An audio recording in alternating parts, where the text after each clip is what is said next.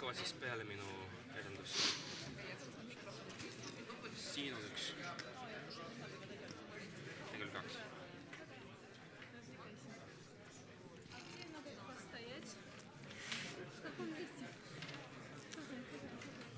Я думаю, что у меня вопросы будут потом, в конце, если время останется. Testing. Let's go for it.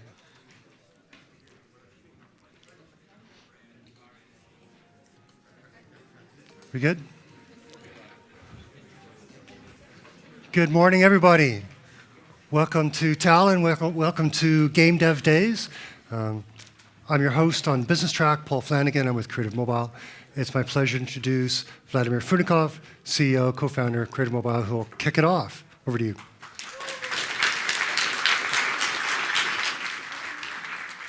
Thanks, Paul. Can you guys hear me well? Awesome. Thanks, Paul, and thank you all for being here today. And when I say it, I really mean it. Thank you for choosing to be at GameDev Days this morning, because this is the first time we're doing a conference of this scale, a gaming conference in Estonia.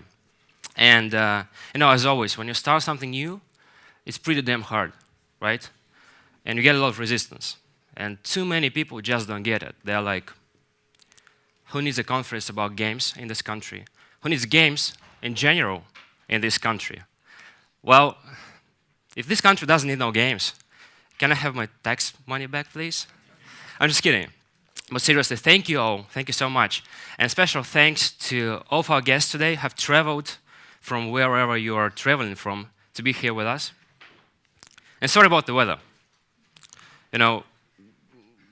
Estonia has the cleanest air in Europe, as they say, so apparently global warming hasn't affected us that much.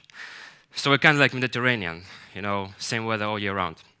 But there's one thing which helps you get through bad weather. And that thing is, now it's not alcohol, it's money, right? If you know what I'm talking about. And today, within this business track, which I'm opening, we'll be talking ultimately about money. Making money, saving money, well, that's what the business track is for. So hope you all find it interesting, useful, hopefully entertaining. Thank you again, welcome, hope you enjoyed.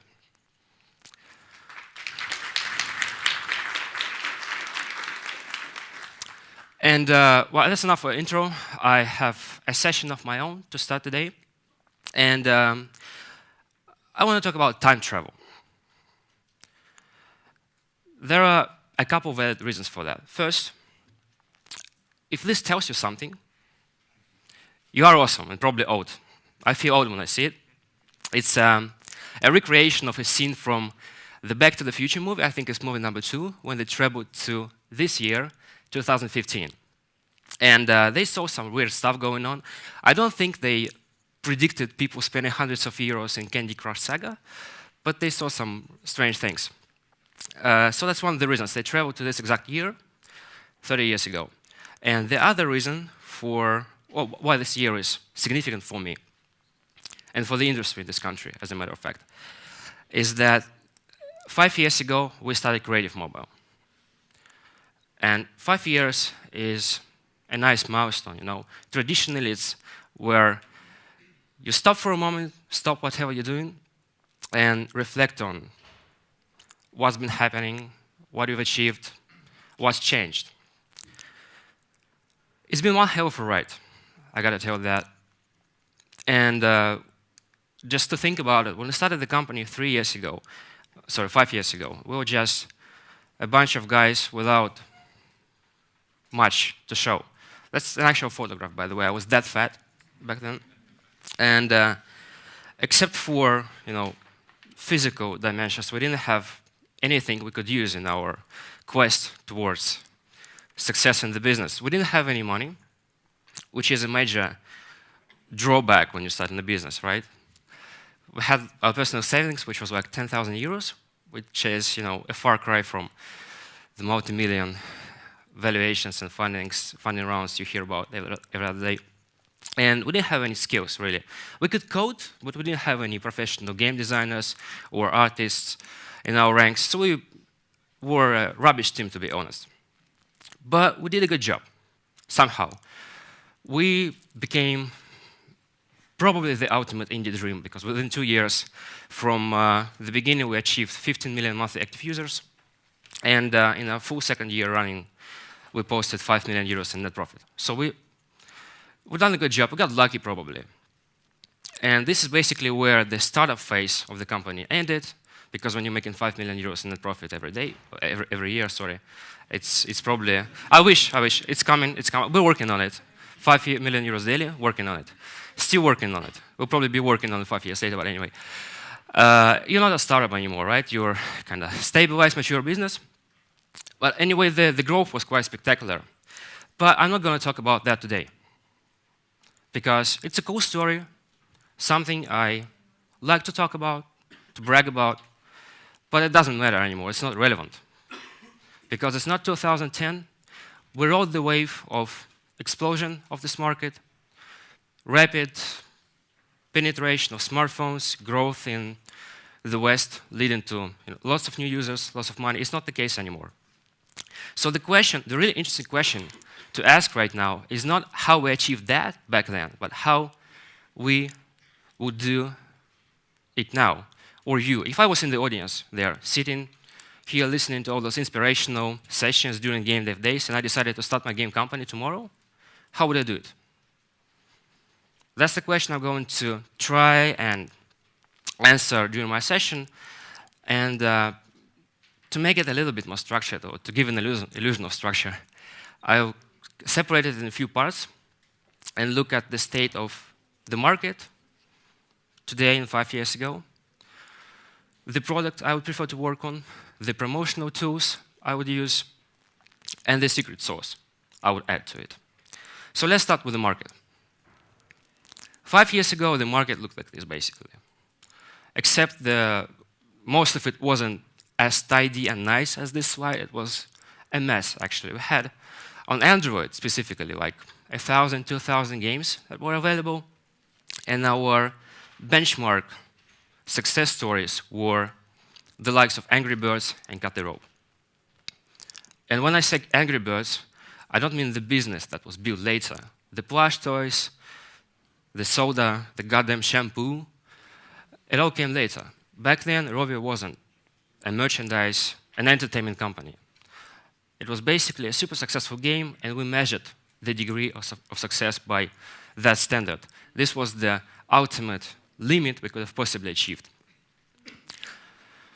There were two big markets, iOS, Android. Android was basically in its early days then. It was something which was only beginning to appear. iOS was more or less established with some sort of competition, but overall, two markets, competition rather weak, a lot of users, easy game for newcomers. Right now, obviously, the landscape is very much different. To begin with, we have a whole bunch of marketplaces where you can make a living. It's not iOS only anymore, it's not iOS and Android anymore. There's a whole bunch of platforms, catalogs, where you can make enough money to at least justify the existence of your small company. And the market is not exploding anymore. The growth has slowed down. It's no longer 1 billion of users waiting for your content.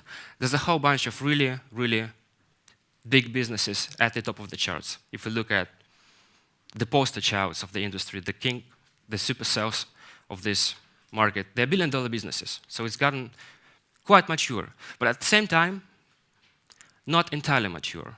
It's still growing, but it's growing in more interesting ways. If 5 years ago, the obvious scenario for a European game developer would be to go for the mass market and target the United States, Western Europe, right now we see growth mostly in Asia, in Middle East, in more developing countries. There's a lot of potential there, and there's a lot of potential in smaller markets and smaller niches. So, to sum it up, if I was starting my company right now, I wouldn't be competing for top 10 grossing on iOS in the United States anymore. Instead, I would look for opportunities in smaller markets, sub-niches, different geographics, try to deviate off the beaten path and search for opportunities there, because they do exist. That's for the markets. Next step, the business model. 5 years ago, there wasn't much choice, really. On iOS, all the success stories were 0.99 apps, just going for volume, getting millions of downloads, making, as a result, millions of dollars, and becoming huge successes as a result. On Android, that was not really possible. We tried making paid games in the beginning, we failed, we tried again, we failed again. Eventually we learned the lesson, we went for ad-supported model, and it's proven to work best. So on Android, 5 years ago, free games with ads and some basic in-app purchases later. They were the only model which seems to bring in enough money to run the company. Now it's much more interesting. We have a whole bunch of validated business models. There's still premium, there's still free games, there's this relatively new term, game as a service, which means a game which is being designed for retention, actively maintained, basically serving the customer over months, if not years. We have the esports model. Think about League of Legends, Dota, these games that might not make a ton of money within the purchases, but they make their money from being a real sport with millions of people connecting to watch live streams and tournaments and buying merchandise and supporting teams. It's basically a sports business. And we have the merchandise-oriented businesses that have been validated by time. Now, I'm going to leave the more complex business model outside the scope of this session, otherwise I'm going to run out of time, so I'm going to focus on the classic question, premium versus free-to-play. Because there's always this holy war going on between game developers, where we should go the premium way, or we should make our game free. Most game developers, especially small ones, indies, naturally gravitate towards the premium model because it's something they've grown up with premium games, right? And it's kind of the most straightforward way to do it. You just put a price tag on your product and then you try to make the best game ever. You don't bother with retention, payment, conversion points in the game, and all that complex stuff, which really isn't the game developer's job. At least on the surface, it's more like boring operations. So most game developers initially lean towards premium. But the key question which needs to be asked and answered is, how much money do I have to make per customer to make a profit, right? The fundamental question of marketing, economics, business, and common sense dictates to that you have to make more money per customer than you are spending to acquire that customer and maintain the game. And this is one of the major problems with premium games at the moment. If you're going to advertise your game to any audience, you're going to compete against free games.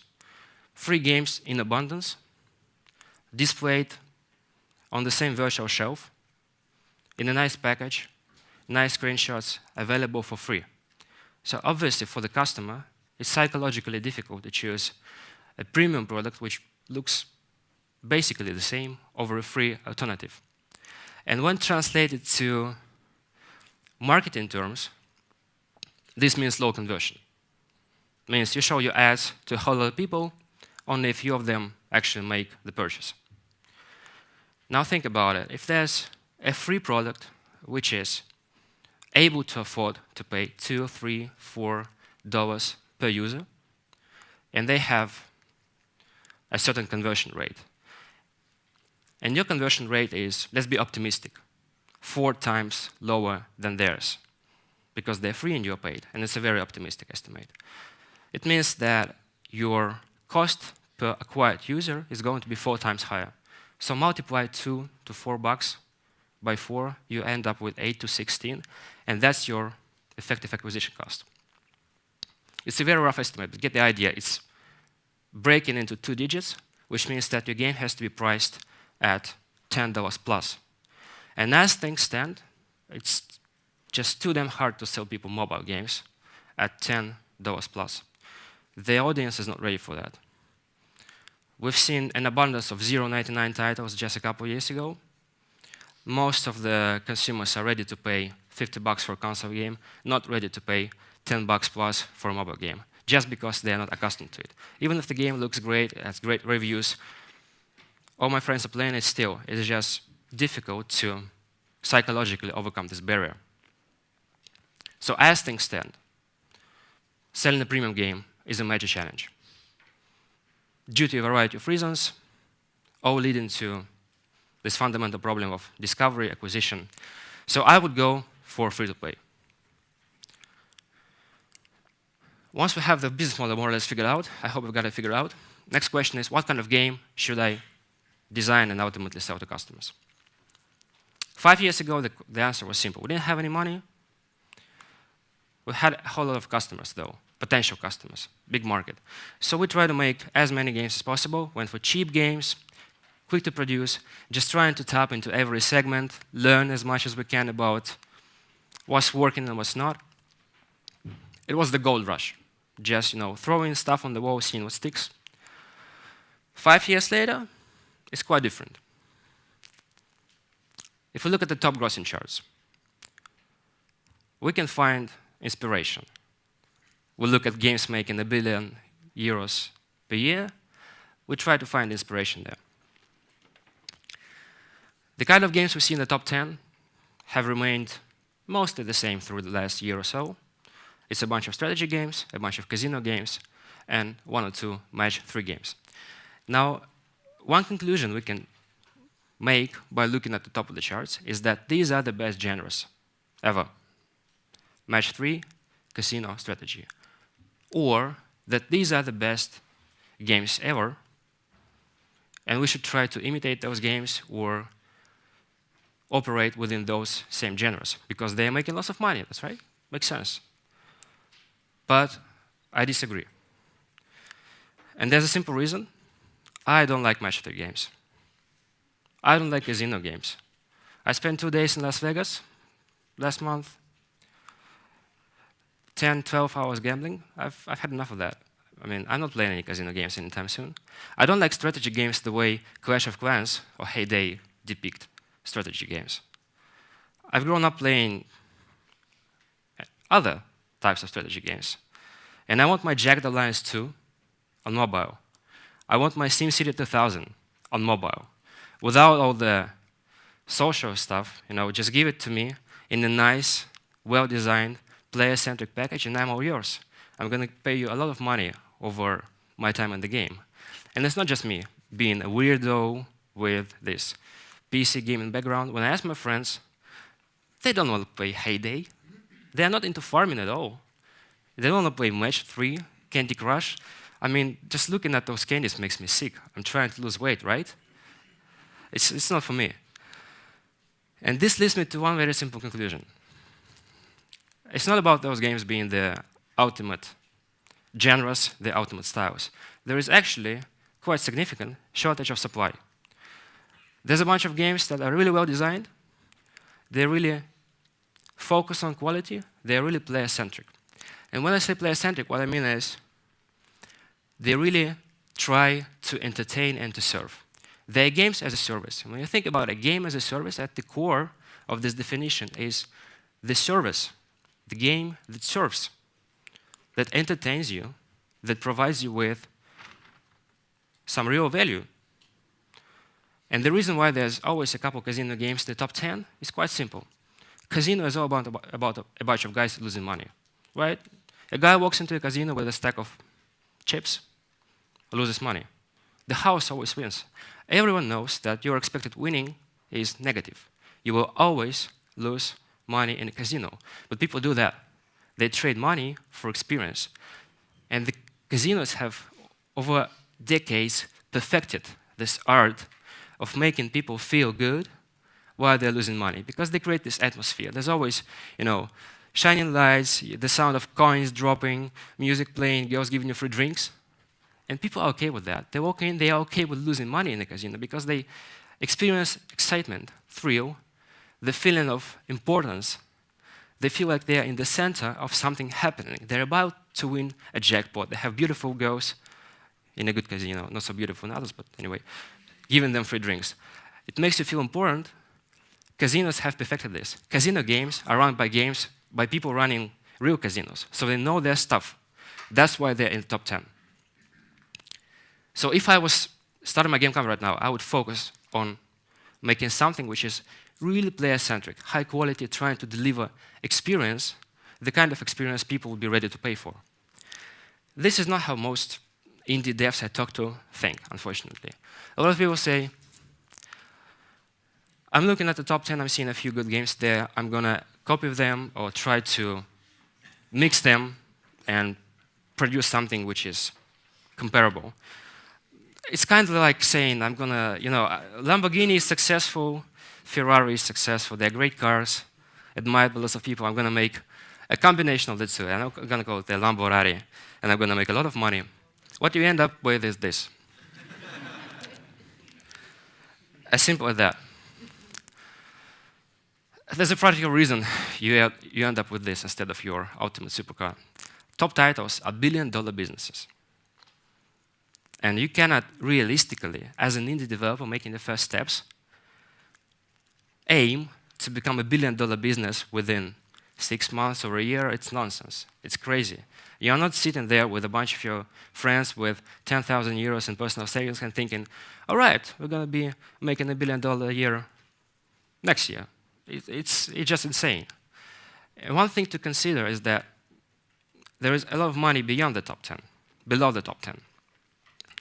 Game at the bottom, top 200 on Google Play or iOS is making about €1 million a year.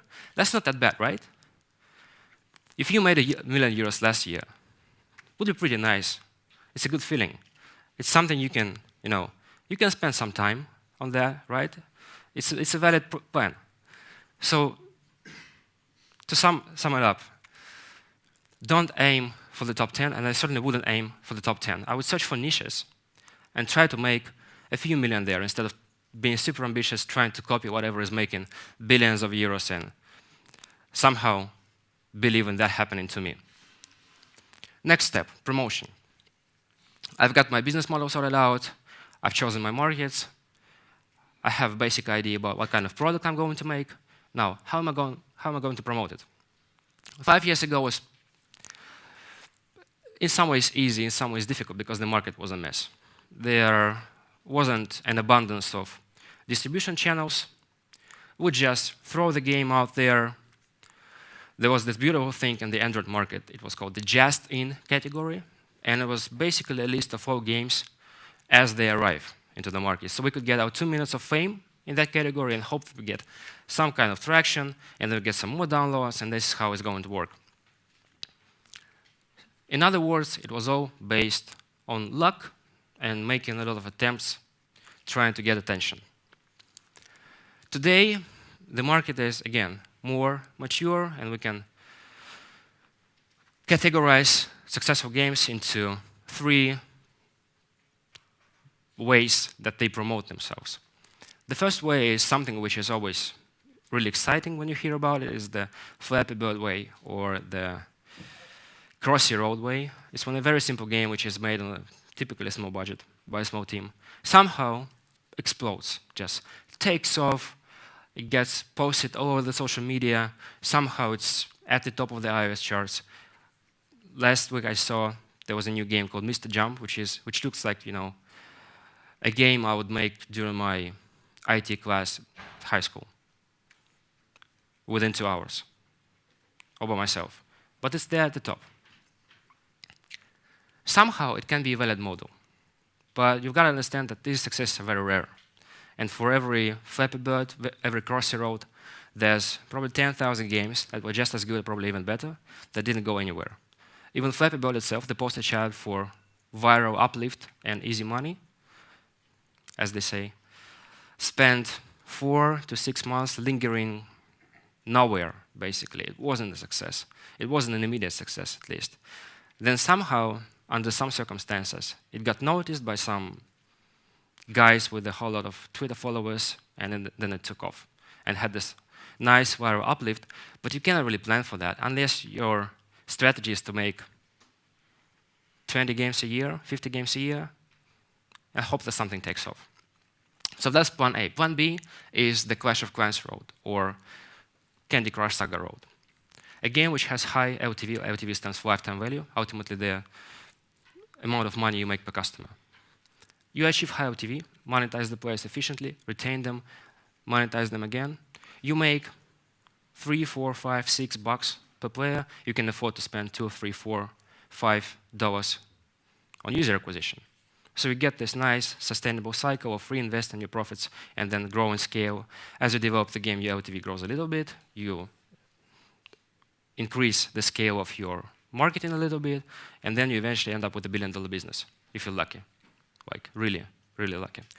But besides luck, it requires lots of expertise, because setting up the UA network and just getting those right users that will pay you that much money is really, really difficult.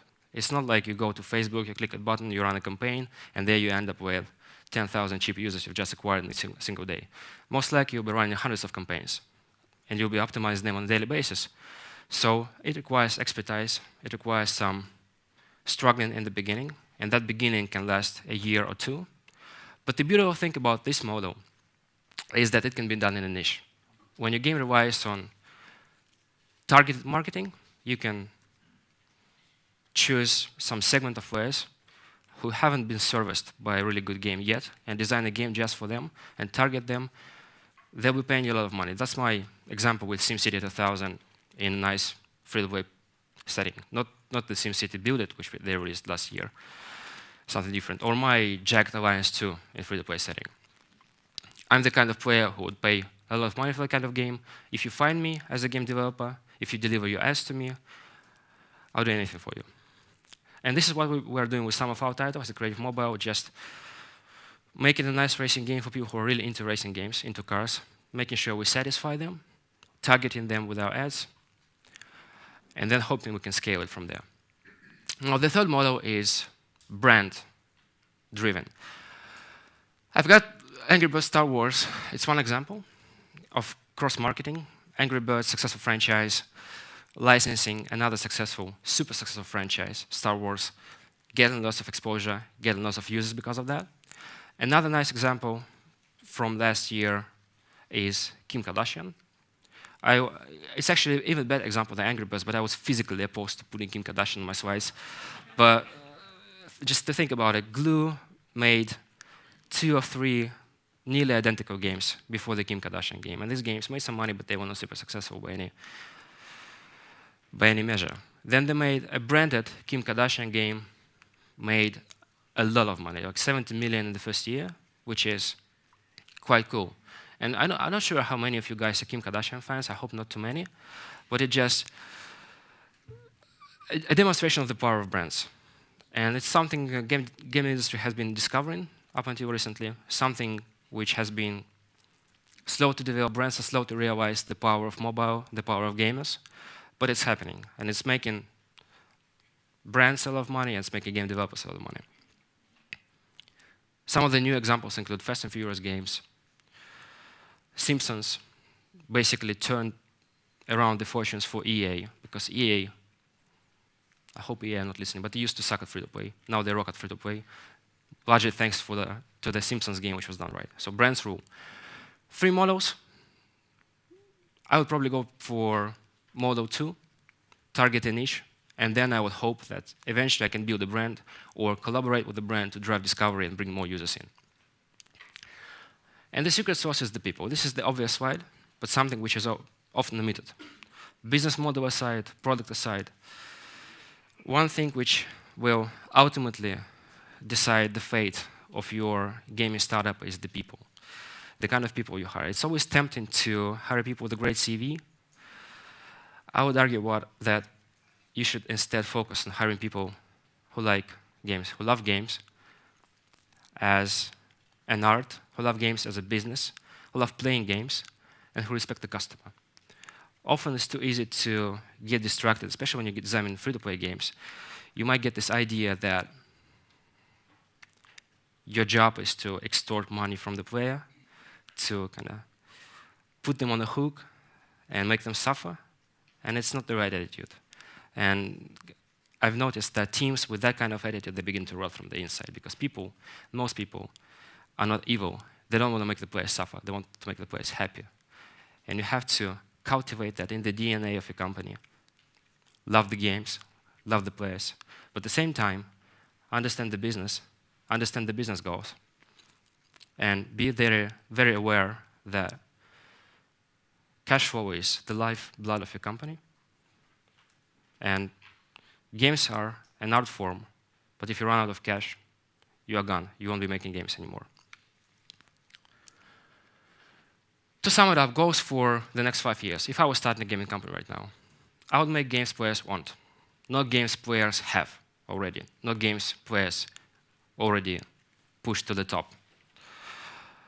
I would deliver quality. Try to focus on the segment of the audience, try to really understand what kind of product they want, what are their desires, what's missing in the market, what niche is still open, and deliver quality in that segment. Create player-centric experiences. Think about the player at all times. Make them happy. Serve them. Forget about top grossing. Top grossing is probably outside of my reach. It's $1 billion business, which is making its way in top grossing. If I get there, fine. I'm not betting my life on getting there. And I'll find some clever ways to promote my game, instead of just throwing stuff out there, hoping that it takes off somehow. I would always scout for opportunities to team up with a brand, run really nice targeted ads, or encourage viral uplift. And then I need something which is missing from the slide, a hell lot of luck. That's it. Thank you.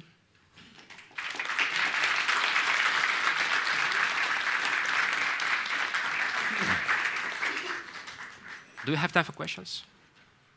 We have time for 1 or 2 questions. Awesome. Any questions in the audience? If not, he's around next couple of days. Oh, Thank you. How do you make it? I mean, you say you have no skills. I actually will argue for this. Or you had no skills when you started, but you had no money. You say you explain now how you will do it now, right? If we are in the same situation, we have no skills, no money. How we can go for how can we deliver games with quality? How we can promote it? Through pain and suffering. So I'm going to repeat the question. The question was, how do we deliver the quality and create nice product and ultimately nice business if we don't have the money right now? Because that's what I mentioned in the beginning. When we started out, we didn't have much cash, just personal savings, but somehow we made it. How can you kind of follow the same path if you started right now? It's tough. It's definitely gotten tougher. And the barrier for entry is steeper than it used to be 5 years ago. But the beautiful thing about the small company is that you don't burn too much cash. So I would start out slow. And now, of course, you need some reserves, right? You need some money to at least sustain you for 5-6 months. I would use that time to, again, have very lean operations, try to come up with the minimal viable product, try to validate the idea, put it out, somehow get my friends to play it, put it on Google Play, see if it gets some organic traffic, gauge the metrics, gauge the response to that, and then I would use that to ultimately raise money. If it's not flying from the very first days, it's okay. But if you see good traction, if you see that people love your product, then it's very easy to see most of the time. Then you can try and get someone else to believe your dream. That's the only way I see it.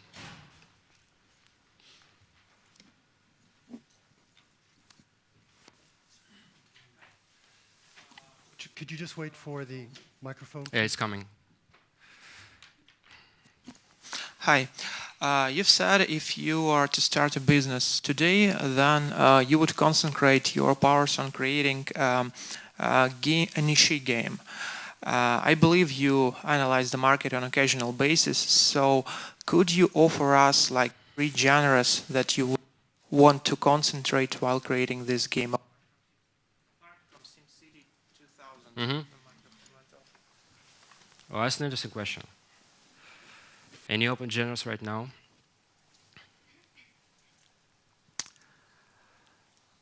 Well, I would say that there is some space in the strategy genre, because right now everyone is focused on 2 subgenres. There's a bunch of guys who really try to do what Clash of Clans does so well, this kind of tower, defense tower attack game. That's one subgenre which is being actively explored. There's another subgenre which is MOBA, all the derivatives of League of Legends and Dota Legacy. And that's something that a lot of money is invested into. But there's no real good real-time strategy. The kind of real-time strategy that I love from my, PC gamer experience. It's mostly about, I think it's mostly about the controls that are difficult to crack, but they're not impossible to crack. I believe you can get it right. I mean, if people can implement League of Legends gameplay on mobile, you can implement StarCraft gameplay on mobile. It just hasn't been executed properly, at least among the games that I know. Another subgenre which comes to mind is first-person shooter genre and third-person shooter genre. Again, there's been a lot of attempts because FPS and TPS are fundamental genres of the gaming industry. That's how it all originated, basically. These are kind of the cornerstone genres, and there's been a lot of attempts to do it on mobile. Haven't seen many successes. I mean, there's been games that have been profitable, but they haven't been able to quite crack the controls, crack the right pacing in the gameplay. So just a couple examples. But then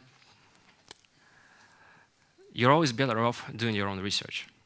First, because you are going to focus on stuff that you like, not the kind of stuff that I like.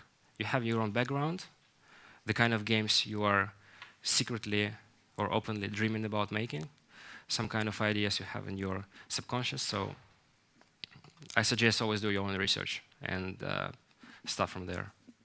Okay, thank you. Are you in a position, are you looking to advise and partner with third-party companies? Because from a regional perspective, you're so strong, you've got so much experience. Rather than people learning their own lessons and making their own mistakes, obviously you've been through that for many years, particularly with bringing products to market and marketing. Are you looking to help and advise people to get the strongest other developers in the region to work in collaboration with them to help bring the region up? So what's your, in the bigger picture, nationally, how do you see that fitting together?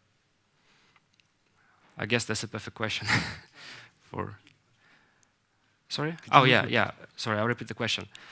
Am I looking forward to collaborating with local developers, smaller developers, and using our experience and connections and traction we have to help develop the region and help other developers from the region achieve profitability and ultimately commercial success?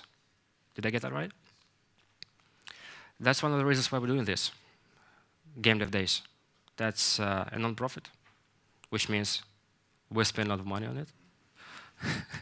It's not a zero-sum enterprise for us, but I strongly believe that there is potential here.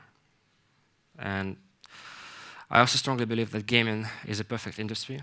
It's not using any natural resources. We're basically creating added value on top of nothing. We are providing people with experiences that are produced out of thin air, basically. And in order to succeed, you ultimately need to have two things, two boxes ticked. You need to have the talent and you need to have the funding. That's an overly simplified view, but I think we have the talent. Of course, we don't have hundreds of thousands of people capable to be in this industry, but we might have a couple hundred talented developers or potential talented developers. So I strongly believe there is potential.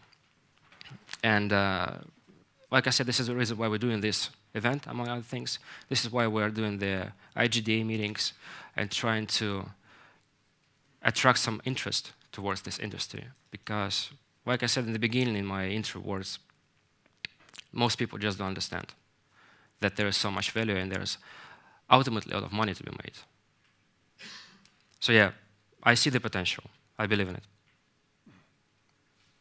We should cut at this point. Vladimir, thanks very much. Thank you.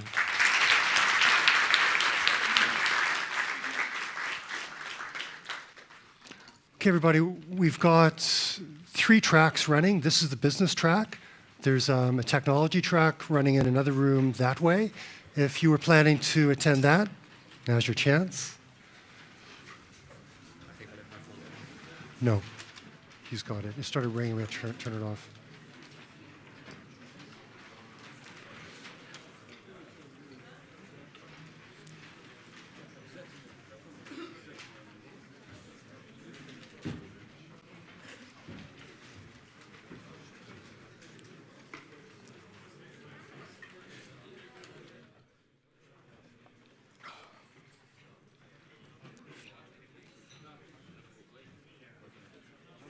Testing.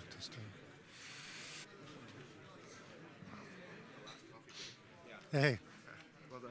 Yeah, not too hard. So I think I last.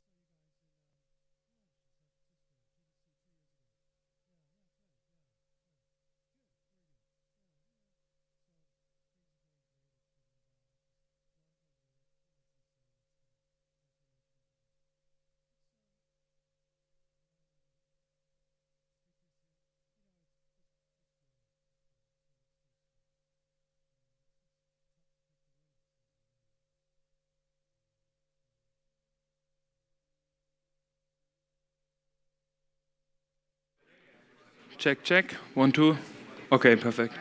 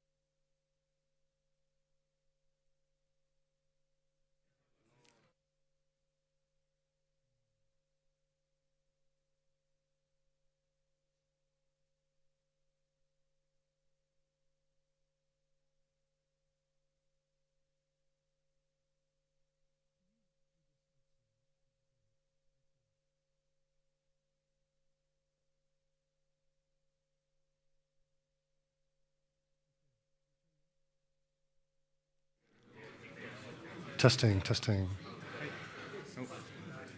Okay, I'm on. Great. Hello?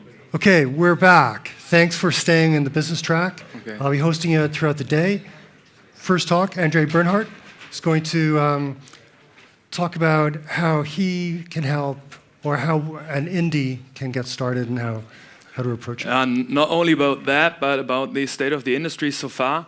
As Vlad overextended a little bit, I have to keep it short. That's a bit sad, but it's great to see so many people here still in a business track on the first day in the morning on a conference that started out all new. That's great. Sadly, some left, but anyway, let's start out with the things that I wanted to tell you today. State of the industry, indie industry so far. First of all, I just want to give you a short introduction of who I am. Later on, I will talk about you just briefly what's an indie game developer. I'll talk about indie game perceptions, the two challenges that I see at the moment for indie game developers, and some takeaways what could be interesting for you to pursue in the future. So I'm a long-time part of the industry. I started out in 1997 when I was still going to school. I worked at Sony Computer Entertainment in Germany when they launched the PlayStation 1. That was the best job I had in my life because I was playing Final Fantasy VII all the time and told people on the phone how to get the golden chocobo while they paid me for it. That was awesome, but I had to still go to school at this time. But that's when I started out to see that there could be a potential job of the future within the games industry. Later on, I started studying economics in Frankfurt am Main and switched the company. I moved over to Jarrod, an Austrian publisher that went out of business in the meantime, and now some people regathered and did a new company called Nordic Game. I was working there on the QA side as well as doing technical support for people who are not able to play their games on a laptop because their graphic memory was too small, some things like that. 2004, I finished my studies, or I quit my studies with my pre-diploma and got an offer from Sunflowers. I was doing their QA as well, but at this time they were launching two big titles. The first one is one of the Anno series, Anno 7001, as well as Paraworld, which was the try from a German or from a Berlin-based developer called SEK to start a revolution in the RTS genre, which wasn't quite successful. Anyway, they needed someone to do the press and marketing stuff for them, and that's when I hired with Sunflowers and started out as a full-time employee. Later on, I moved over to RTL. I guess you know RTL Television because I saw it's available at the TV channel here in the hotel as well. It's the largest privately owned television station in Europe. And they were trying to make some games that not always got those awful critics because they were quite sadly produced, focusing on racing games about the series Alarm for Cobra 11, and they tried to make some real games. There was the time when I started out, or when I switched the company, moved over there on the so-called next-gen consoles, which were the PlayStation 3 and Xbox 360 at this time. So we released the first title for the Xbox 360 from Germany ever at this time.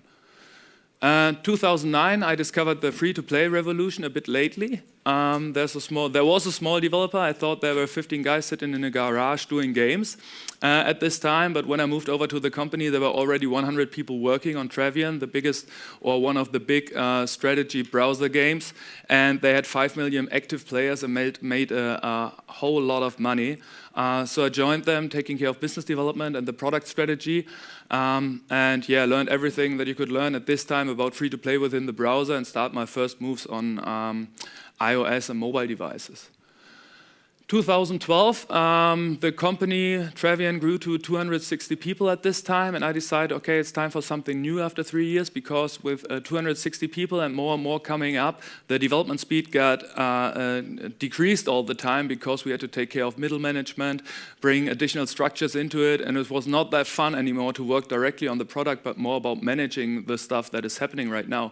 So I decided, okay, what else can I do with my experience? And then my decision was, okay, there are a lot of indie developers out there who definitely could need some helping hand when it's about looking for partners or bringing out their game to the market, and don't do all the failures that all those companies or some of them had made already, and some of them I made myself as well. Yeah, so I grew myself a mustache, moved to Berlin, and started my own business, which is called Indie Advisor, while occasionally teaching at different high schools like the Media Design High School in Berlin, as well as the Fachhochschule Salzburg. Why I'm showing you this in detail is because I made the whole move in the industry from times where everything was about retail business, on PC console, putting games into boxes, putting them into a store and selling them, up to the current market where everything is about online and mobile games, digital distribution, and new business models like free-to-play. These are completely different times, and that's what's making the games industry so much fun, because it's changing and evolving all the time, and you always have to focus on the things that are happening right now to keep track of the future. These are some of the games that I worked on. There's only one that I would like to mention. Was in 2008 when we released World of Goo with RTL Games at this time. Sadly, we only had the rights to do the retail distribution for it, because 2D Boy, the developer of the game, was so clever that they keep the rights for the digital distribution by themselves, which earned them a hell of a lot of money, which made them able to be partners or starting members of the Indie Fund and support other indie developers at this time. But it was really fun to work together with 2D Boy, so I thought, okay, indie could be interesting, and that's why I made the move over there. So what's an indie developer at all? There are a lot of different, there's no scientific definition of what an indie developer is, because the games industry itself is so young that there are not that many scientists working on definitions at the moment. So many people are asking themselves the question, what's an indie developer? Some interesting discussion can be found on the homepage of Ron Gilbert, who did Maniac Mansion and Secret of Monkey Island. And he's asking all the right questions if you're interested. What could be an indie developer, or what could be the reasons for indie developers to be like this? You don't have to take photos of any of the slides. I will upload them later, and on the bottom of the right side, there's always a link to the source as soon as if there is one. So he asked a lot of questions, but when you boil it down, it comes to two definitions in my mind what an indie developer could be. The first one could be the most inclusive way. It's a small team that could be self-funded or backed by a major publisher, or adhering to the established indie aesthetic. This covers most of the small studios, so that's the most inclusive way if you want to talk about indie developers. There's also a snobby definition. If you say, okay, it's a small team that is self-funded and is adhering to indie established aesthetics. That could be something that is not including that many indie developers at all anymore. Skip that. So, perception of indie games at the movie. How many of you, perception of indie games at the moment. How many of you have seen the movie Indie Game? Okay, quite a few. It's a story about three developers doing games like Super Meat Boy, Phase, and Braid. For a long time not having any money, then developing these games for 3 years, and then making incredibly a lot of amounts of money. If you take a look at the movie, you could think, okay, that's the way to do it. I lived for 3 years on my expenses, and then I will release the game and I will get incredibly rich, and that's the way how to do it. But there's one thing, that's why this is not going to happen. That's survivorship bias, which means, okay, history is written by the victors, and if you take a look only at the success stories, you don't see the legion of numbers of developers who are standing behind Team Meat and Phil Fish and so on, who have never made any money out of it, or just very, very small amounts of money. There are developers right now who are doing indie games as well, or major publishers who are doing indie games as well. You can think about by yourself whether these are real indie developers or fake indies. I mean, Child of Light, for example, listens to indie aesthetics, I would say, but you should never forget that the people who made this game are on the payroll of Ubisoft, and so it's just maybe a try of Ubisoft to acquire the people that love indie games as well. There are other developers at the moment who are also incredibly successful at the moment. For example, these are infographics that got shared quite often in the internet because it shows so many interesting and fun numbers, like they had 2.4 million sales, $5.85 million revenue. So that could be really an indie success title. But if you take a closer look at the team that's behind Monument Valley, what you can see is, okay, that's a team of 8 core team members based in London that worked on the title for 55 weeks, which had a development budget of $852,000, which is not the regular development budget for an indie title, as far as the indie game development teams that I know. And if you take a look at the company, where you think, okay, us two could be the great indie guys, it's also not a small company. They have 4 studios, they are focusing on interface design, and they have 220 people worldwide working not on games, but on interface design, and they just put a small team out of it to produce Monument Valley. So these people definitely know what they did when they started with a development budget that high to produce a great title like Monument Valley. Does anyone know this game? No? No one? That game is called Hipster Zombies. It's from a very small developer in Germany, a 2-people team called Shark Bomb Studios. And they made a post-mortem about their free-to-play mobile game, Hipster Zombies, where they shared some actual numbers that give a good impression of how the indie reality often looks. So there are 2 bars in this diagram. The first one is the revenue they made in their free-to-play store. It's 350 euros. I mean, maybe now with the long tail, it's 350 or 400 euros. So they earned a little bit more money with it. But what they spent, is 50,000 euros on development. And that is not just that they put 50,000 euros on the table to hire someone to do this, they did this by themselves, so they priced in their lifetime that they spent on this. But at least that's a rough figure of what they spent on this title. So 50,000 euros spent, earned 350. You could think about whether free-to-play is the right business model for you, or whether they made the right moves in promoting their games. Second one, because I'm always showing this example and I feel a bit sorry for the guys from Shark Bomb, is this game. I guess no one knows it as well because it's Kitty Jumper. It's from a German development team called Pixel Pup. And they also shared some impressive numbers on their post-mortem on their blog. This scale is 10 euros, 20 euros, and 30 euros, dollars, not 30K. It's actual $10. So you can see what they made in the first week, and they also put it into some German words. They generated awesome 167.52 euros in sales, and they made an additional 2.95 euros in ads.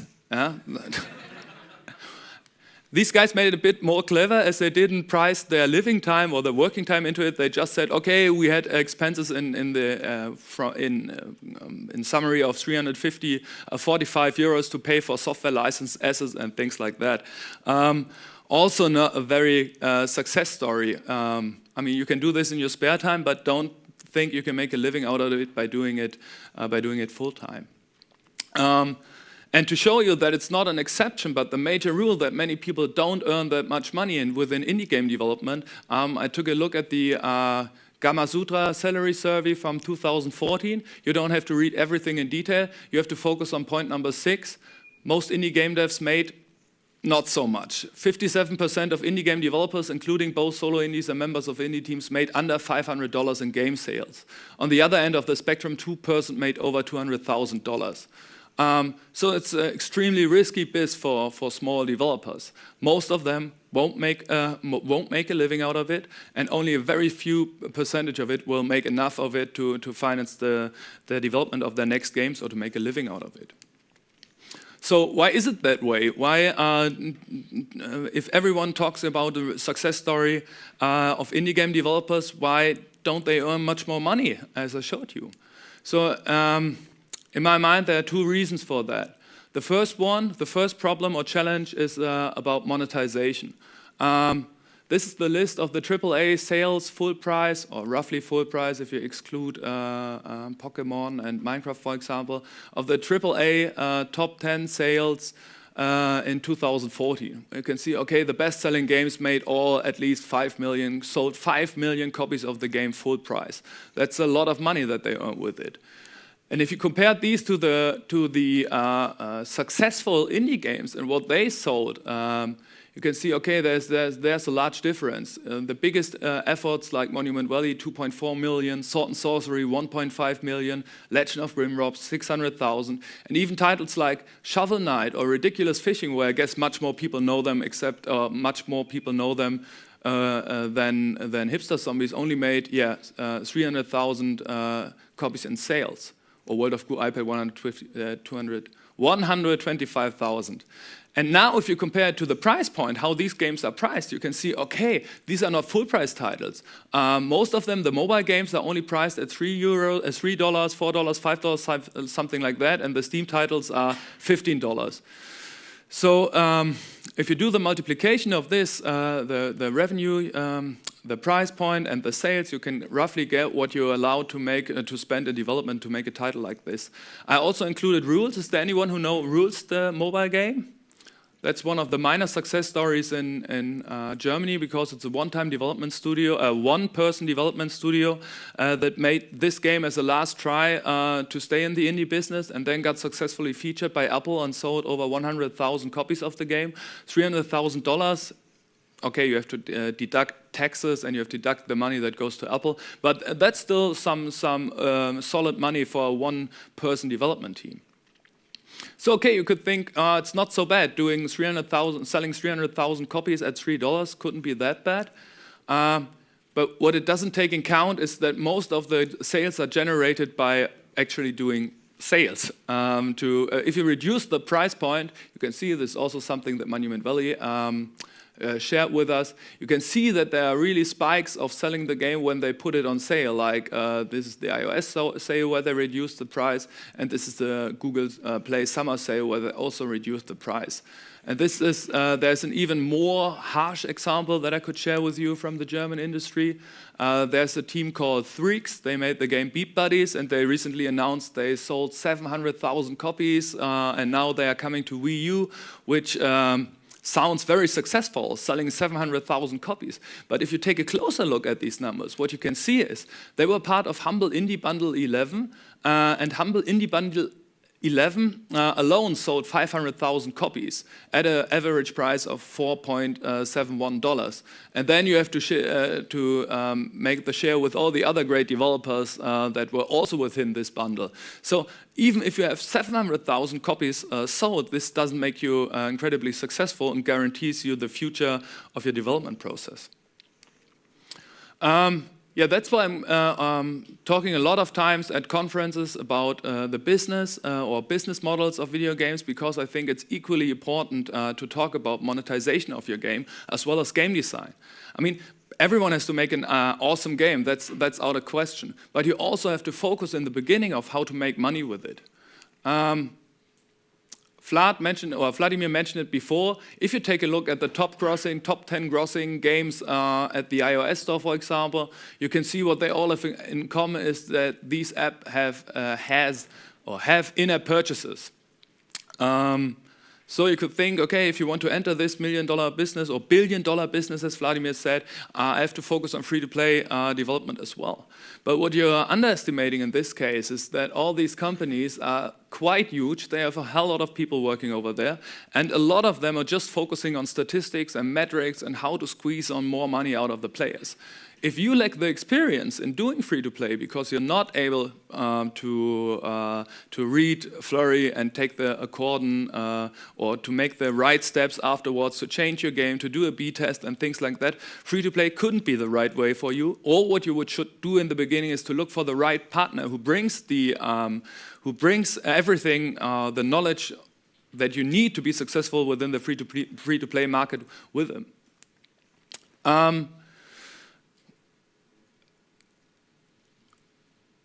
Why is it important to think about different business models? It's about price differentiation.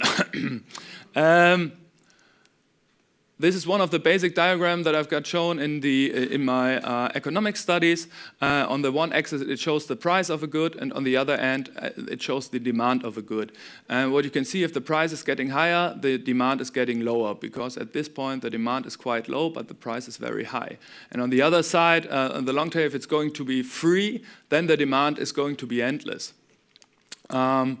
This is just going to show you how much money you can earn if you focus on one price point or if you focus on 2 price points. I don't want to go that much into detail.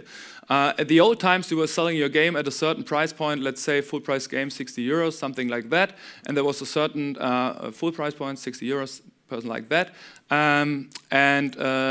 Some people bought it at this price point. And all your utility, what you got from this game, was below this box. But if you want to earn, what you didn't focus on is everything that's outside this box. There were people that want to spend more money on it, couldn't. Okay, there were limited editions, but there were also limits to limited editions. You can't do 20 limited editions, and there was no possibility later on to buy this game or just on the second-hand market or when they reduced the price. So what free-to-play did was to open up to maximize the utility by giving every player the possibility to spend at his price point that he wants to spend money on it, and to maximize the utility for the developer or for the publisher to make the most money out of it.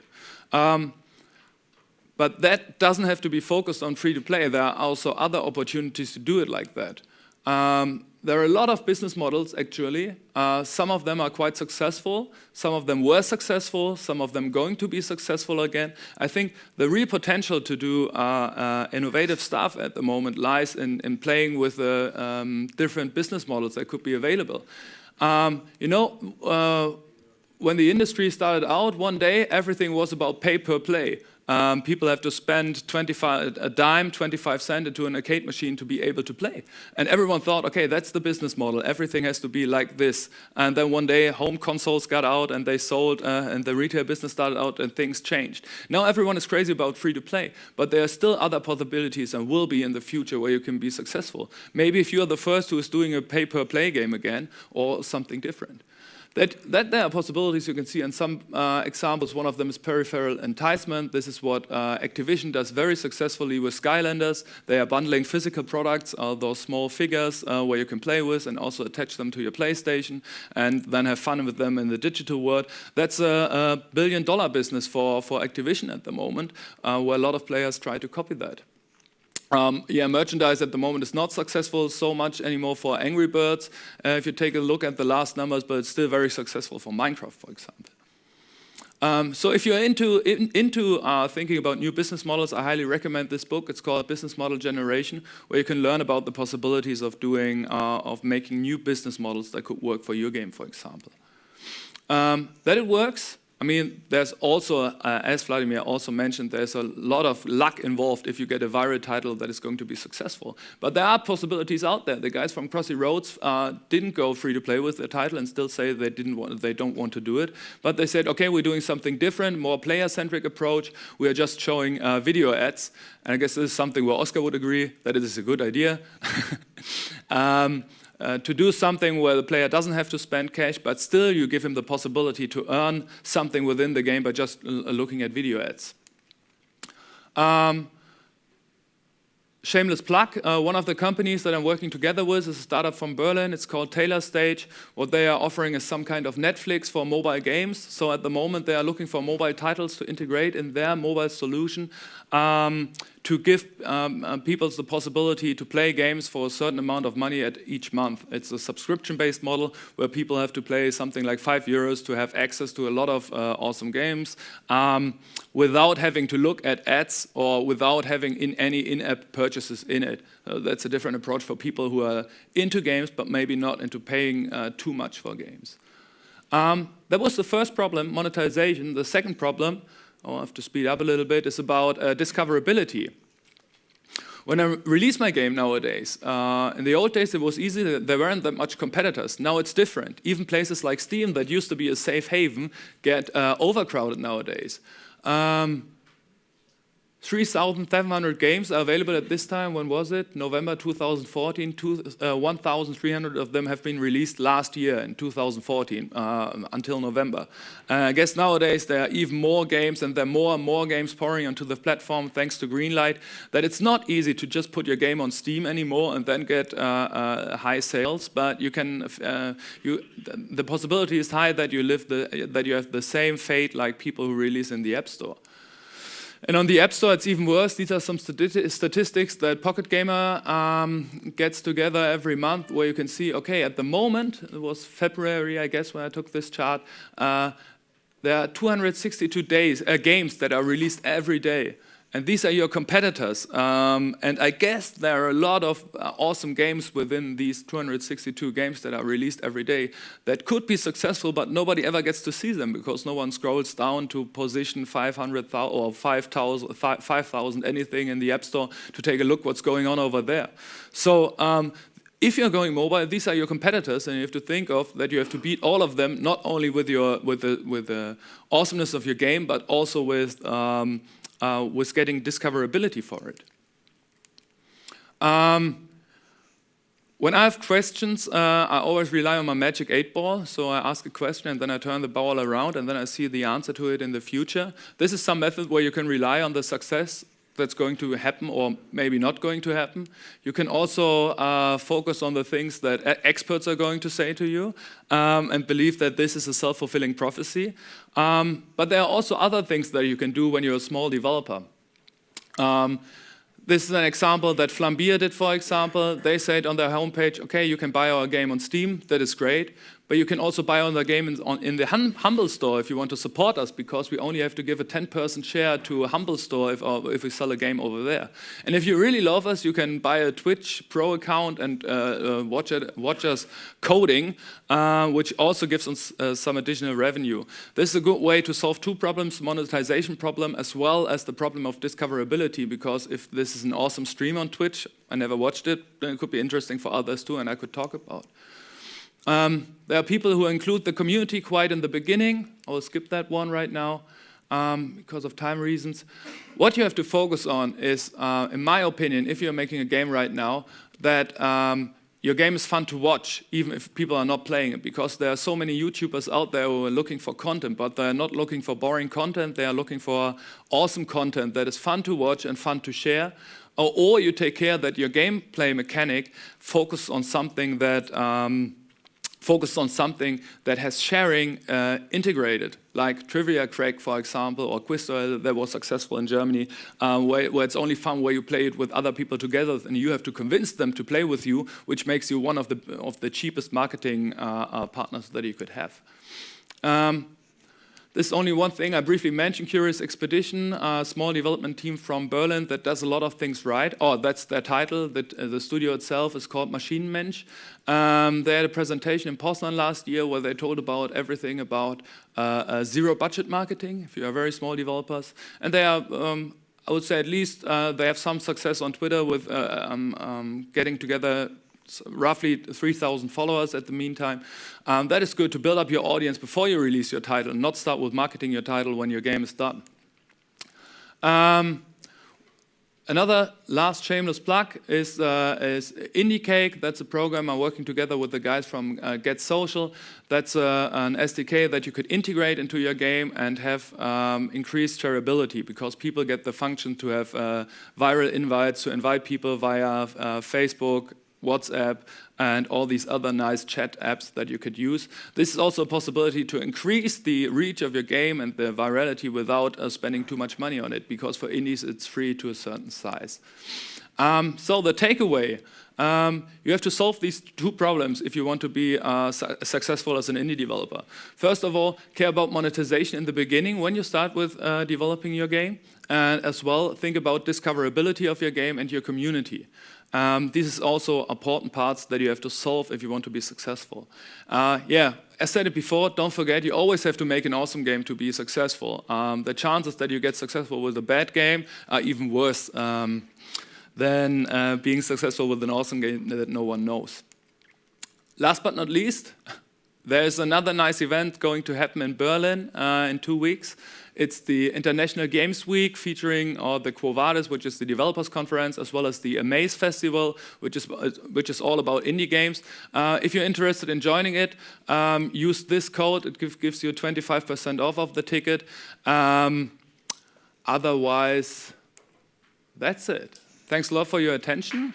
Do we have time for questions? No?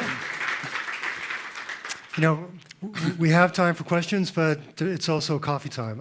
Andrew, you're here all day. Yeah, right? I'm here all day. If you have any questions, you can find me. Come on down now around. and talk to him, and let's just chat up here. If you want to grab a coffee, please head out and get one. And we'll start again in 15 minutes. Thanks a lot.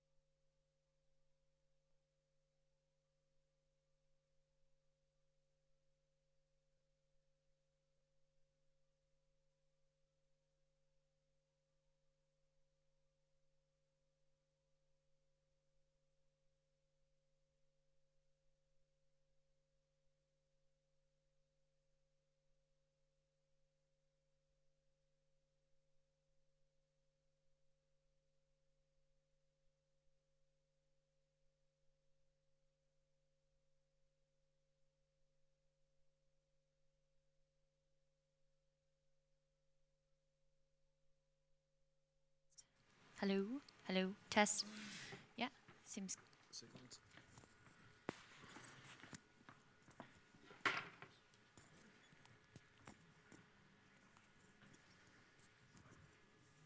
Is that okay? Yeah. Check, check, check. Test, test, test, test. See? And you were any. Mm-hmm.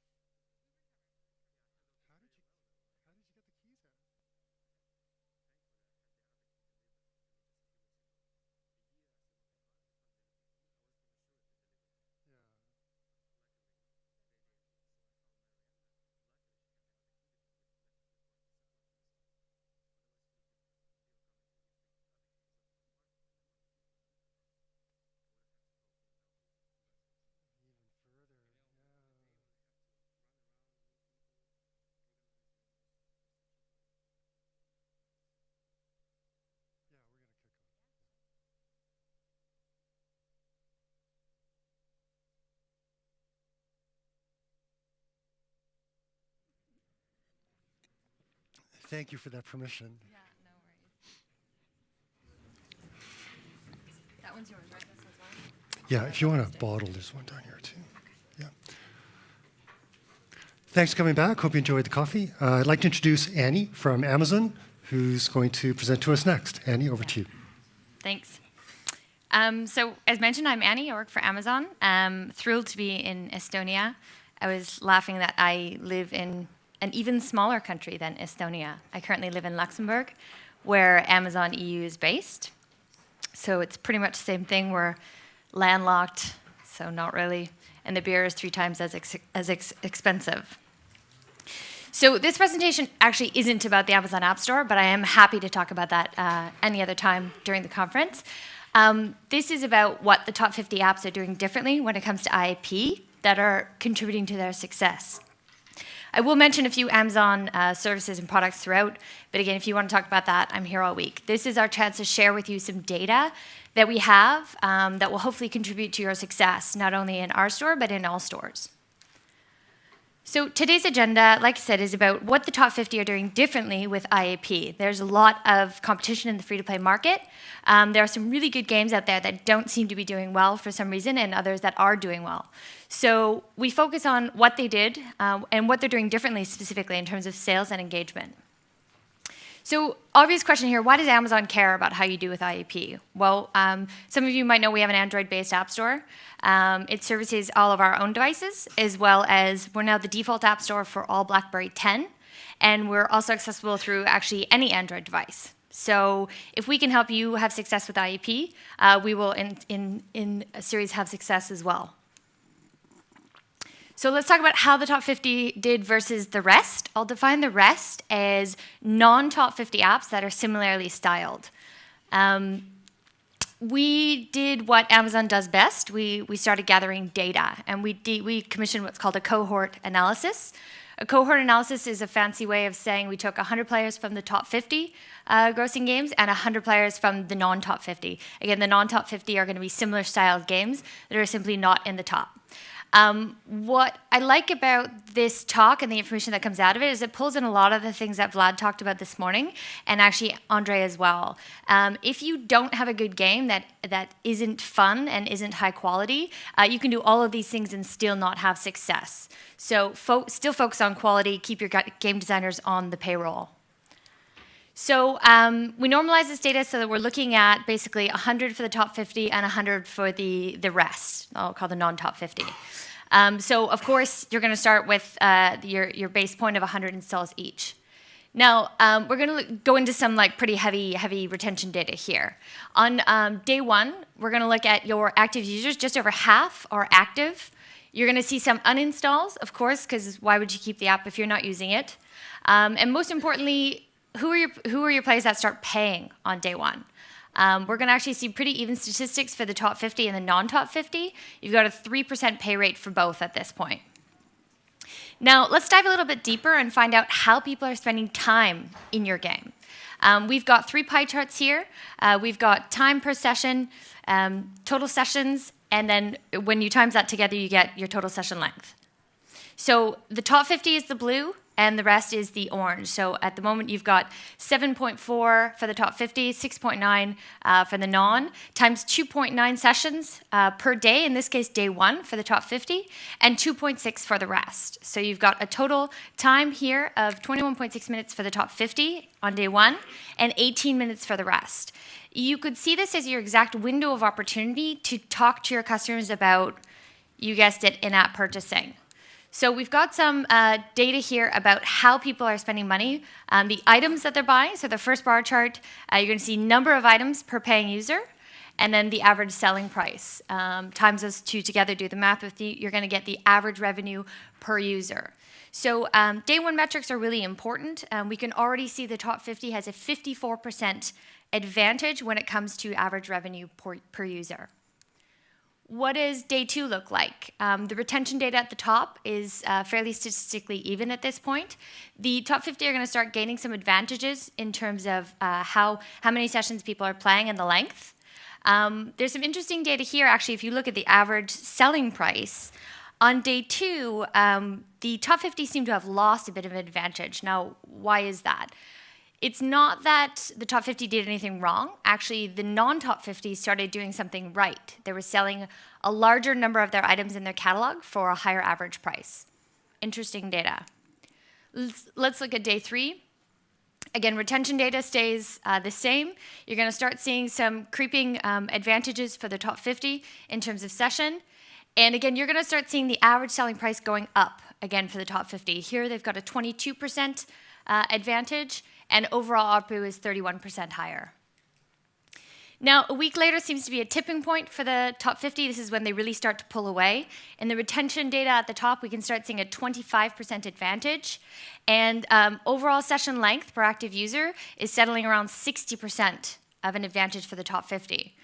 Again, they're still pulling away in terms of average selling price, 21%, and average revenue per user. 2 weeks later, we now see a 40% advantage in terms of retention. And 20% advantage in ARPU. A month later, we're seeing 100% advantage when it comes to retention. So it's interesting when we look at this data because a lot of the information out there says day 7 is where I care. After day 7, I lose about 80% of my users. So why would I care about what's going on 1 week, 2 weeks, 30 days later? Well, let's dive a little bit deeper and look at what's happening per hour when it comes to purchases. Now, of course, day 1 is important. You see 0 to 24 hours on the far side of the chart there. That's where you're going to make 18% of your revenue. So yes, day 1 is important. But if you look at 168 hours in the middle of the chart, that's the 7-day mark. We're only halfway down this long tail at that point. After 7 days, you're going to make 74% of your revenue. After 30 days, you're going to make over half the revenue you're going to see. So it's important to be showing your more loyal users specific offers at this time. Don't be showing your day 1 users the same thing you're showing your day 30 users.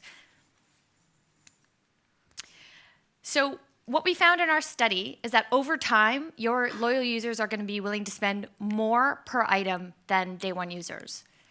Actually, we saw them paying average 60% more after they've been in your game for 30 days. So it's really important to be showing them specialized offers that pertain just to them. So pretty heavy kind of data session here. What did we learn so far? The top 50 have an average higher price points, and they're selling a larger number of items. Session length and count are important. Their retention is not the only metric you should be looking at. So of course, retention is important, but look at your session length and counts, because that's your active time to talk to your users about in-app purchasing. So now this seems obvious, right? If I could sell more items at a higher price point, I would be in the top 50 too. So they must be doing something different. Let's get to that. What are the top 50 doing differently when it comes to sales? So first and foremost, the top 50 know these numbers. They know them in and out. They eat, sleep, and breathe them. And I encourage you guys to do the same when it comes to your numbers. 64% of revenue comes from a third order or more. So we're looking at repeat orders when it comes to that. 74% of revenue, like I said, comes after day 7. 56 comes after 30 days. 48% of repeat purchases happen within 1 hour. Now, why am I focusing on the 1 hour time slot there? We talked about session length, which was about 7.4 minutes for the top 50. So the reason why I bring up an hour is that subsequent purchases actually happen within subsequent sessions. So a user would log into your game, make a purchase, log out, and within an hour, log back in and make another purchase. So that comes to another point about making it really easy to get back into your game and to get engaged right away. 48%, again, happen within an hour of repeat purchases. So of your people who are going to purchase, 37% of them are going to purchase on day 1.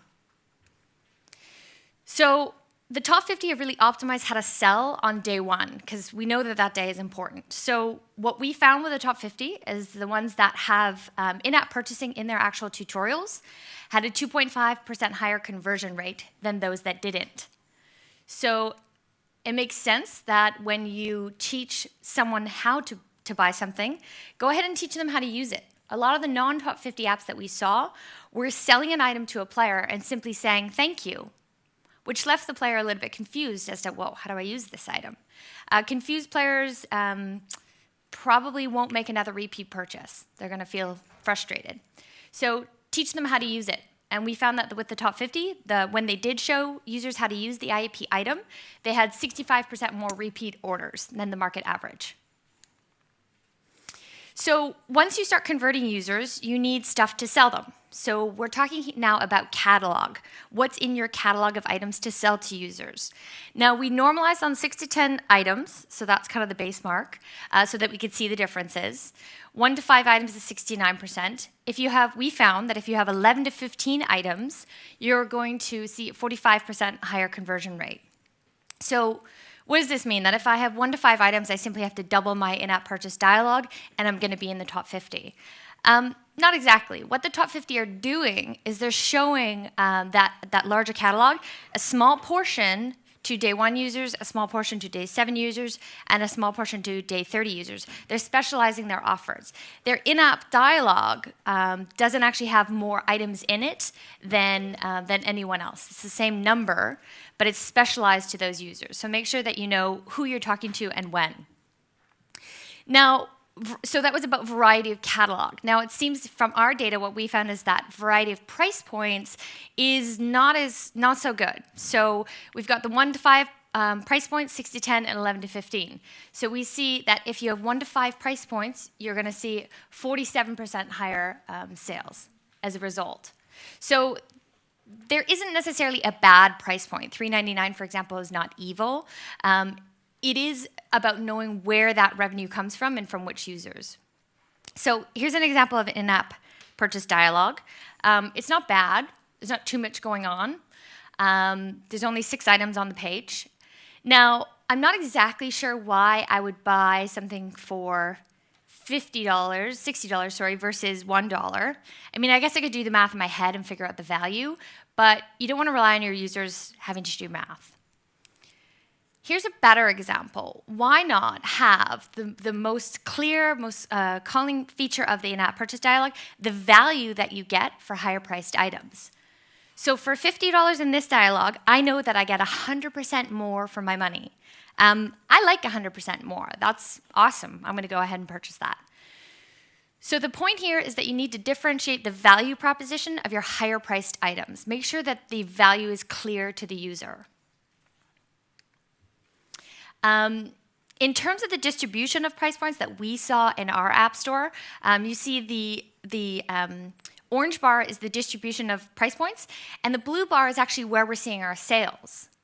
It's quite uneven at this point.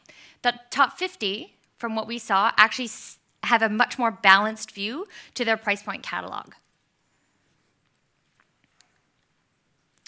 So in terms of sales, what we're seeing is that games with a bigger selection receive more orders. So having a wide enough catalog to show your different users at different times, different offerings. You don't want to be showing them the same thing day after day, month after month. Tutorials are important. Show them how to buy and then show them what to use.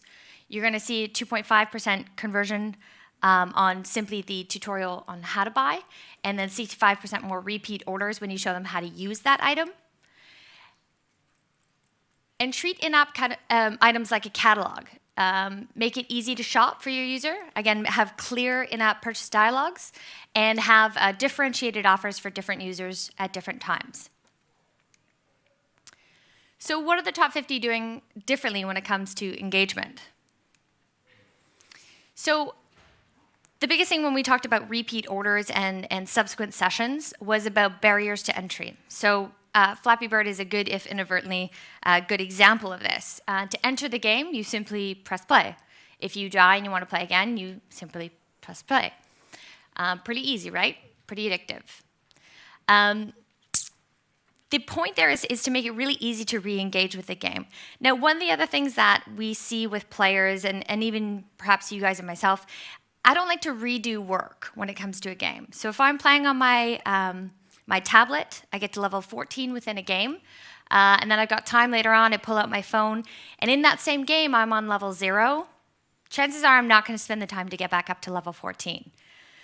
So Try not to get your players to do redo work. I mentioned that I kind of point out a couple of Amazon services. You've got ActiveSync there, which actually saves your game state across all devices where the App Store is installed.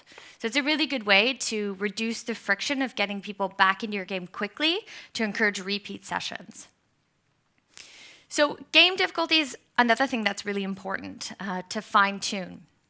If you're the small guy in this fight, you're going to play the game once, and then you're going to be done, really done. If you're the big guy, you might play once or twice, but then ultimately it's not fun anymore, it's not challenging. So what the top 50 are doing is they're using A/B testing. And again, it's something I highly encourage everyone to do. Don't guess when it comes to this. A/B test to make sure you know. If you decrease difficulty, what does that do to your conversion? If you increase it, what does it do to your conversion? Are you sacrificing session length to increase conversion, or vice versa? Again, don't guess, make sure you know. Now, social, we talked about quite a bit in the session with Andre. It's something that I think is pretty obvious to most players out there, most game developers. So I don't want to belabor it too much, but social is incredibly important at this point. One of the things that we find is just the base level when it comes to social engagement is leaderboards and achievements. That's really the base. There's so much more you can do about engaging your community and making them active evangelists for your game. We talked about Twitter, talked about Twitch, which is recent Amazon acquisition. There's lots of ways in which you can engage your community through social. So this is another example of Amazon's leaderboards and achievements through Game Circle, which is just a free service we offer game developers. This is really the minimum bar. Now, the top 50 also make it really easy to buy. This is an example of a game I really like. It's Balloons Tower Defense 5 from Ninja Kiwi. The game is basically you've got these balloons that are zooming through a maze. You've got to pop them with your monkey darts before they get out of the maze. Now, I'm playing this game. I'm doing really, really well. At one point, I've got all these balloons about to escape from the maze, and oh my God, I need something that's going to help me win. And there's nothing to buy. I can't click on anything. Actually, if I wanted to buy in this game, I'd have to exit the game, go into the menu, choose which store I wanted to go into, discover what I wanted to buy it, and then maybe use it later in the game. Not good. Ninja Kiwi figured out that they didn't sell a lot of IAP this way, and so when they launched their next game, similar tower defense style game, but this time with zombies, they changed things. So now we can see that you've got hard currency and soft currency items. If I've got a whole bunch of zombies that are about to get out of my maze, right there on the right-hand side is a nuclear hand grenade. I click on that. I can see right away that I can get 3 for 99 cents. Great value. I purchase it. They quickly show me how to use it. I drag and drop it on my map, and boom, no more zombies. Really effective way to A, kill zombies, and B, sell more IAP. We found that the top 50 that did this had 75% higher average revenue per user. So again, make it easy to buy, give me what I want when I need it. Understand that you have a lot of levers to pull when it comes to your game design. Again, going back to A/B testing, it's a great way to fine-tune game difficulty, colors, style. You've got a lot of choices to make, but give yourself control in the wild and use A/B testing to be sure. Okay, shameless plug, I lied. We believe that if you're gonna make the investment to come to Android, make sure you're available everywhere. Amazon is another way to distribute your Android apps that could increase your overall success.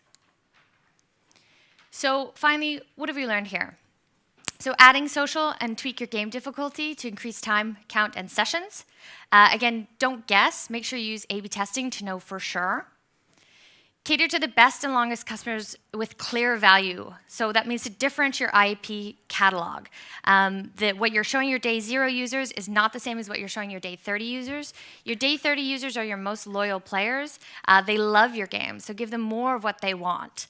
As we saw on the previous slide, they're willing to pay 60% more for in-app items than your day 0 users. And like I said, finally, give yourself control in the wild by using A/B testing. There's a lot of services out there that you can use. Make sure that you know these numbers in and out. So finally, if you want to learn more about the Amazon App Store, we've got a ton of great resources here. I'm also here for the next 2 days. I'll take one-on-one questions after, and if you want to have a meeting, just come and find me. I'm happy to chat with anyone.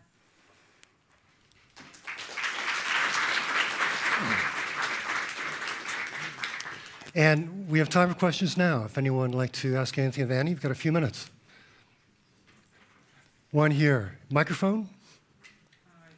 No, we need to, it's just for the live stream. If you just ask, I'll repeat the question. Okay.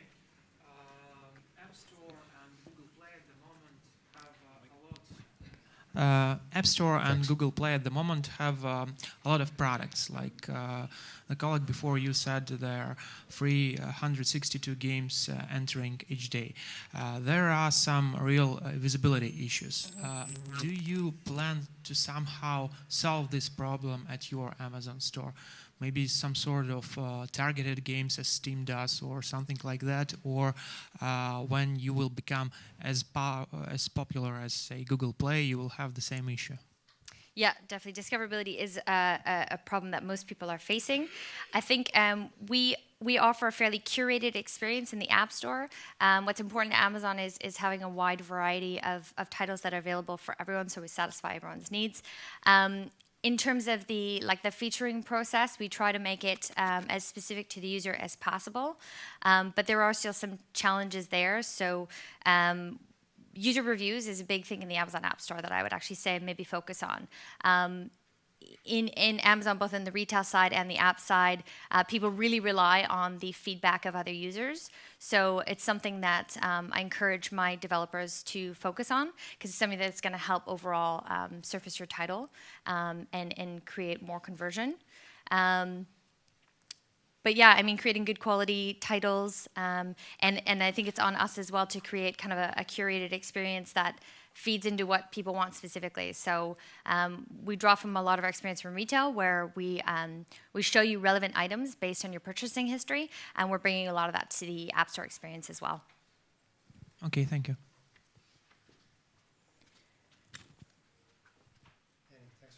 Yes, no problem, thanks. That's great.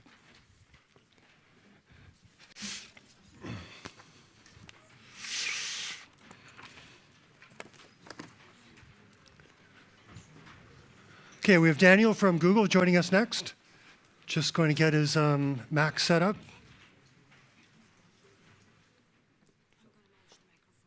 Are you?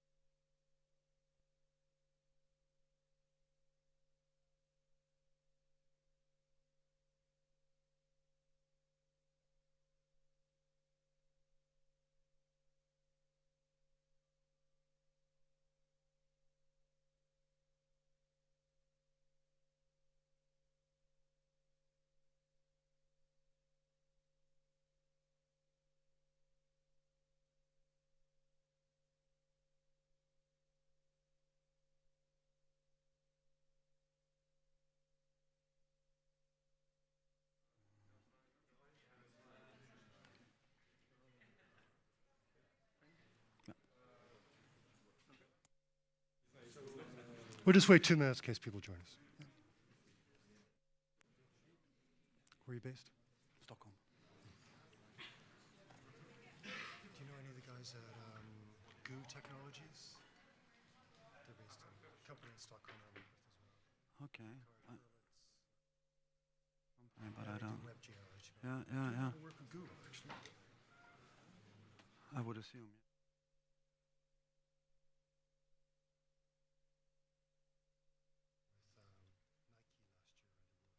Okay. Oh, nice.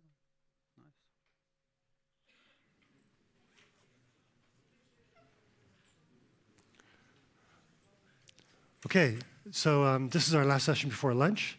I hope we can all last long enough. Over to Daniel from Google. Thank you. So, thank you. Hi everyone, I'm Daniel. I'm part of the cloud platform team at Google. I'm based in Stockholm. Age-wise, I'm what we in Sweden call part of Generation 64.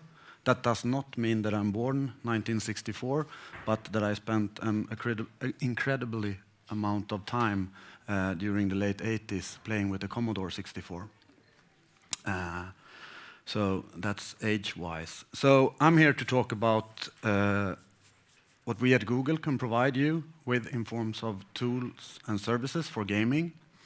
So I will cover the whole portfolio, so it will be a scratch on the surface.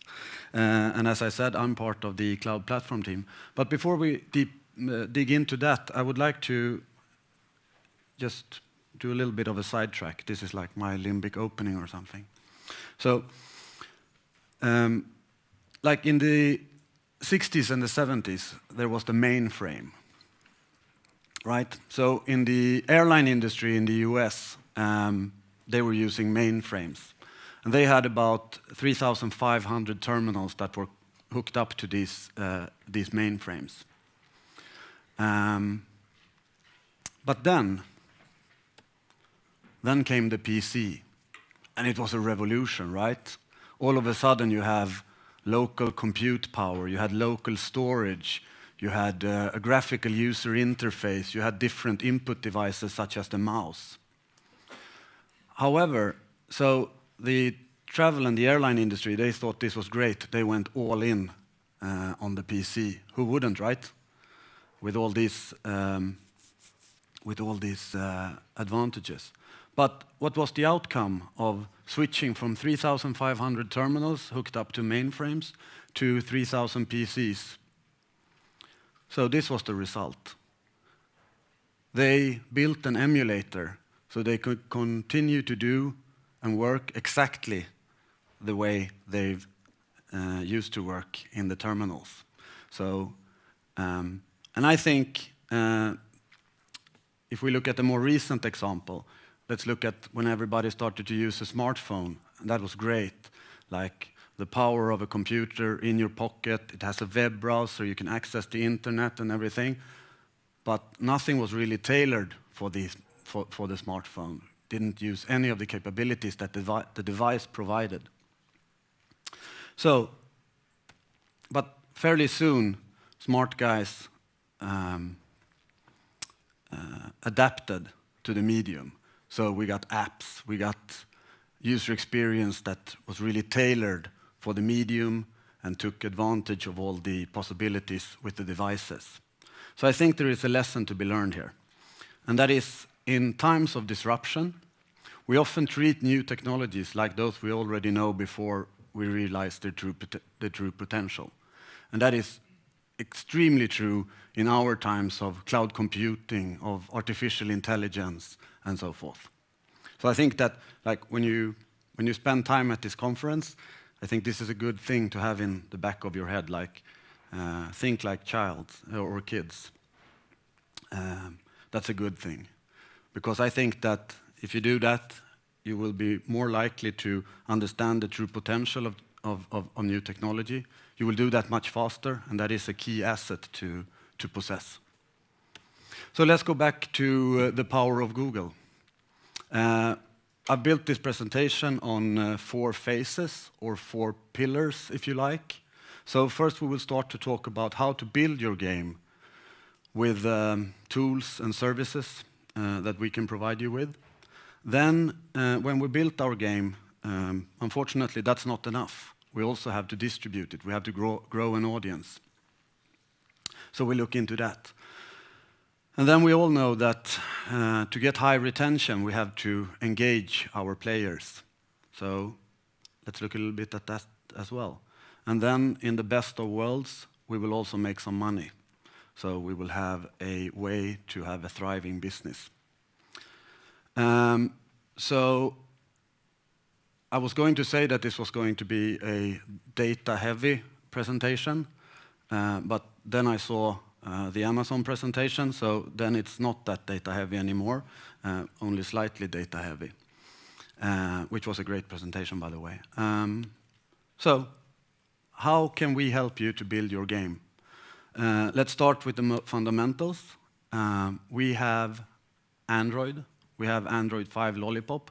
It's designed to run on more devices than ever. We have a very powerful SDK that will help you to build, deploy, debug your applications. This SDK will also let you create state-of-the-art mobile experiences for devices of different shapes and forms, and maybe most importantly, different price points. So before I joined Google, I was working for a Finnish startup that was later acquired by Facebook. We tried to build an app for emerging markets, and we were focusing on Series 40 or feature phones, which when we started was like a really booming market. But and we did all the homework. We looked at like which market should we address. Indonesia seems to be a good one, young population, mobile savvy, etc., etc. The problem was that the feature phone market disappeared overnight. All of a sudden, Nokia Series 40 was not the platform to go to anymore. We talked to ODMs in China. They said, we won't build any more feature phones when we can build cheaper phones with Android. So the whole business model for us disappeared overnight. It felt like it was probably a little bit longer, but you catch my drift. So after we have used our Android SDK, we also have a number of services through Google Gameplay services that you can use to boost your game. So for instance, we know that like leaderboards or social leaderboards or achievements or quests really increase retention. We know that multiplayer features really makes your game sticky. That's why we spent a ton of effort to make multiplayer, regardless of if it's real-time or turn-based, really easy for you to implement.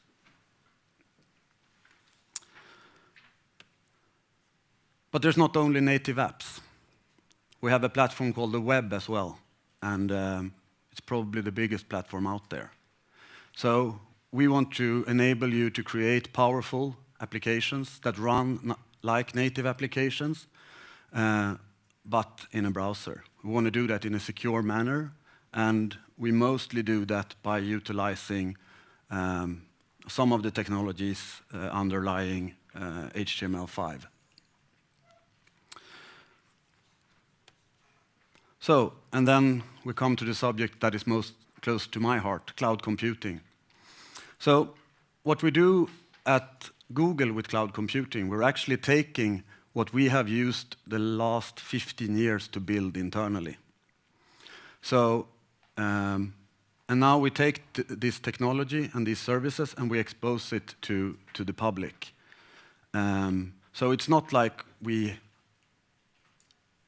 just love to create distributed file systems, but when we started and we had a search index with 30 trillion URLs, there was no distributed file system that could cope with that load. So a lot of the things that we have invested in our cloud platform, we've actually invested in order to solve our own problems. So this is an opportunity for you to run on the same infrastructure as YouTube, Gmail, Google Search, what have you. And I think that cloud computing, there are many companies that in the era of pre-cloud computing would never have been able to exist. Take one of our customers, Snapchat. They are running on Google App Engine. Google App Engine is our platform as a service offering. So when I guess everyone in here is familiar with Snapchat, hopefully. So when they were less than 5 employees, they had users sharing more than 500 million pictures a day on the Snapchat service. And if you're 4 or 5 employees and you have that massive load on your service, then you can't really spend your days doing DevOps and these kind of things. You have to have a cloud computing solution that has the elasticity to scale for you with new instances, for instance, as the load increases. That's one of the customers that has really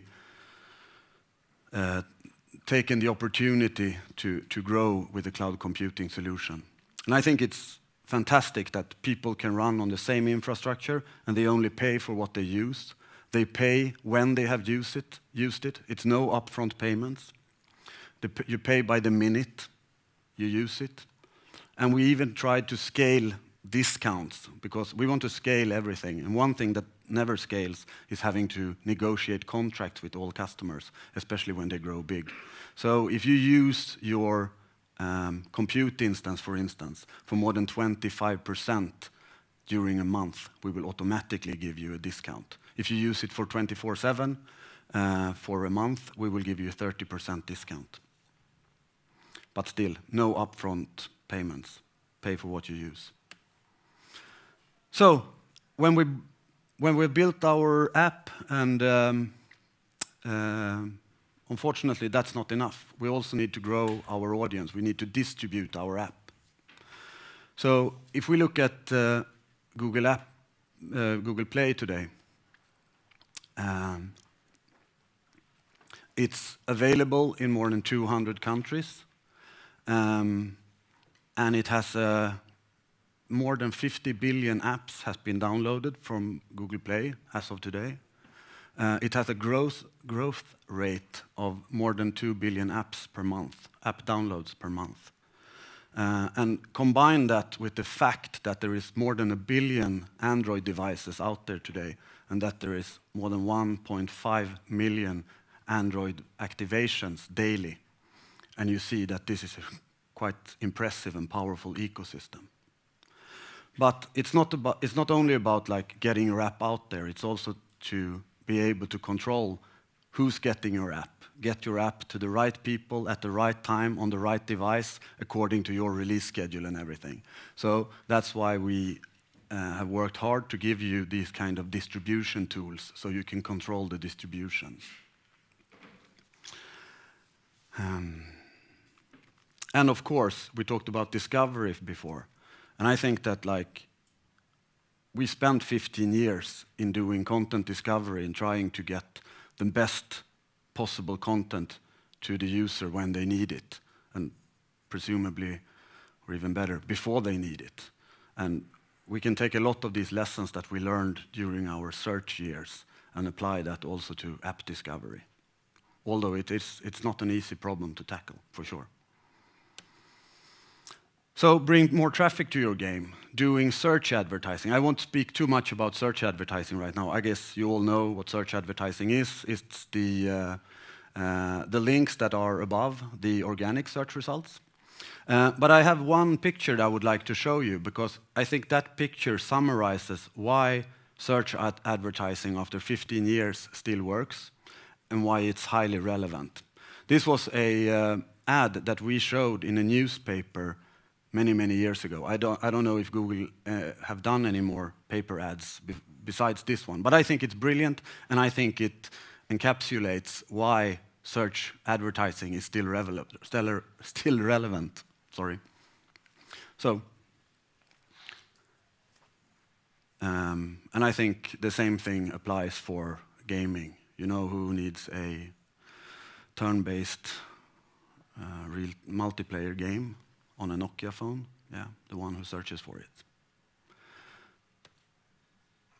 And then get to know your users.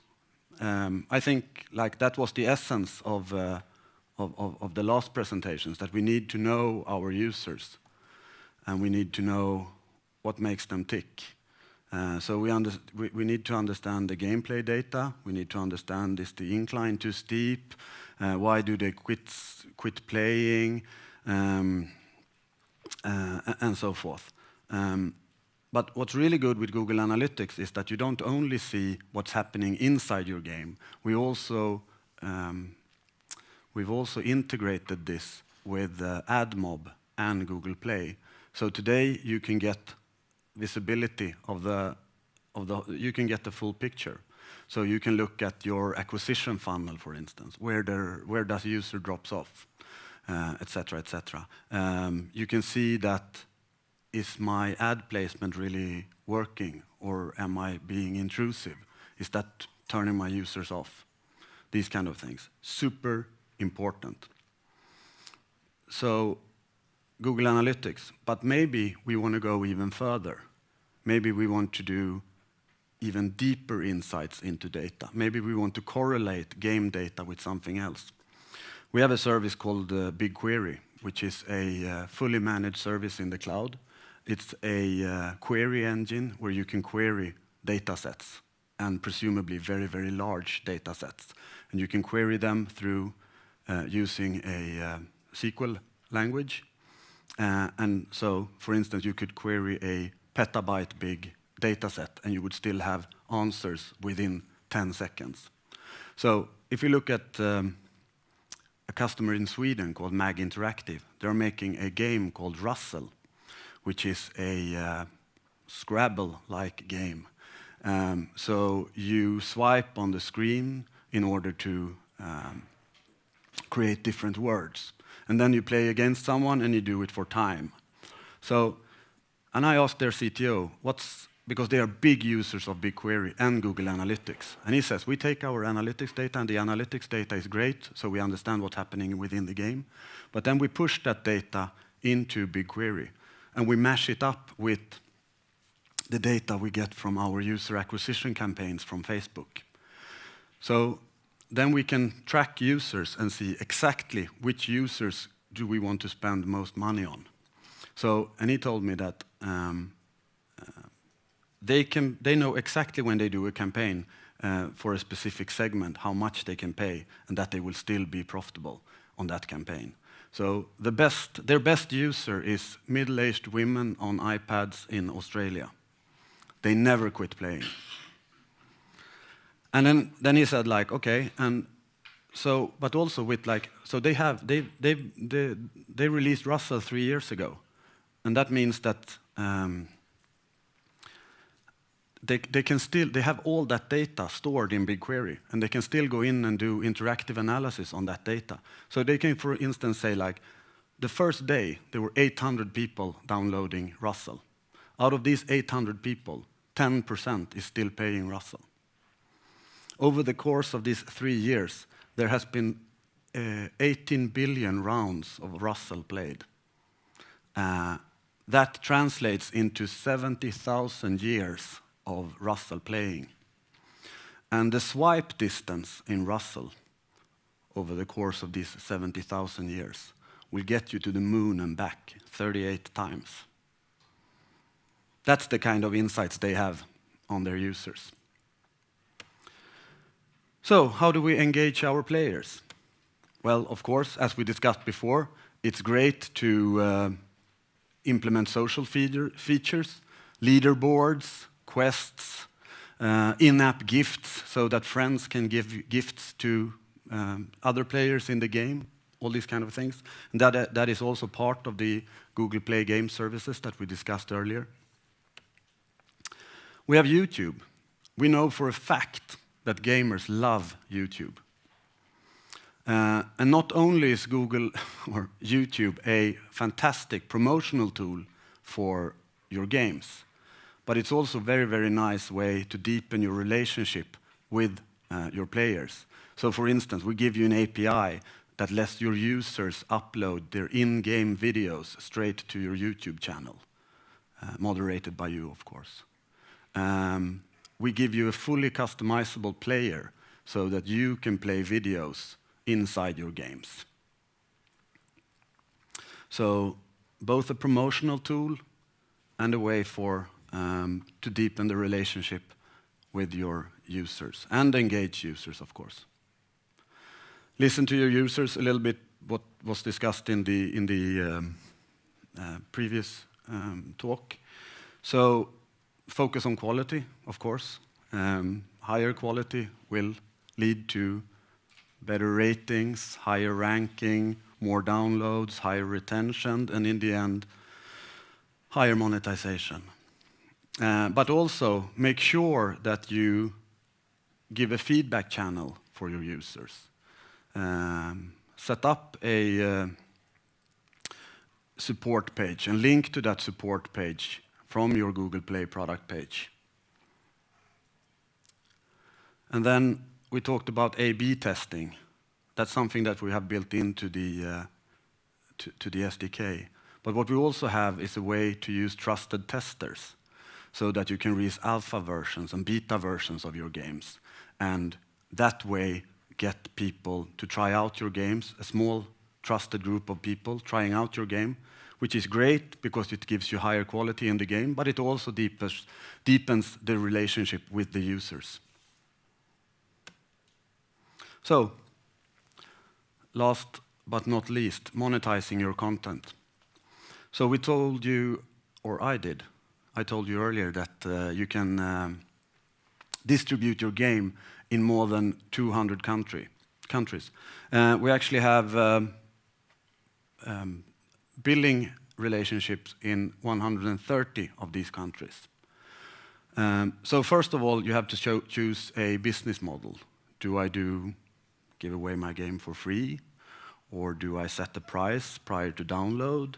Or do I do in-app purchases? But then we also have the payment flexibility. So today we can offer payment by credit card. We can offer you direct carrier billing in selected markets, gift cards, and even Google Play balance.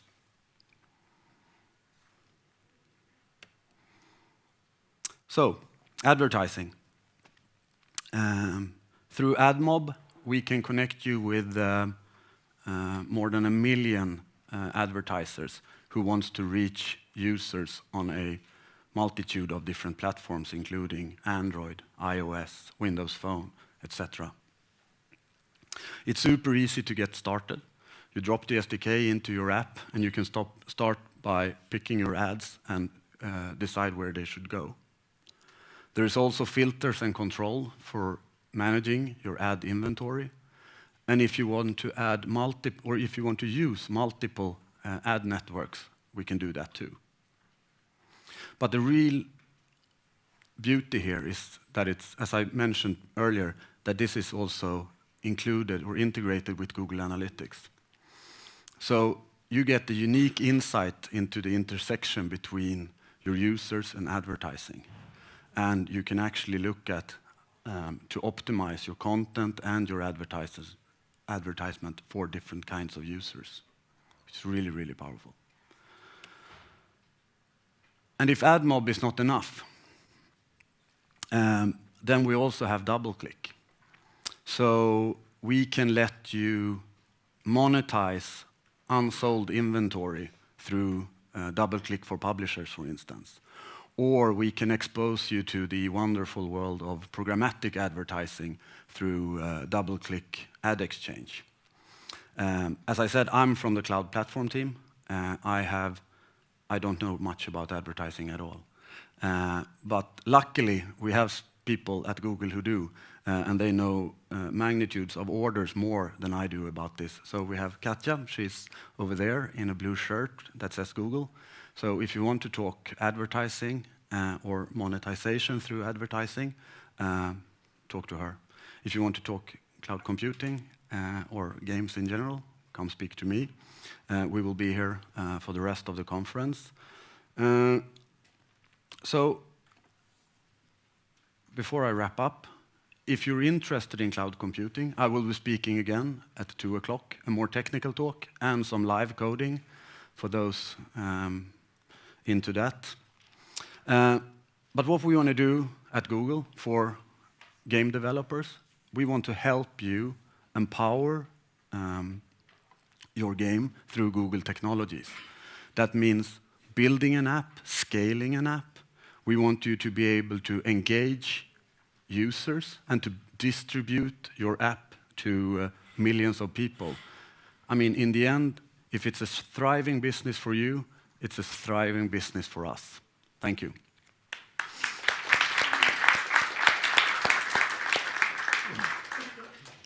Thanks, Daniel.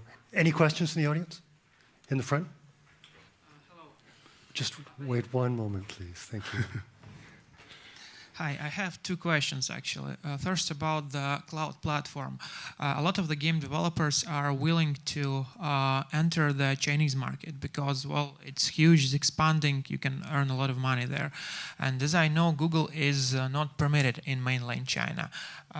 Could you maybe explain about the perspectives of this? Will you plan to somehow negotiate, like allowing your cloud platform to be available in China or not? I'm not the right person to comment on that. Sorry. I mean, I have my own personal opinions, but Okay. I'm not the perfect person. I have a second question.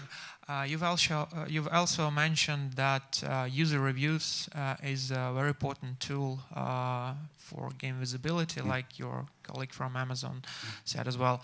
As I recall, a year and a half ago, there was a tendency among Turkish players. They like to put a single star, even for a good product, in order that their command would be visible. They could write that the game is super, but they've given you 1 star. If to speak about today, do you somehow segment this type of reviewers, or they could spoil all the experience like they could in 2013? I mean, if there's abuse, then of course we have teams that are dealing with abuse. No, not abuse, but the tendency. They just wish so that their commands would come up on top. So everybody could could read that they think that your game is great, but they give you 1 star. Okay. I don't know. I don't know if Katja knows.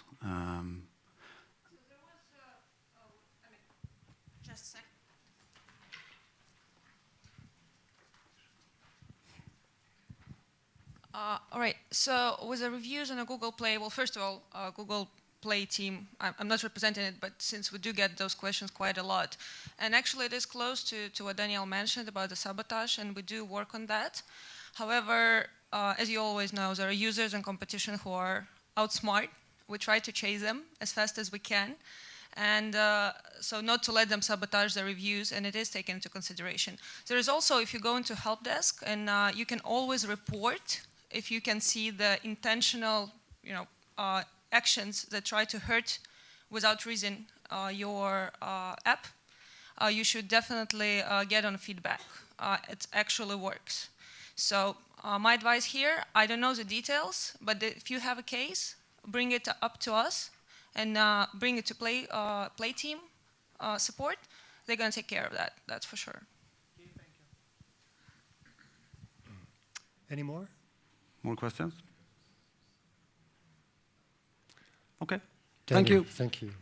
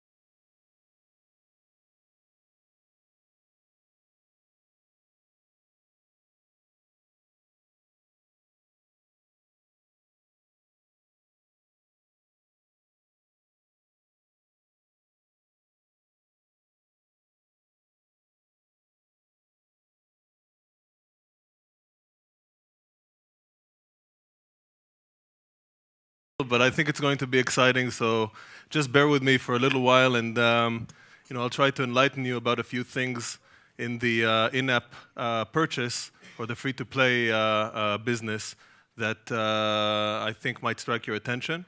First of all, a little bit about myself. I've been in the games industry for the past 15 years. Starting from a small little studio that I started with a partner called Interaction Studios, a studio that later became big for its title Chicken Invaders, if any of you are familiar with. Chicken Invaders was was like the Angry Birds of the PC world, okay? So in some countries, our game was installed on 80–90% of households with PCs. It was quite an interesting adventure.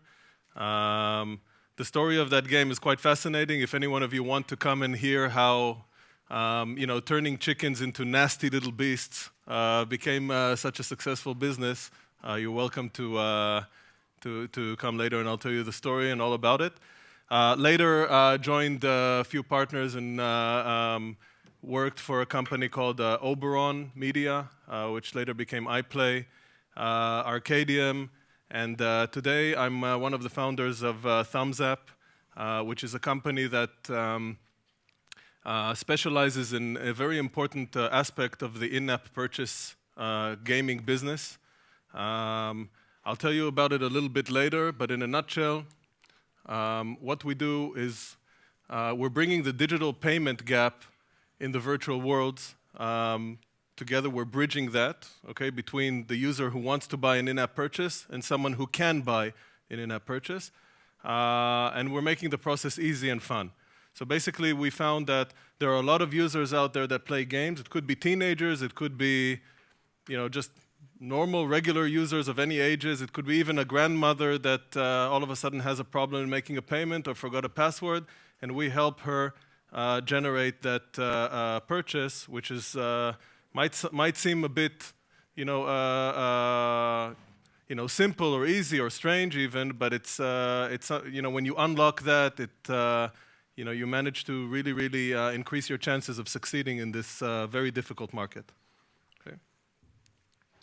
A little bit about in-app purchase revenues. This is just general information that some of you might know, some of you might not know. But today, over 80%, in some countries it's over 90%, okay, of in-app purchases, of revenues in the games are made or generated by in-app purchases, okay? On the other hand, you see that, and this is for the top developers, they say that, the top 2,000 developers or publishers say that 92% of their revenue is generated by in-app purchases, okay? On the other hand, if you look how many users actually make in-app purchases, actually buy something, even one item, okay? Today we're talking about less than 5%. And the average is actually a lot sadder than that. It's about 2%. So if you think about the gap, okay, in this market, you have 2% of users actually making a purchase, okay? And they account for over 90% of the revenues in this market, okay? The gap is huge. Think about the 98% that don't purchase, okay, what you could do with them, or if you could potentially turn that 2% into 3% in your game, okay, you could significantly, increase the revenue, okay? From 2% to 3%, that's a 50% increase in revenue.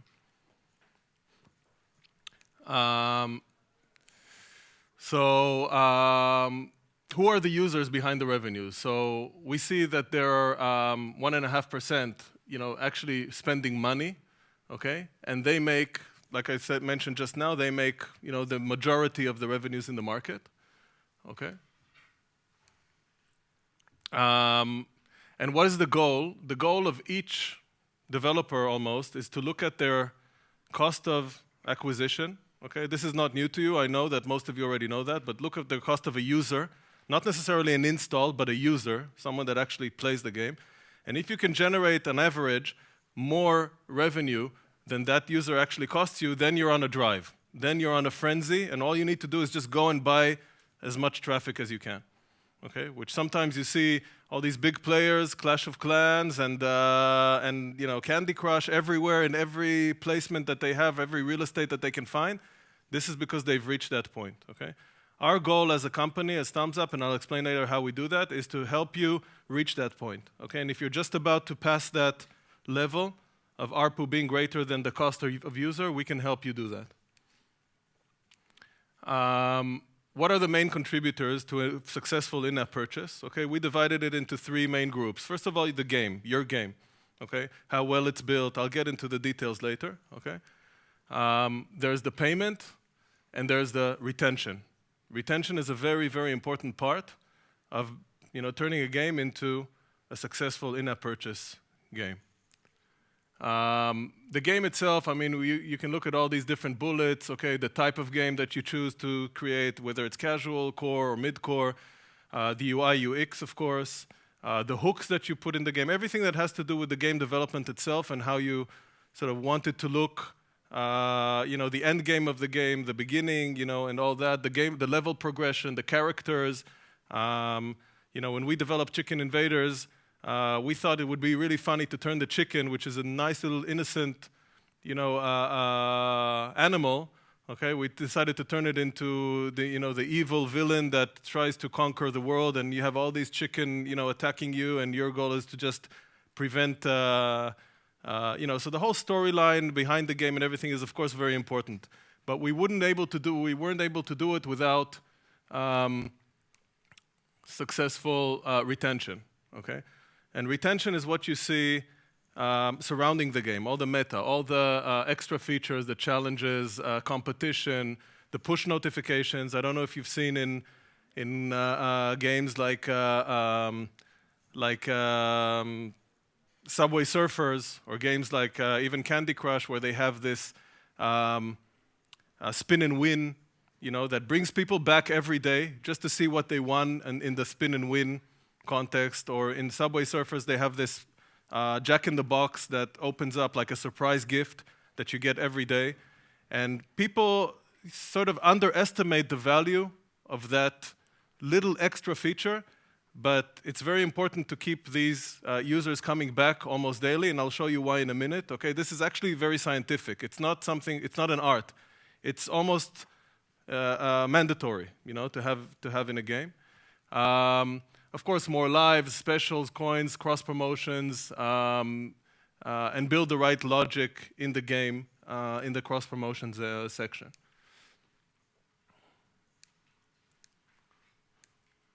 One of the things we've seen, and this is just an example that I take from a game that one of my friends in the industry shared with me. One of the things that you can see in the retention is that some publishers tend to split their users into different types of groups only by retention, like how often they come back to your game, how often they play the game, okay? And you can see that they start with the ones that they lose straight away, that they maybe play once and then leave, all the way to the real hardcore ones that come in hourly, okay, that play their game hourly.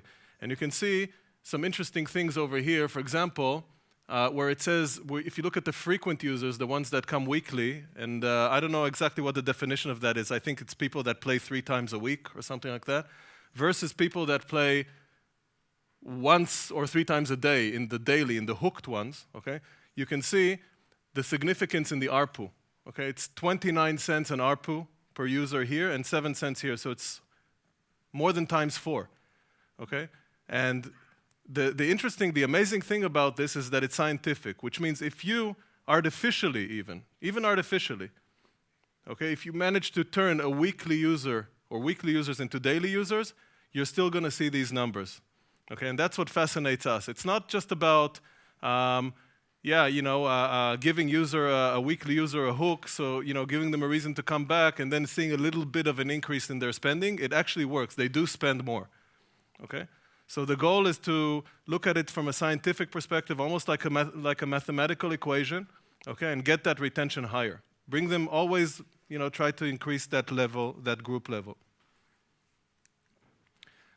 This is what it did, for example, in this game. You see, they managed to switch 5% from weekly to hooked, okay? Their general ARPU, their overall average was 96 cents a user, okay, and it became 105, which could be the difference between, by the way, a successful game and an unsuccessful game. Okay, if the cost of a user is $1, for example, then in the slide before, you're losing money. Okay, in this slide, you're already positive. Okay. The third element of a successful in-app purchase game, as we see it, is the payment. And not just the payment mechanism, because there we're kind of limited today, you know, whether it's iOS or Google Play, you know, you're limited to, or Amazon, you're limited to their payment and maybe a few more options. But what is the value of the money, okay? What is the value? If I make a payment of $1, do I get 10 hours of gameplay, or do I get 100 hours of gameplay? Or do I get, you know, extra bonuses, or do I get that? So the payment itself is really important to calculate and weigh each dollar, how much it's worth for the user. And try to understand that even through, you know, focus groups and things like that, to try to understand how much that dollar is worth for the user. Okay, it's also important to understand the purchase flow. Not just offer a shop in there, but offer the item or the coins when the user actually needs it. And even if it means popping it up in front of their eyes all of a sudden because you feel that that's the right psychology over there, that's the right timing to put up, you know, an item from the shop, then do that, and not necessarily, you know, depend on users going back to the shop and forth to make a purchase in the game, because every every decision like that is bound to generate, you know, more thinking or more, you know, less impulsive purchase, if you want to call it. Okay. And of course, payment options. You know, in some countries, your game might be very, very popular.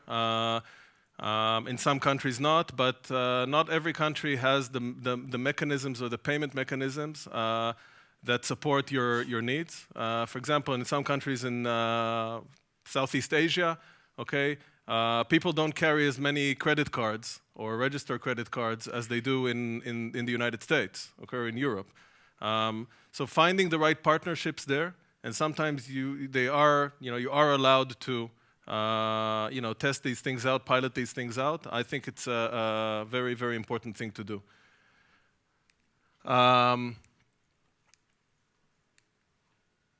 Okay, so the summary of the 3 keys, okay, how to achieve better in-app purchase conversion rates. The key to performing a game is planning and forward thinking, okay? As early as possible, so even while you're at the development stage of a game, you know, the sooner you think about all these things, the retention, how to bring the users back, the payment, and not leave it towards the end is going to be more beneficial. For any developer, any publisher, any size, okay? This is what, you know, a successful game has to begin with. You know, there are a few flukes and surprises here and there, but generally today it's more of a science than an art. There's fierce competition out there, and if you don't think about it way in advance, it's just not going to generate that well. The key for understanding the bottlenecks in the conversion funnel are analytics. So you have to have good analytics and good BI into the game, integrated right away, straight from the beginning, in almost every point of the game, so that later you can understand the psychology and the gameplay of every user and know exactly what they're doing in every stage of the way. And I say don't save on that. You know, if you can pour more into analytics, more into finding out what your users are doing in the game, it's going to help you. And if not in this game, it's going to help you in the next game. Okay? And the key to continuous improvement and peace of mind is to be willing to be dynamic, to change things in the game, and not sort of be, you know, hard about, you know, okay, so I didn't do this, and it's too late to make changes. If you need to make changes and you find things through the analytics, or you want to add important elements that you think are necessary, I say go and try them out, and, you know, worry less about whether it's going to, you know, affect something else on the other side. It's all a learning curve, and eventually the big guys that succeed, they've all had their share of, you know, testing and failures, and, you know, today they're crisp and they know exactly when they want to create a new game or upload a new game to the store. They know exactly what steps they have to do on the way. So just to give you a little bit of to give you an example of a situation that may happen in a game, okay, and then I'm practically what I'm doing now is introducing Thumzap to you, okay, which is my company. Look at a game, for example, that has this type of audience, okay, users that don't want to pay, okay, but can. Okay, there are users that don't want to pay. I'm that kind of user, by the way. I don't pay. Okay, it's just the principle of me. I'm cheap. Okay, I don't pay in games, and it's going to take a lot for a game to actually make me make that first payment. But I can tell you one thing: the moment I break, okay, and if I happen to break in any game, I'm gonna pay a lot. It's not gonna be like one payment. It's probably gonna be like 10, 20 payments afterwards. Okay. There are those that don't want to pay but also can't pay, okay? There are those that want and can't pay, okay? And there are those that pay. The ones that pay in here are, the 2% that I took, just an average game, okay? So if you focus on what Thumzap can do, we can take the users who can't pay, okay, or that don't have the money to pay, and we can try to convert them into users that can pay. And not only that can pay, we can potentially convert them into whales, okay? Users that can pay a lot, okay? How did we reach that? How did we do that? By focusing on a group which we call Group D. That is a group that knows how to invite someone to pay for them, okay? If you think about teenagers, for example, and kids, okay? When you walk... Everyone familiar here with the ice cream model? The ice cream truck? Do you have ice cream trucks in Tallinn? The ones that, okay. So there's a very popular concept which is still running today. It's an old-fashioned concept of ice cream trucks. They drive with the music, they play a music, and the first person that hears, in my house at least, the first members of the family that hear that music are not my wife and I, are the kids, okay? And then the next thing that happens is they shout. What do they shout? Mom, Dad, ice cream, right? And by the way, they only shout if they know that I'm home or if Mommy's home, because otherwise it's not important to shout, okay? But if we are home, what happens is we reach our hands to the wallet and we either buy them the ice cream or not. 95% chance that we do buy them the ice cream. And this is a very, very successful model in the physical world, okay? We don't have that model in the digital world, okay? But you should know that teenagers and kids and the next generation, they treat in-app purchases in the game just the same way as they treat tangible items outside of the game, okay? There was a research that was now conducted in the UK in London, and they asked kids what they wanted for Christmas as a birthday.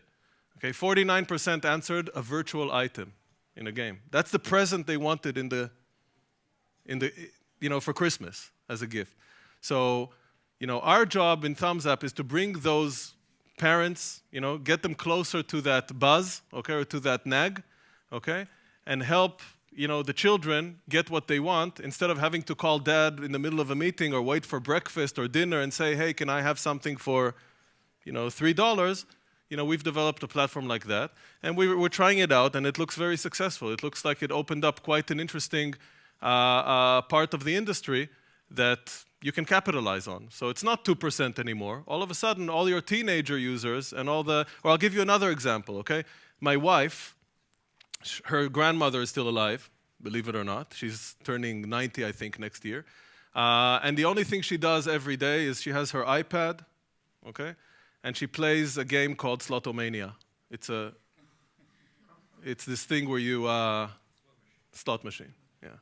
But the challenge there is to be able to move the stick up and down. But she plays it a lot, okay, and she plays it every day. And one day, a disaster. She forgot her password to make a purchase. Now I can promise you that on the publisher side. Okay, on the publisher side, the publisher is Playtika, okay? On Playtika's side, they have these users that all of a sudden, one day, they just disappear from their radar screen. They don't see them anymore. And these are users that used to pay like $10 every month, just to buy a bucket of coins. and pay and pay and pay, and all of a sudden they don't see that user and they don't know why, right? But the challenge is to really find out why, okay? And when you know why, okay, to find a solution for that. Okay, our solution can very easily fit that because we can tell when a user, tried to buy something on the App Store or buy something on Google Play, and then if it wasn't successful, we can just pop up and say, hey, you know what? If you can't buy it, why don't you ask your husband or ask your daughter, and they will buy it for you, and you can pay them back, kind of thing. So, this is what Thumzap is in. It's in the business of, if you can't do it or you don't have the money right now, ask someone to lend it for you. Ask someone to get it for you now. Okay?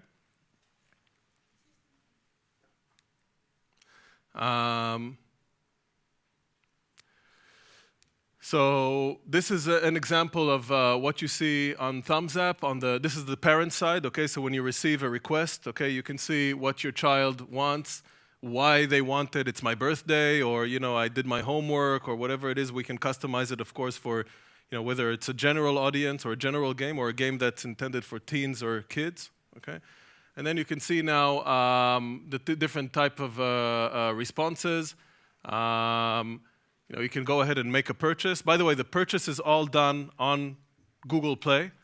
So we're not a payment solution. Okay, we're not a credit card, payment, financial institute. Okay, all we do is we pass that purchase so that the mom can make the purchase for the child. Okay, usually they have the same account anyway, so it doesn't matter if the child uses makes the Google Play purchase or the parent.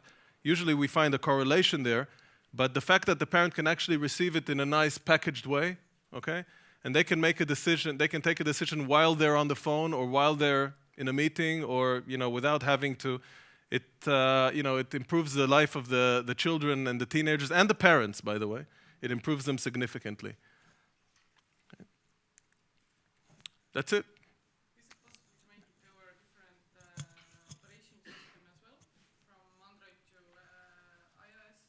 Technically, yes. We're not. We haven't introduced it yet, but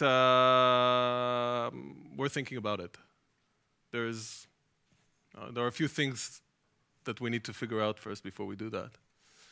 So now is the time for questions. I know you guys are after lunch, but this is the time to ask questions about this magnificent platform. Or questions about in-app purchases in general, because some of these recommendations are really, really, an outcome of experience, really. So what kind of uplift have you seen from some of the games you've been working with? We've been focusing a lot on the request side right now to make sure that the requests are easily because you have to understand that people that can't pay actually don't even go to the shop. Okay, so remember, our first challenge is to even make sure that in the game itself, the users that can't pay know that all of a sudden they have a different option. Okay, so our focus in the first few months of, the company is quite young still. Our focus right now was to make sure that users know that they're able to ask for a gift. Okay. And tweak that as much as possible and make sure that they can send out their request through WhatsApp, and they can send out the request through email and SMS, and they have all the different mechanisms that they can choose to make that request. On the parent side, we're seeing purchases, okay?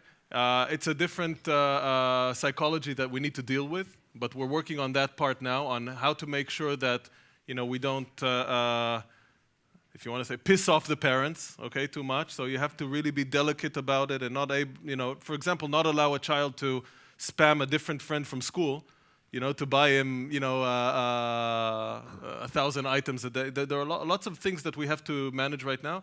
But in general, we're seeing an increase in conversion. And in this world, even 10% increase in conversion rate is for some companies, it's $1,000 a month. For some companies, it's $1,000 a minute. So it's a huge contribution. I like the fact that you've got the selfie in it as a kind of form of authentication. Yeah, that's good. Yeah, kids use that.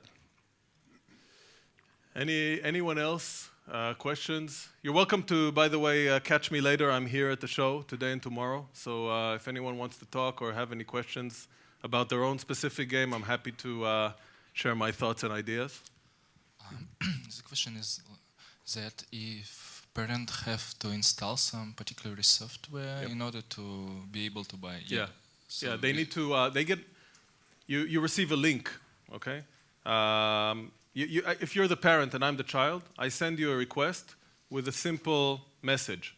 Okay, but the message is personal. It's not Thumzap that sends you the message. It's the child. Okay, so you tend to read it. Okay, you tend to do something with it, and that link actually takes you to Google Play. Okay, where you download Thumzap, and it explains to you that Thumzap allows you to buy, the necessary things for your children. And do you have some experience with kind of percent of conversion when parent get a message and when he downloaded it? We do. I'm happy to share that with you later on. You're right. That's one of the challenges that we always, we constantly improve. But the good news is that we see improvement every day. Harry, thanks very much. Thank you very much, guys.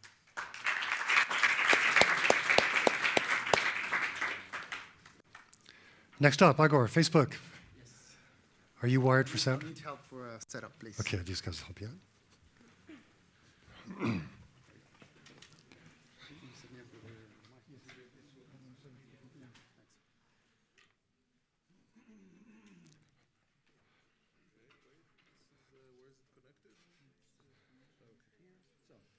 Thank you very much. Thanks, Paul. It's good. Good stuff. Thanks for asking those questions. No, I mean, it's really interesting. I think there's enormous potential there, clearly. We'll be releasing some results in the next few months, and we're now keeping them because we're ahead of we're raising money again. We're going for a round day. So, I mean, we're sharing the information with the investors. Sure. But we're optimizing it. Good. Make sure that it works. Okay. See you in a bit.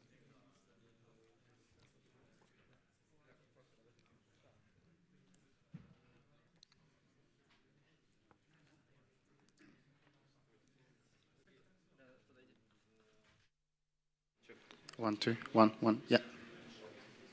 Okay, let me connect this.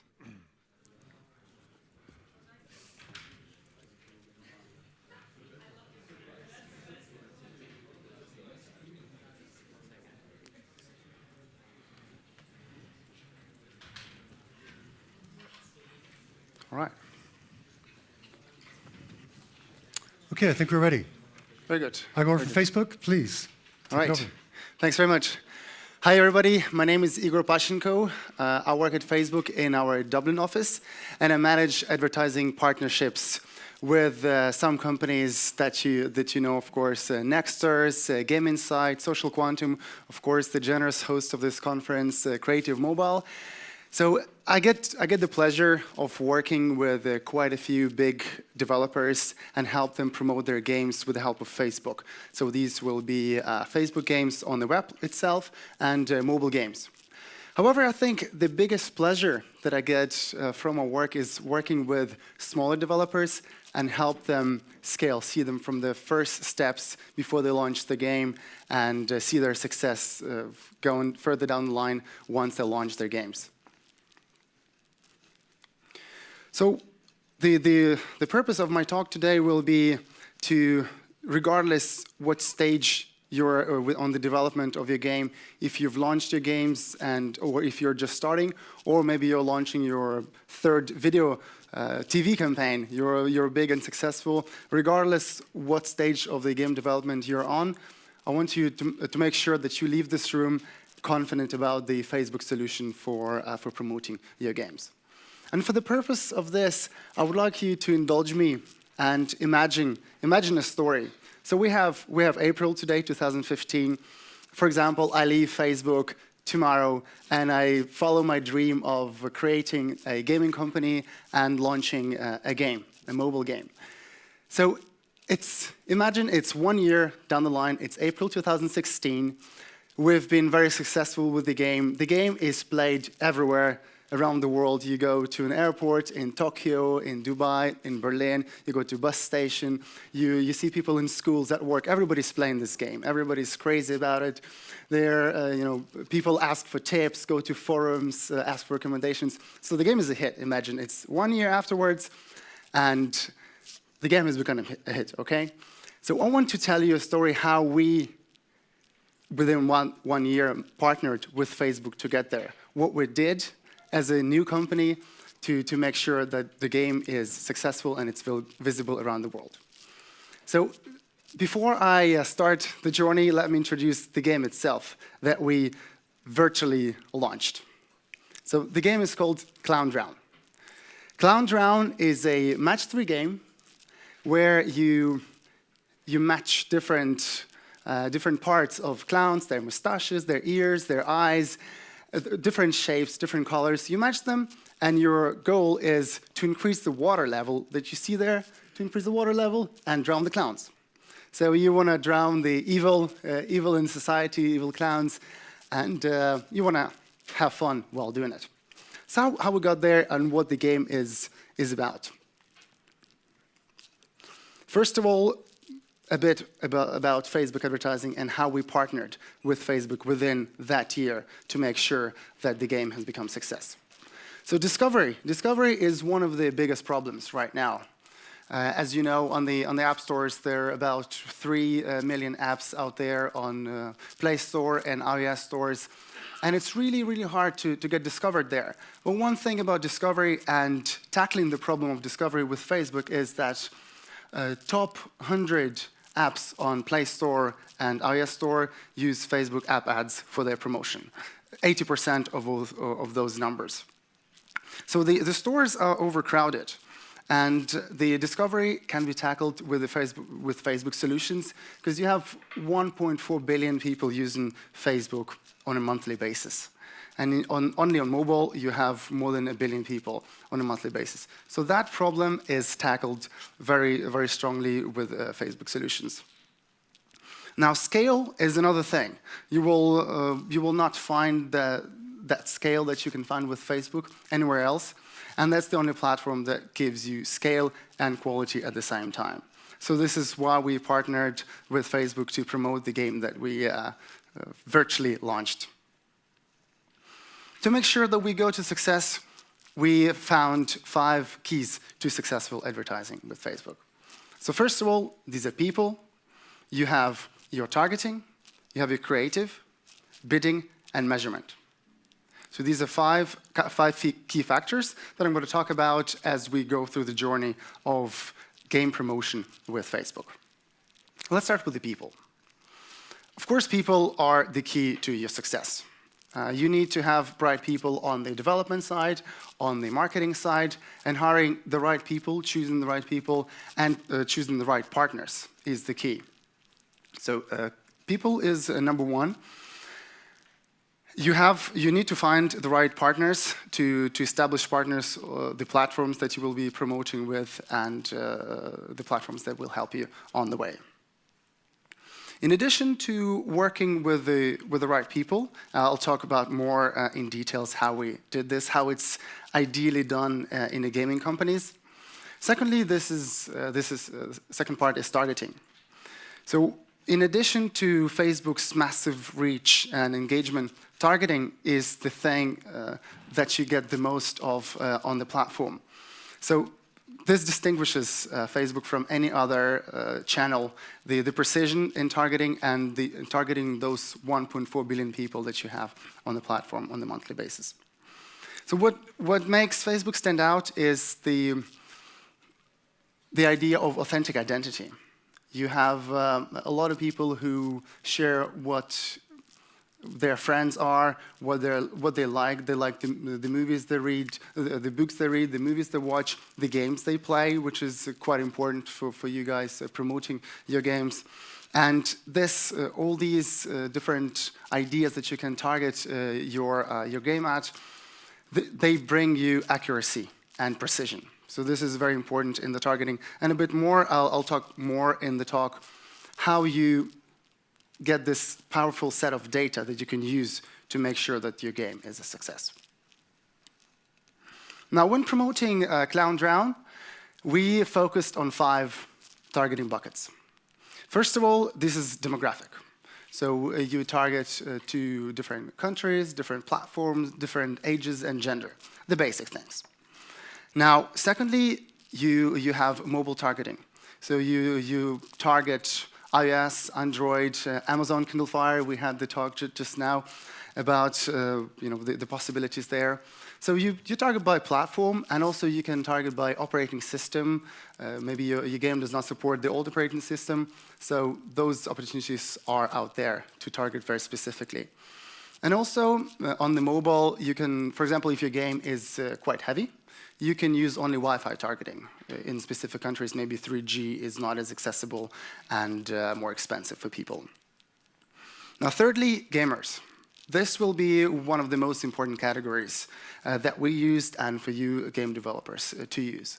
There's lots of information on gamers on Facebook, and you can target different genres. We, in particular, used the genre Match 3, of course, and puzzle games genre.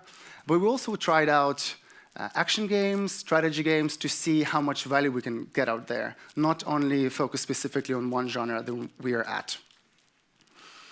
Third is interests. So there's, as I mentioned, people share all kinds of information on Facebook, and all those interests are available for targeting, especially in big clusters. Like you can use interests of Match 3 games, your competitors' games. Like I will say later what kind of games we looked at. So the likes of Candy Crush Saga or Soda Saga, or Jelly Splash, for example. Those were our interests. In addition to the basic interests, one thing that many developers miss is going a bit further and being creative with interests. For example, what we used was targeting people who like clowns or people who like circuses. This is quite less obvious than targeting specifically only Match 3 gamers. So when you think about promoting your games, also think about kind of complementary interests and how to find those additional people that may not necessarily be gamers, but will become gamers thanks to your amazing game that you're trying to promote. And the last but not least is the audiences. So audiences targeting custom audiences and lookalike audiences are the single most powerful tools that Facebook has for targeting and for finding the very right people you need for your game. I'm going to talk more about them on the next slide. Now, what's custom audiences? Custom audiences is the tool that allows you to take information about your players from your game, say different cohorts, different clusters of players. You analyze that information, put that into Facebook, and with the help of, for example, you can use IDFAs, app IDs, Facebook IDs, phone numbers, or email addresses. All that information from your game you can put into Facebook, and then create lookalike audiences on the base of custom audiences. So lookalike audiences are the audiences created from your most valuable players in any specific area. For example, you're looking for top players in a game, and you want to find more people who look just like your top players in the game. You want to reach to 1% similarity, for example, in the United States. And this tool of creating lookalike audiences allows you to do exactly this. So what I usually recommend developers to how to structure the data is to take top payers, information on top payers, on most frequent payers, on all payers, and on most frequent players. So these, for example, these will be the top groups to take from your game, and then to find similar groups on Facebook of all those 1.4 billion people out there. And you create the different similarities, 1% similarity, 2% similarity, up to 10%. Depends on how wide you want to go with promoting your game on mobile or on web. And of course, you want to kind of cluster by platform, by country. If you're available only on iOS, that's the platform you'll focus on. And then later on, you'll move to additional complementary platforms. And one thing to note is to make sure that custom audiences and lookalike audiences work. The number of people in that audience has to be between 10 to 50,000. This is ideal to create a very high quality group of people. Now, creative. In addition to powerful targeting that you have with Facebook, creative is as important, and it's in many senses it's much more important than many other things to make sure that the game promotion is successful. To underline how important creative is, let me tell you a bit more about the Facebook algorithm, how actually it works, just on the basic side of things. So over time, when you check your news feed, there is a complex algorithm that decides what exactly you will see. Of course, you see, very likely you'll see your friends' posts, your family posts from the companies that you follow. But at some point, you'll see an ad. And you want to make sure that your game's ad is shown there, not the ads of other games or any other apps, other services. You want to make sure you break through. And there are loads of factors that influence the decision of the algorithm, of the probability that your specific ad will be shown.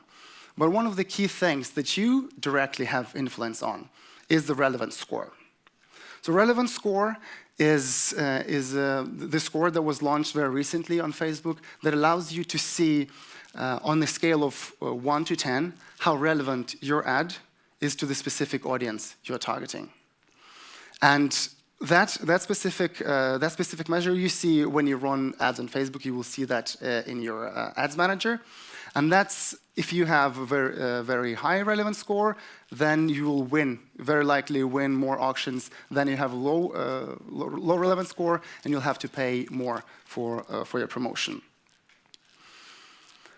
Now, with the creative and targeting, they play together. So targeting, you want to make sure that you target the right audience, and creative, you don't just think about what you want to show to the people you're promoting apps to. You have to think about what the people you're targeting want to see. So this is the notion. You cannot just take, if you're, for example, running ads, trying to promote your game on different platforms everywhere, you cannot just take the creatives you run there and put them on Facebook. That's not the way it works. So, of course, parts of it you can use, but you will see further down the line that it requires a lot of creativity to make sure that you stand out of all the apps that are being promoted out there. Quite likely you've seen the typical Facebook ads on mobile. So one thing to remember is you can run banner ads and you can run video. And video, in most cases, will be autoplay. And autoplay videos bring a lot of engagement, which I'll talk more about further in the presentation. So here, when you, for example, in this, I'm not sure if you can read there. No, the script is not visible. So there in the text, it says something about California, about cycling. You see little bicycles on an ad. So this will be relevant for a person who likes outdoorsy lifestyle, who likes cycling, who lives somewhere, for example, in California. And this is relevant for that specific audience, but will be much less relevant for any other audience you'll be trying to target. Now, when we were back to the story of Clown Drown, when we were thinking of creative strategy for the game, we looked at other ads that competitors are running. So here you see 3 ads. So first is Two Dots, the hit game from a New York-based developer, Betterworks. This game, what they did here with their ad creative, if you can see in the background, actually, in the background on that picture, you can see New York. The picture was taken in New York Underground. And there's a person playing this game in New York Underground, and it shows that's why this ad was so relevant for people especially in New York, because they can recognize, okay, this is New York, and they can see the gameplay and see what that experience will look like. So this type of ads specifically for match-3 games work quite well. In the second example, we see King.com with their Candy Crush Saga game. And here it's a different concept. What they used is showing that moment of glory when you match the threes and you win. Those things work for ads. People like to see that. And this shows, as opposed to first picture, it shows the experience of playing on the iPad. So this is also one of the examples that we looked at when planning the creative strategy.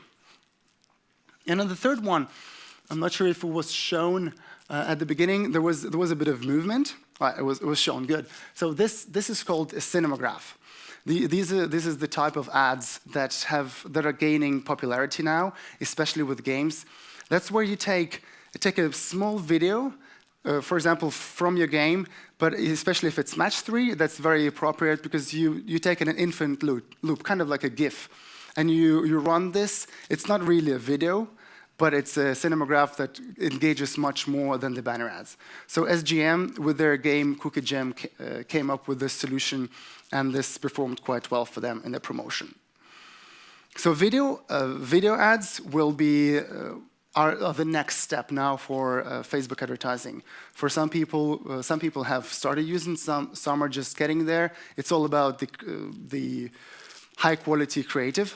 And videos have grown since December 2014. The video app ads have grown more than 3 times in the past, 4.5 months. So, and on Facebook, people every day see more than 3 billion video views.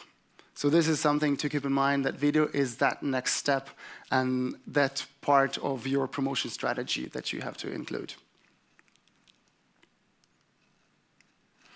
Now, in addition to reaching the right audience with the right message, with the right creative, bidding.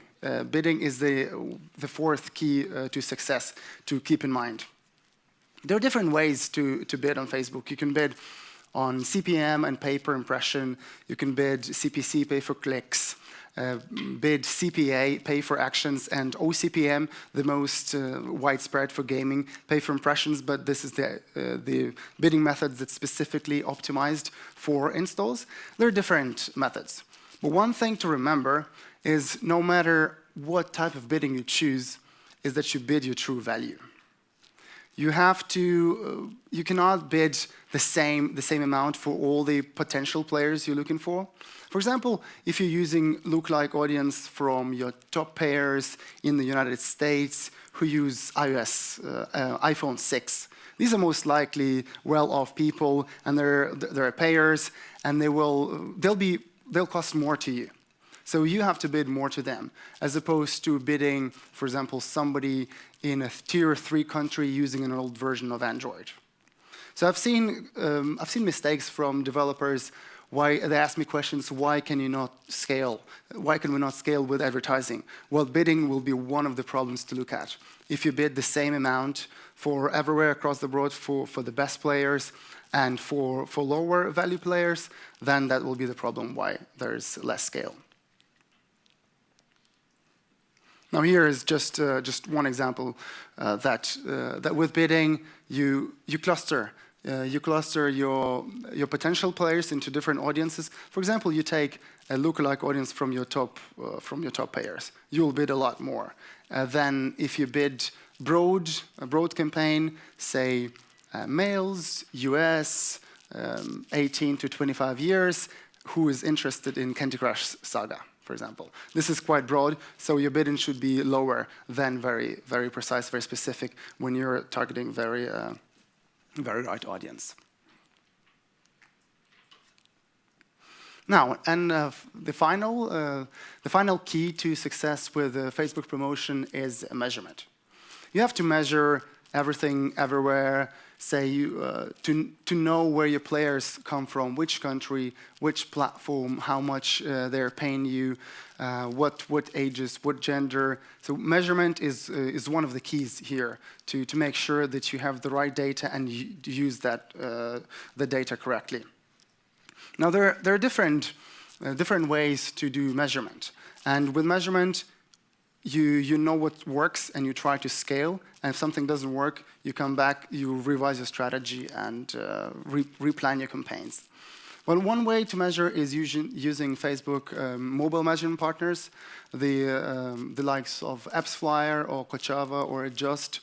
Or you can use app events, integrate app events into your games, and use most recently launched product. Who was watching F8 recently, a week and a half? Anybody? Announcements from Facebook. Facebook Analytics was launched officially a week and a half ago, and from my key partners, this is what they've been asking for, and they actually, some of them even foresaw the product coming before it was released. So the right questions: when are we going to be able to measure this? So what's Facebook Analytics, and what does it allow you to do? If you have app events integrated in your games, you can have up to 14 predefined events that are communicated back to you from your game. Say, somebody opened your game, somebody moved from one level to another, somebody completed a tutorial, or, of course, made in-app purchase. So you will have information on those cohorts of people who do specific 14 actions. You can also go beyond and create new events, but 14 are quite enough, especially for the start, to have this information. And most importantly, you can measure the return on investment from Facebook ads. And this tool is free, so you don't need to kind of any additional efforts. You just integrate the snippet of code into your game, and then you're tracking app events and have analytic access to Facebook Analytics. So this will allow you to show here on the screen. It's probably not showing very correctly. It will show you the cohorts. So this is actually, by the way, already available for a demo, for a demonstration, and even if you don't have your app yet, you can check it out on the developers site and play around with it, how the Facebook Analytics works. So you know the makeup of your players, who they are, where they come from, which platforms they are on, and so on and so forth. Who pays, who completes tutorials. And what's probably the handiest things, one of the handiest things for marketers specifically, is automation of custom audiences and lookalike audiences. So when you want to advance your Facebook strategies and work with these audiences, you need to, if you have a business intelligence team, you have to involve them, get the data from your players, then analyze the data, put it back into Facebook, and then start your campaigns.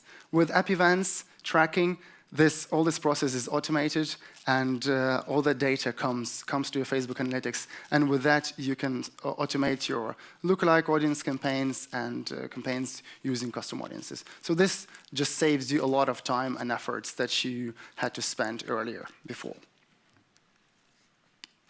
So these are the 5 pillars that I'm going to walk you through what exactly we did in our story about launching the game Clown Drown. Now, let's imagine it's been 6 months from today. So 6 months now. Say it's October.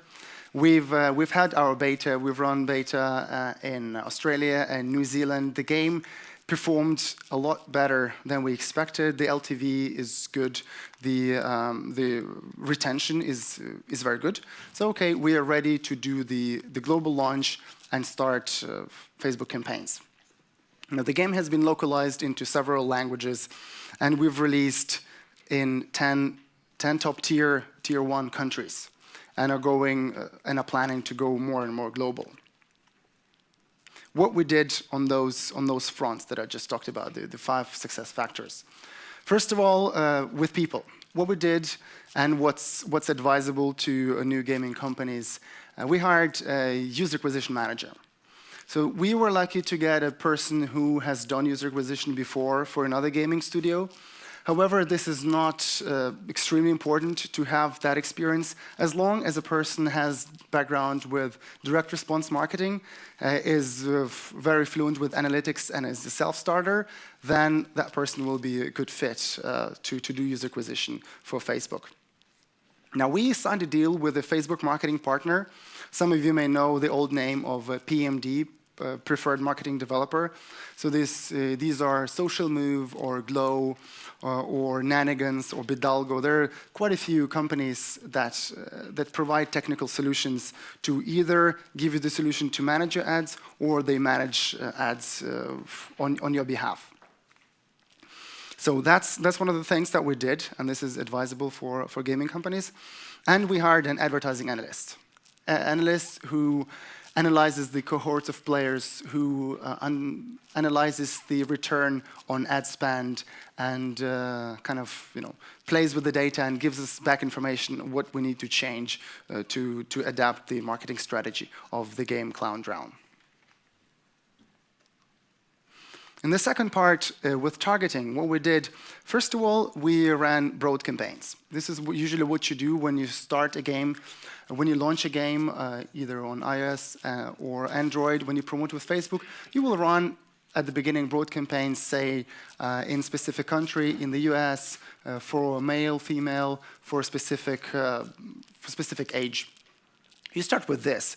Then afterwards, you add up interests. So in terms of interests, we knew when we were running the beta of the game, we figured out which keywords work the best. So the keywords, besides the names of the games, also the clowns that I mentioned, the circus targeting, all those things, we figured out this is what you usually do when you soft launch the game. You try to figure out what keywords work best. And of course, we started running lookalike campaigns with lookalike audiences.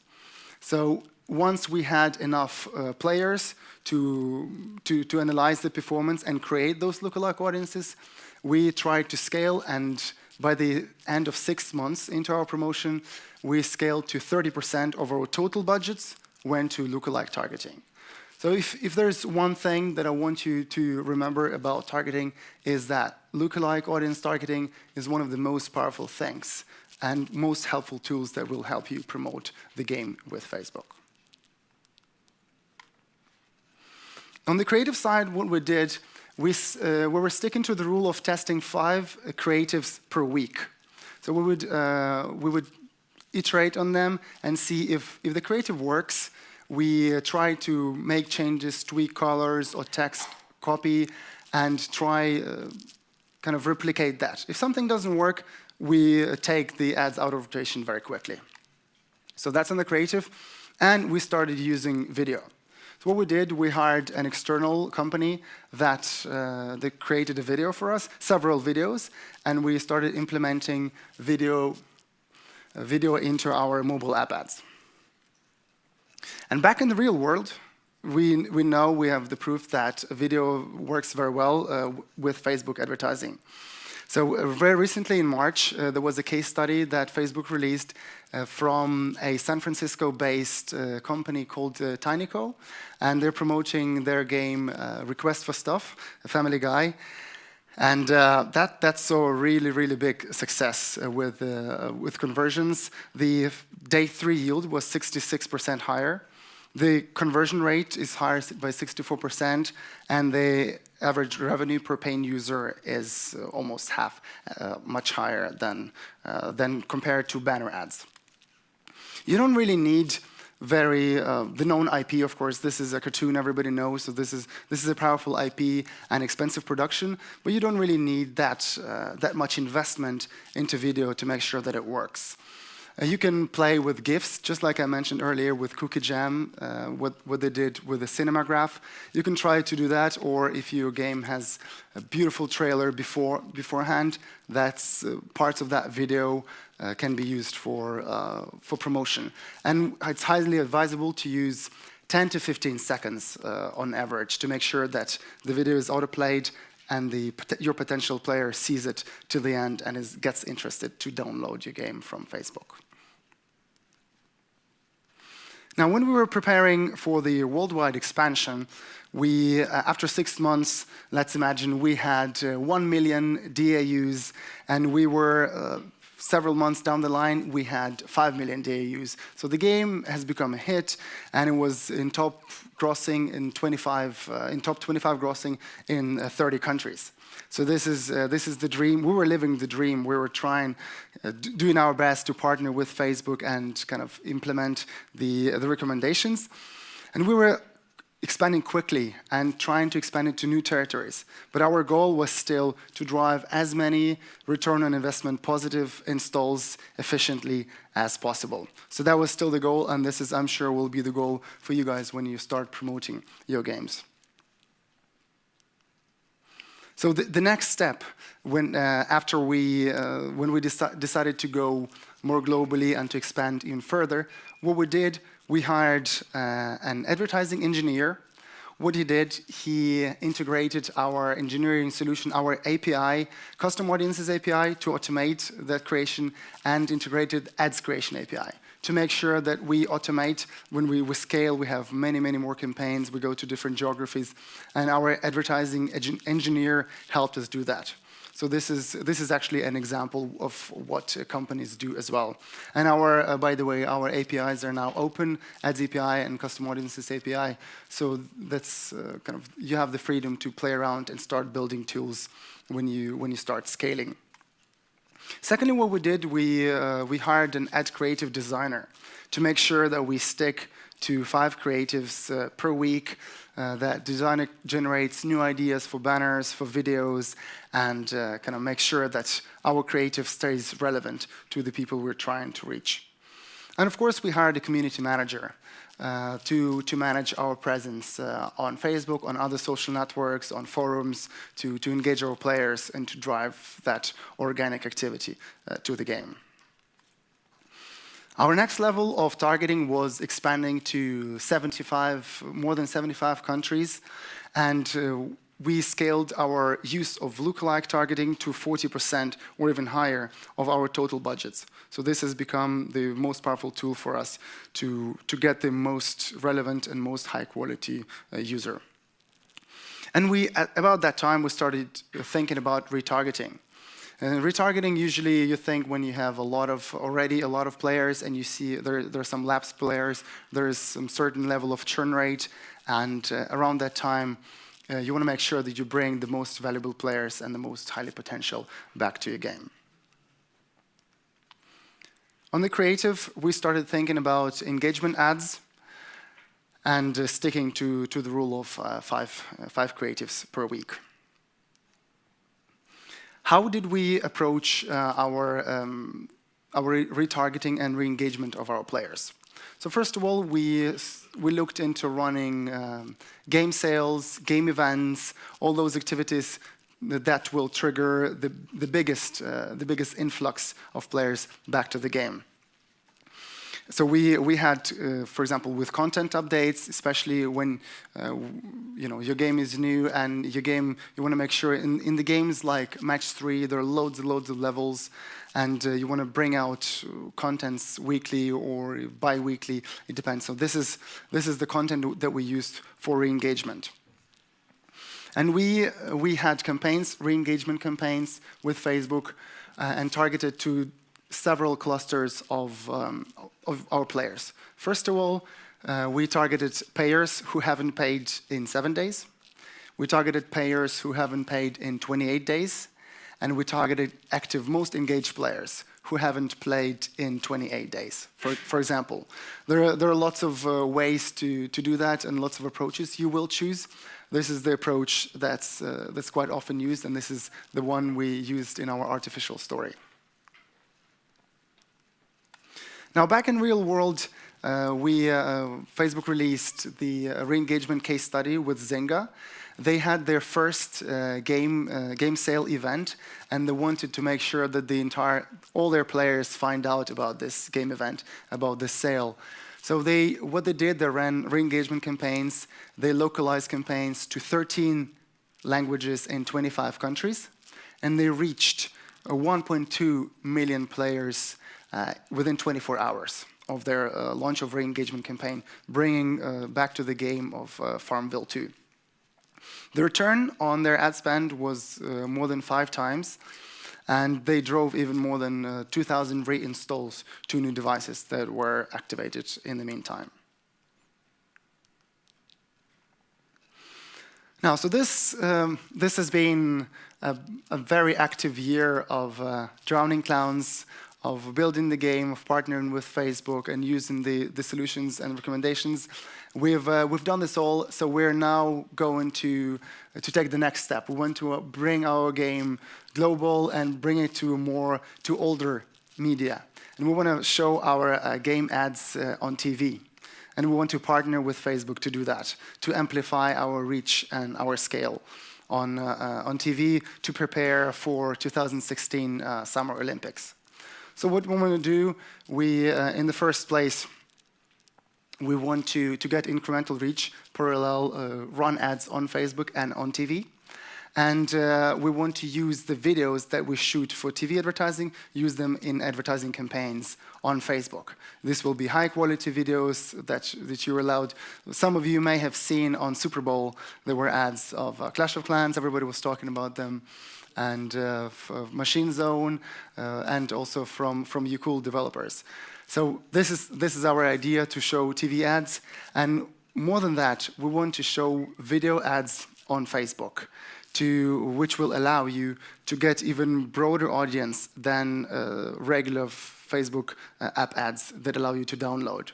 So running videos allows you to capture much wider, like set a wider net and capture a wider audience, and then get the information about the people who have seen the video, who have maybe liked, shared, commented, kind of engaged with the video, and then retarget ads, hit those people with the mobile app ads, and drive the download immediately with a probability of higher conversion. So we look forward to that, to running that experiment on TV and parallel on Facebook video. So winding up, in summary, want to kind of summarize what the 5 key success factors working on Facebook are. So first of all, this will be people. They will be key for your development and game promotion, targeting, and remember one thing, that lookalike custom audiences and lookalike targeting are the keys for advanced game promotion strategy and getting the highest quality players you can get. Creative, very important, and not just running regular creatives you run somewhere else on Facebook, but thinking more about the concept you want to run. Bidding, remember to bid your true value and bid differently for different players that you're trying to reach in different countries on different platforms. And measurement. Measure everything, use Facebook Analytics, and get all the data about your players that you can get. Now, thanks a lot for being with me on this fake journey of Clown Drown, of launching the game. So this is a thought-up story by my colleagues in the US. However, this is very strongly based on real stories of how gaming companies work, small or big. This is based on the basic recommendations that are used around for promoting mobile games and for promoting games specifically on web, on Facebook. All right, thanks very much. So if you have any questions, we have some time for questions. So, Igor, that was an amazing presentation, so comprehensive, and it just looked like you know it backwards. So thank you. Thanks. Any questions? The man clearly knows what he's talking about. Yeah, sure. Sorry, could we just wait for the mic, please? Thank you. Thank you.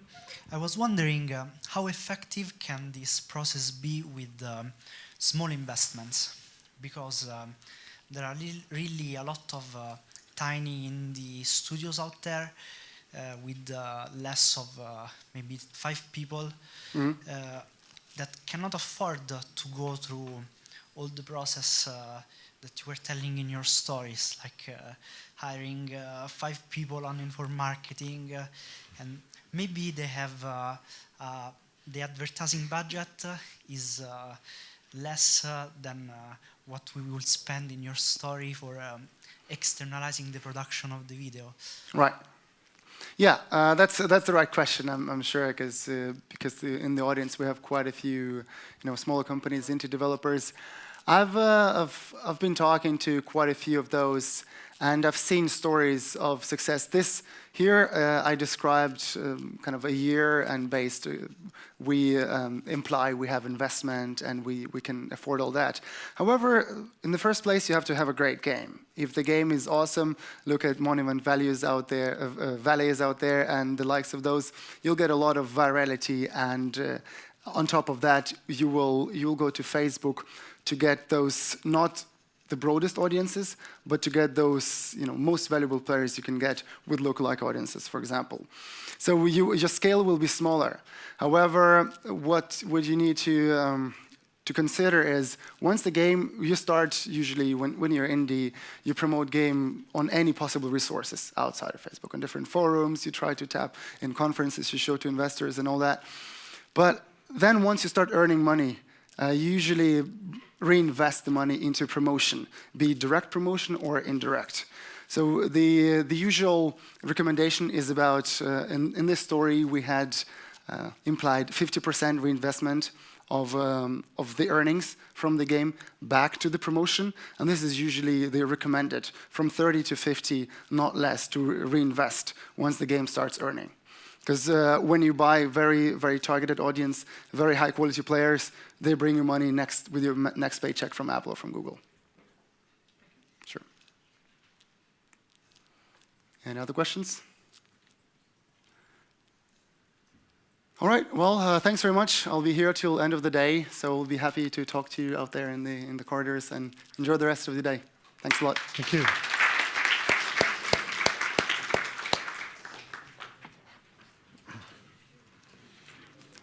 That was a hell of a presentation. Thank you very much.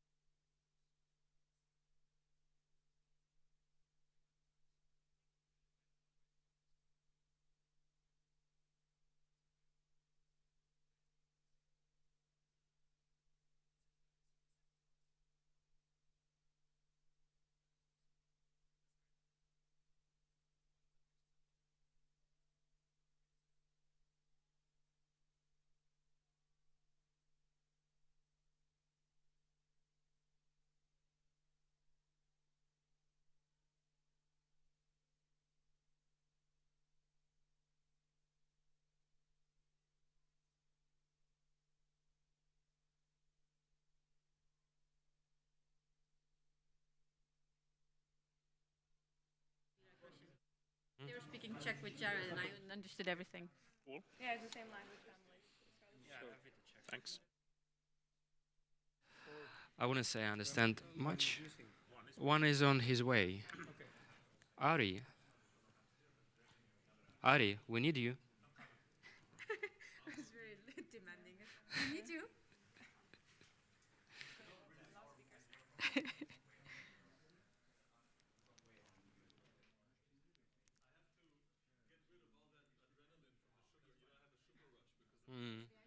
It's okay. We didn't get a chance to talk about. Well, we all got a chance. Okay. We're gonna ambush you with the questions. Don't worry. It's gonna be fun. But it's okay. How was your talk? Was it good? I felt good. Yeah, I felt it was people didn't fall asleep after lunch, which was already a good sign. I wonder where's everyone. Nah, it can be. It cannot be it. Yeah, I mean. Hi, Mari. Nice to meet you. I saw your emails. Very interesting. I'm trying to be realistic. Okay.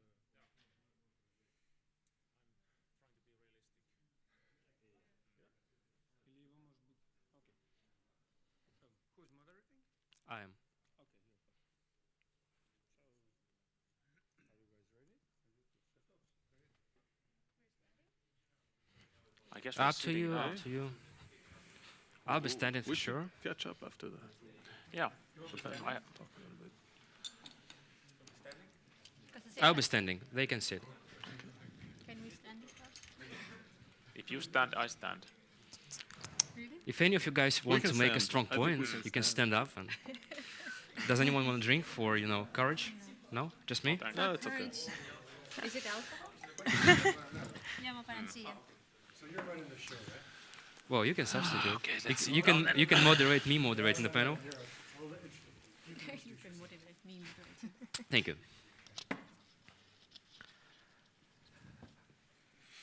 Hello and welcome again. 25 people who want to get rich. Yeah, I'm actually surprised because in the morning when I was doing my opening speech, this room was full of people. When I was talking about games, now I'm talking about money, and it's like 1/5 of the attendance, which is kind of weird because we have some smart people here today that will share some real insights about how to turn your hobby into business and eventually make a lot of money, if you like it. So, guys, I would appreciate if you could say a couple words about yourselves. Sure. Start with me. Go ahead. Okay. Ari last. I'm one of the co-founders of Thumzap, Inc. And also been in the industry for quite a few years. I raised money, of course, raised capital for some of my earlier ventures, sold companies, so quite familiar with the landscape. Here to help. Samuli. Ari. So, I've been in the game industry for a time that feels like hundreds of years, almost. When I started in Finland, we were 20 guys and 2 companies. And now we have 300 companies and 3,000 people. And I've founded 4 game studios, including Remedy Entertainment in '95. And for Remedy, we never raised any financing, although investors wanted to invest in the company. But we always said no. But then to my consecutive 2 companies, I did raise funding. I think the total amount is currently about 16 million euros. And we spent it all. We couldn't get any results done. There was some bad luck involved. So I personally believe that through these challenges or battle experience, as I call it, I have learned a lot more than through the small successes that I have had. And late last year, I also became an investor. So I'm also on the other side of the table now. And we have a small investment company in Finland that's focused on, entirely on the game industry. And we haven't announced it yet because we're waiting for the local authorities to give us their blah blahs. But it's going to be called Sisu Game Ventures. And we already have actually done some investments. And we are looking at a lot of the studios or startups in the Nordic region. And of course, we are also interested in Estonia, because you're basically part of the Nordic region in some ways as well, at least in my book. So. Well, thank you. Yeah. Appreciate it. We feel much closer to Estonians than we do to Swedes, for example. Careful now. We're being recorded, Yeah, okay, I forgot that. But Jana? yeah, that's in short. Cool. So my name is Jana, and I'm running the Swedish accelerator called Stugan. And Stugan, we're currently preparing our first year, and we're going to have 20 game developers from all over the world. And Stugan means the cabin in Swedish, and it was also the first Swedish commercial computer game made back in the 70s. So we're going to have a remote cabin in the middle of nowhere, and 20 game developers, a lot of high-profile mentors, people from the games industry, and we're going to make videos in the house and publish it on the internet. And hopefully it's going to be a very good event for the indies. We have opened the application process now until the 15th of April, and we haven't gotten anything from Estonia yet. So hopefully after this we will get something. Hi, my name is Kadri, and I am running GameFounders. So GameFounders is a games-only accelerator that has been operating since 2012 in Estonia, and now this fall we are also opening up GameFounders Asia in Malaysia. So if you have a cabin far away in the countryside, we have a cabin far away in Malaysia. All right, thank you guys. Nice intros. Clearly can see that there's some real value on this panel, some guys who can give you the funding you need. And I'd like to kick it off with a broad question about the outlook of the gaming landscape from your perspective. Because obviously you guys have been doing quite a lot of research into where the industry is heading, and Samuli here is willing to put his own money and his time behind investment opportunities for smaller studios. So what do you think? Is the industry mature, or is it red hot and growing fast? Or is there a bubble approaching? What's our position on this curve? Again? Starting with me. Yeah, I actually asked Samuli specifically. Okay, well, at least in Finland, that of course I have the most exposure to, we are seeing on average 1 new startup per week, and have been seeing that for several years now.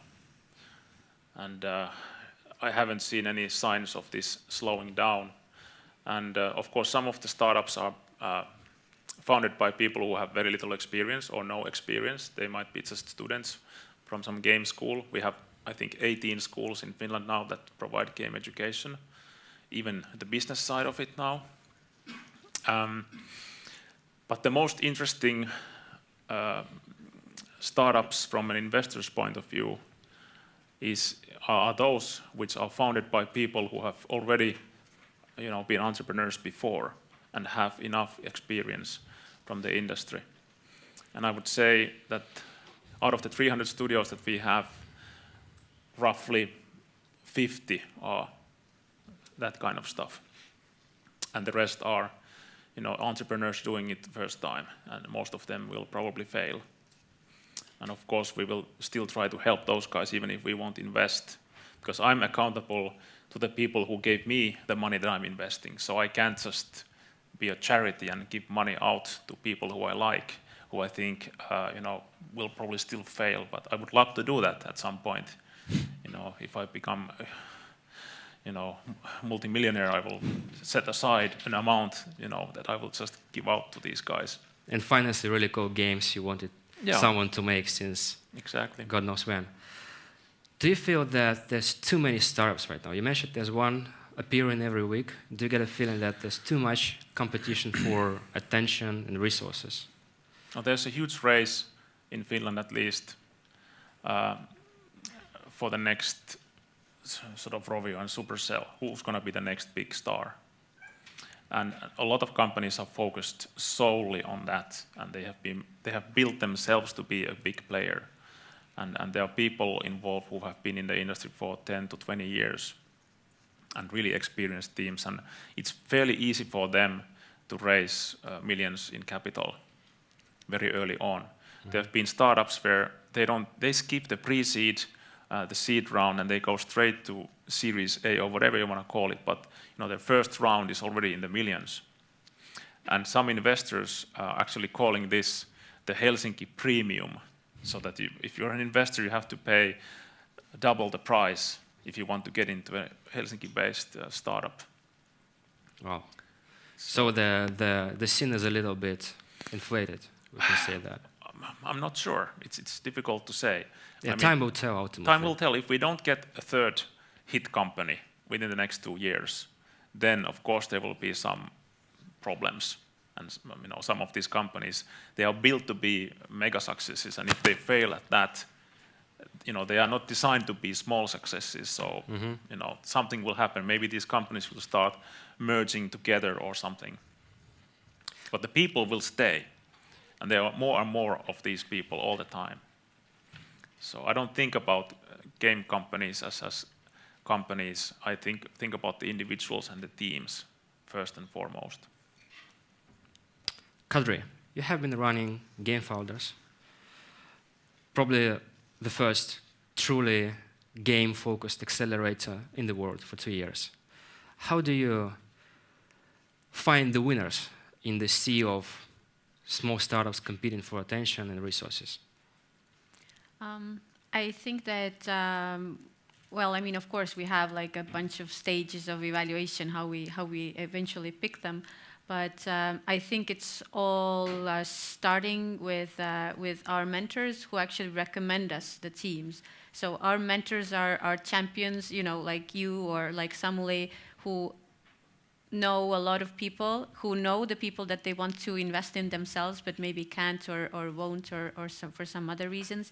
And these people get referred to us. So that's sort of how we find them. Also, sort of stepping back to the question that you asked Samuli, I see a lot of teams now becoming more clever and not trying to sort of replicate the big ones, but going for niche markets. So, I think that every year we have different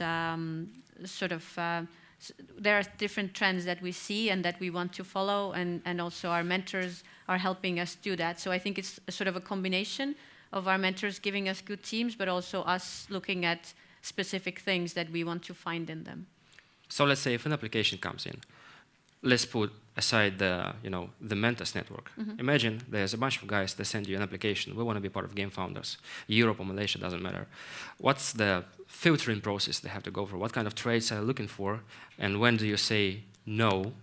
When do you say yes?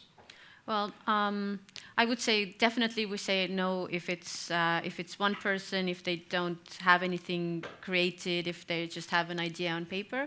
But we are investing in teams, so that's the main difference between, let's say, investors or publishers, is that we're not looking at a specific game, we're looking at team. We need to see a game so that we know what is the team technically capable of, and what do they perceive is a good game. So if they say that this is a polished game, and I see something that is far from it, then obviously our quality levels don't really match. Mm-hmm. So we do want to see what they're able to do, but also it's very important that they want to build a studio. So I think the first thing is to really figure out, do you want to be an indie? Do you want to do it for art? Do you want to do it because you want to see if you can make a game? Or do you actually want to make a business out of it? Because these sometimes can be different things. And there's a sort of I don't even know how correct saying is, but sort of like letting go of your babies or your, killing your puppies or whatever. So, so you have to be able to also do that. Like if one game doesn't work, you have to be able to let it go and go to the next one. And if you're thinking about it as building a studio and building a business, then you have to be able to do that.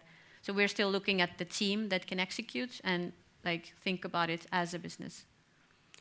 That actually raises a very interesting and philosophical question about where should developers position themselves. Do they really need to gun for big success, try to raise money and raise more money, scale, or should they do something different? I want to get some input from all of you guys. So whoever is feeling more comfortable, what's your opinion? How should me as an up-and-coming indie developer make this decision? Where do I go? What kind of funding do I seek, or if any at all? I think that you actually answered this question in your first speech today, when you said that you cannot, and somebody asked you what sort of game do they have to do, and you said that I can't answer it for you, you have to see what's in you. I think it's the same. Like some people are not cut out for running a business, and it's okay. I mean, it's okay either way. You just have to figure out what you want to do, what comes from inside you. Do you want to be like a big-time developer for a big company, or do you want to run your own company, or do you just want to do it as a hobby on your free time? All of these options are okay, but they sort of require different course of action. Ari, you obviously skipped the hobby company option. No, I mean, I was never a business guy. When I started Chicken Invaders 15 years ago and we decided to turn chicken into nasty beasts that people hate rather than love, it was just the passion, And together later with, I guess, a good story, passion, team, and of course vision, we were able, and it wasn't easy. I mean, we had to go to, I would say at least 100, different people until someone decided, okay, but one advice I would give is if you decide to go for funding, you better stick to you got to stick to your fundamental sort of thinking and not shift right at the beginning. In many cases we used to meet, for example, investors, and they used to say, yeah, you know what, we'll think about it, but you're going to have to do this or change it to ducks or do this. I say stick with because no one really knows, not us, and I don't think anyone in this room, like you said in your first speech today, no one knows what the next hit is going to be. The first in-app purchase request that I got from my son was for a game, I don't even know the name of the game. It's a game that you have to roll toilet paper, like that. And I don't know how you can even possibly buy something in a game like that, but that was the first purchase. And later I read that it was one of the biggest hits, one of the most successful games in the market. I remember it was top of the racing category. That's how we decided to make Drag Racing a real racing game. Really? Okay. Because if rolling toilet paper is your top racing game, then you got to do something about it, right? There you go. So, I mean, I don't think there's a secret formula, but I say if you do want to raise money, I would actually give 2 tips here. One, have passion, a solid story, of course, a good team to show that you're capable of creating this game for all the different platforms and markets. And I would say go global straight away. At least localize it to, 10 or 12 important languages. And the other thing I would do is raise a lot of money, and not just, stick to the, go with, I don't know. All I need is 100,000. Don't sell stories, okay? Because you're always going to need more.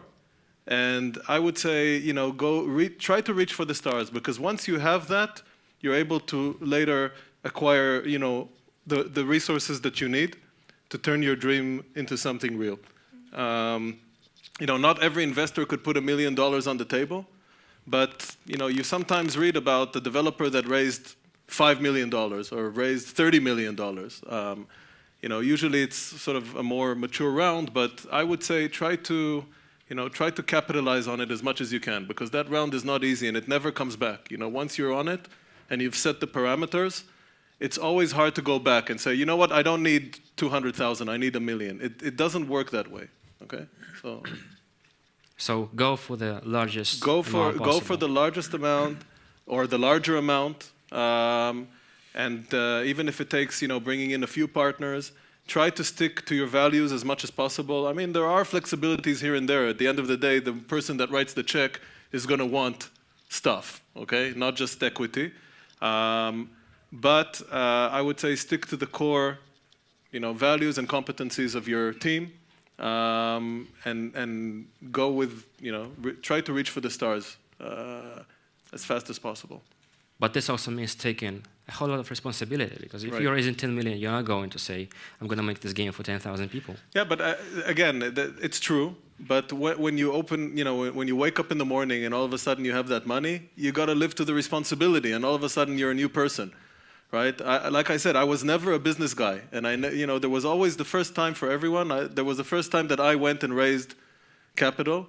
And I have to say that I did make quite a few mistakes on the way that today I wouldn't make. And one of the reasons I'm here is to try to make you guys avoid those mistakes. I think that if you need to raise money, don't go for the, like the basic needs of $200,000 for user acquisition. That's what I'm saying. It's guys, a lot more than that. Don't be shy.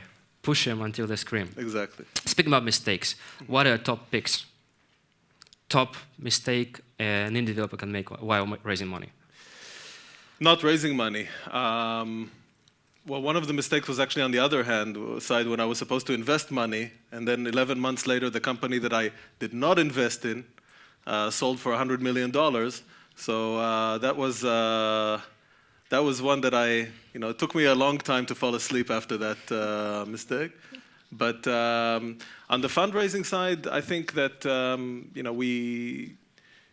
the mistakes you make are not ones that you regret. I at least don't regret them, because in many cases they were just learning curves, and every investor that I reached and had a different point of view than me, that I decided, maybe later on I said, you know what, maybe I should have listened to that guy. I took it to the next investment. I took it to the next, the next game that I produced. So I don't think there are mistakes in you just got to go and do it, and prepare prepare yourself to listen and not just talk. To bring in your story and your passion, and you need to suffer some pain to truly learn the lesson. Yeah. Samuli, your top pick.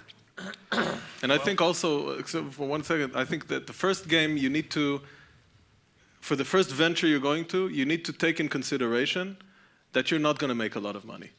Okay, but that's the sacrifice you have to make in order to maybe become successful, because my colleague here pointed out, she goes to the mentors. She goes to the people with experience to recommend to them, what would be the next big thing, right? So I would say, to become a mentor like that, to become someone experienced, you sometimes have to take a blow, and maybe your margins are going to be slimmer, and maybe equity that you're going to have to give out is going to be higher than what you expected, but that's okay. That's okay. So don't be shy and don't be greedy. Yeah. Exactly. From my perspective, this is an industry based on passion for creating fun and entertaining games. And what you have to do is respect your own DNA, basically, when you start out. And passion is something that, for games, it's something that you can't really learn later. You have to have it built in your DNA. And if you have that, all the business stuff and all these other things, you can learn along the way. And what I always say is games or game development is an iterative business. And each startup is like one iteration. Each game project is an iteration. And as you go through these iterations, you will learn more and more all the time. And eventually you will get it right. Even if your first 52 games failed, the 53rd might be the huge hit that people download 2 billion times. Yeah. So never give up if you truly have passion. And there's one other thing that I always say to people who are very indie-spirited and they don't want to think about money and they're like hippies and stuff, which I respect as well. Once they have families, once they have kids, and a mortgage and all these stupid real-life things burdening them, what then? I mean, they have to provide for their families, and they will have to think about the ugly stuff, the money side, and how to financially get by. And it will slowly grow over the years that, hey, I will have to turn this passionate hobby of mine into an actual real job that can provide for my family. And it will come. I've seen this happen with so many people who started out as blue-eyed indies full of passion, and eventually they became, you know, normal people, but they still kept the passion, but they turned it into like a smart business along the way. Not everybody is capable of doing that themselves, so I've also seen many people get involved with many startups along the way, and then eventually they found a team of people where somebody is a really good business person, but the others can focus on the actual games. And that's usually the best combination, that, you know, the lead programmer is not the CEO, for example. It makes a lot of sense. And a lot of us, I would say majority of us, startup founders, do this or begin doing this because we want to be the creators, we want to entertain people, want to make something that works, not because we like PowerPoint presentations and accounting and stuff like that. But then at some point you have to make the decision. Either this remains a hobby and it's going to be a hobby for life, or you have to transition yourself into a businessman or hire or bring in a businessman who can take care of, you know, the boring stuff normal people do on a daily basis. On the topic of hippies and passion, Jana, you're involved with this very, very cool incubator in Sweden, which basically involves people getting away from civilization, locking themselves up for a significant period of time, and creating. And the funniest thing about this enterprise is that it's non-profit. Could you please enlighten us on the idea behind this? So the idea behind the projects comes from the veterans of the Swedish games industry, from people who've been working in the industry for many years, and they want to give back to the industry now, and they want to support new game developers. So it's a philanthropic project. And we're not commercially driven, so we're not actually looking for the next Candy Crush or the next Minecraft. We're looking for some very innovative ideas, for something bold, something very daring, and we're trying to give the opportunity to people who nobody else would bet on, actually. And we'll see, maybe there will actually be next Candy Crush, you never know. Like when Markus Persson, for example, pitched Minecraft in its early stage, and he got turned down by many people, and now look at him. So yeah, from Stugan's perspective, just be innovative, and actually I would say don't be iterative. So you're trying to move the focus away from the hassles of the real world, from the mundane things, and distance your participant from the boring stuff. But at some point, if they really create something interesting, they have to make this transition to being a business. Do you also help them with that? Once they return to the city and face, you know, the challenges of growing up, so to say? Well, when they apply to Stugan, they don't have to have a company. They just need to be a team of max 3 people. They could be even individuals. We're going to have mentors coming into the Stugan, and they will speak about different topics, and ranging from game development and also from some business aspects.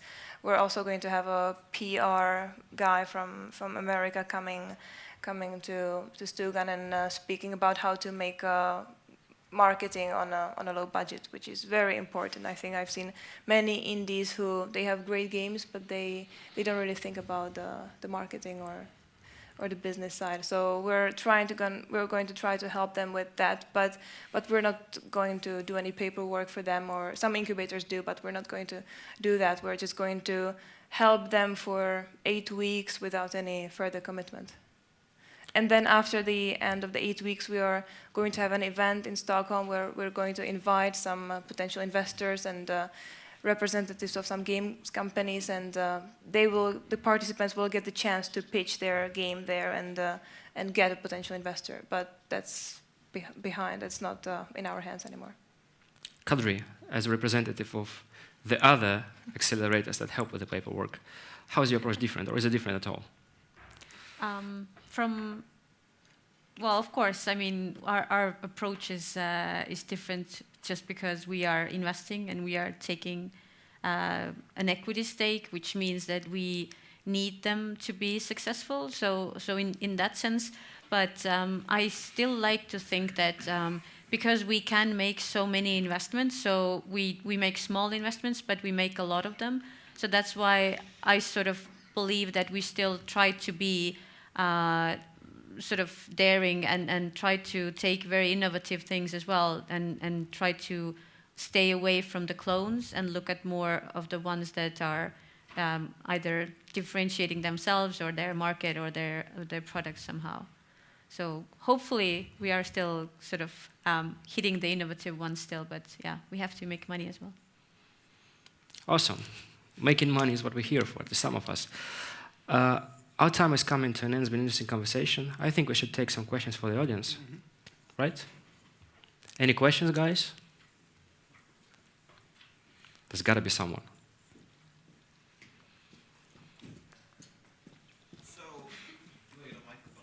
I'll repeat the question.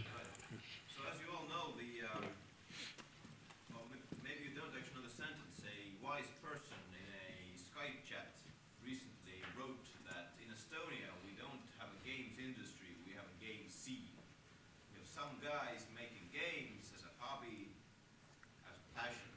We have a couple of companies. We have one real company, the founder of which is standing over there. And then we have a couple of aspiring companies with great potential, and then we have a bunch of people. How can we as a nation, as an economy, as a state, make this leap? In Estonia, we have very many fields where we have to sort of break some kind of a glass ceiling or make some kind of a leap to get to a new qualitative state, also in the games industry. So how should we, as society, make this leap? How should we, get from having nothing to having something, having the critical mass, building up the critical mass, taking into account that the industry, as we heard this morning, is no longer nascent. It's pretty crowded already. Is it even possible? Should we even aspire? Okay, I will summarize the question. I won't repeat it in its entirety for time constraint reasons. But the question is, basically, it has been argued that we don't have a games industry in Estonia. We do have one real company and a bunch of companies with ambition, and everything else is just a sea of games that might or might not eventually transform into real businesses. So the question is, how can we break the glass ceiling and take the step up and transition into being a real games industry? Or is it even possible at all in this country? Any volunteers among you guys? Kadri, I'm looking at you. I think you're best positioned to answer this question. Well, I mean, I think, to answer it shortly, less talk and more action.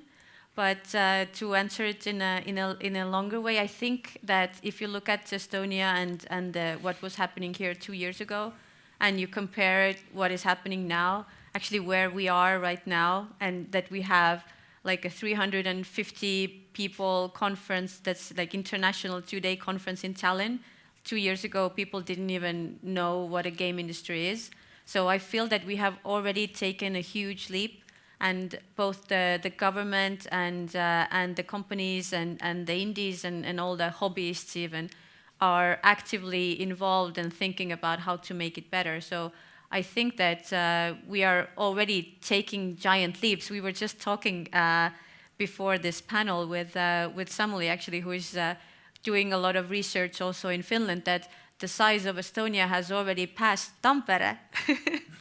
But more, the size of Estonian game scene has already passed Norway as well. So which is not something that makes you giggle that much. So I think 2 years ago we had less than 10 companies. Now we have 30 companies plus the 28 that GameFounders brought here. So, we already have 60 companies. That's almost the same size as Malaysia, where we are going, where the numbers are again significantly bigger. So I think it's collective power, and I think we have it, and it's just beginning to happen with your school as well. Now we have like 2 or 3 or even I think 4 schools that have some sort of education in the game field, and I think education is the basis of everything.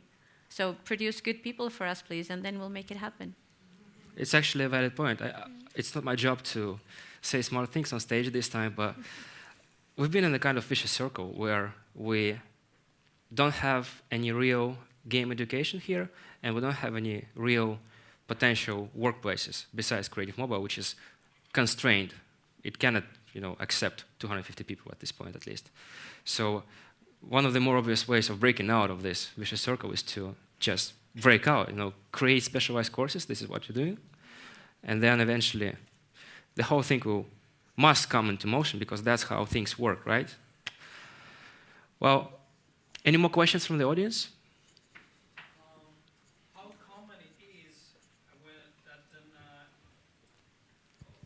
How common it is that an indie developer finds himself negotiating with several potential publishers and investors in the same time, and how you as investors look at this, where you're basically find yourself in a mild competition with other publishers or investors, and do you have any tips for that kind of situation? Samuli, I think it's for you. I think so. So, with investors, investors usually like to, invest with other investors, because if you have multiple investors, then the other investors feel that somebody has checked through this company and it's solid, even if everybody is thinking the same way and nobody has actually checked. But it sort of feels better to invest with other investors. So, but you can't really work with multiple publishers on the same game at the same time unless it's split regionally, that you have somebody in China and somebody in the Latin America and somebody taking care of the West, and then you can have multiple publishers. But to work out the best kind of deal with the publisher, that has always been one of the most tricky things in my career personally, and they have usually blown up in my face. And for a long time I was against working with any publisher, like fiercely, and publicly said it many times in Finland. But I think because of the fact that there are many indie developers who don't know much about PR and marketing and how to make their games discoverable, these kinds of sort of old school publishing or marketing things are still needed, and much more than before. And now that these publishers are sort of transforming themselves into this new digital world, they can start giving some added value again, as long as the deals are structured in a fair way. They can't be like that the developer gets 10% and that time is over. It has to be more like a 50-50 partnership, and partnership is the actual word here. And you have to really feel good about the publishers, the people themselves, and you have to have really good chemistry.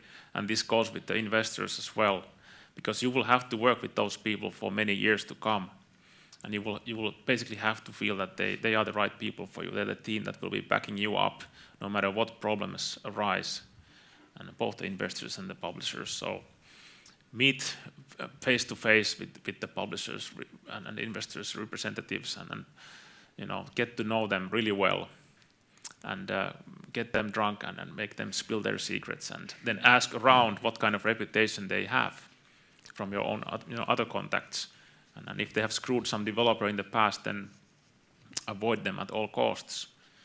So it's this kind of stuff.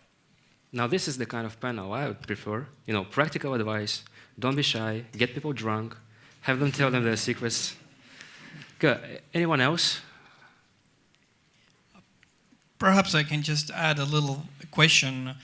The mythical, secretive value that publishers actually bring to a project. I know it's less connected to investors, but still, everybody understands that publishers have good relations, and they can do, maybe they have a communications channel with some big media stores, Steam, whatever.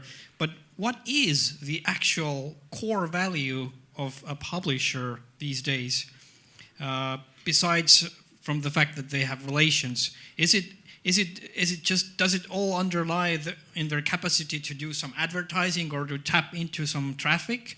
Or is there something I've been missing? Because it seems like they're basically just selling traffic in a very abstract way. I think I can answer that. One of the most important assets that a publisher has today, and there's one thing that you really need to focus on when you speak with publishers, is make sure that they know how to, there were the three components that I mentioned in my speech, which was at 1:30 today. Those three components are the game, to become a successful in-app purchase business. Okay, you need to have game, retention, and payments. I think that the retention part is the part that usually, okay, I'm not saying that always, but usually the developers lack. Okay, and that's like, more than 30% of your business going forward. The game itself, you can have ideas, you can have the craziest, most effective team in the world for developing games and all that, but if you don't have experience in monetization, in retention, in what works, what doesn't work, understanding the different types of users, from the casual to the winner to the achiever, to all this is not an art. It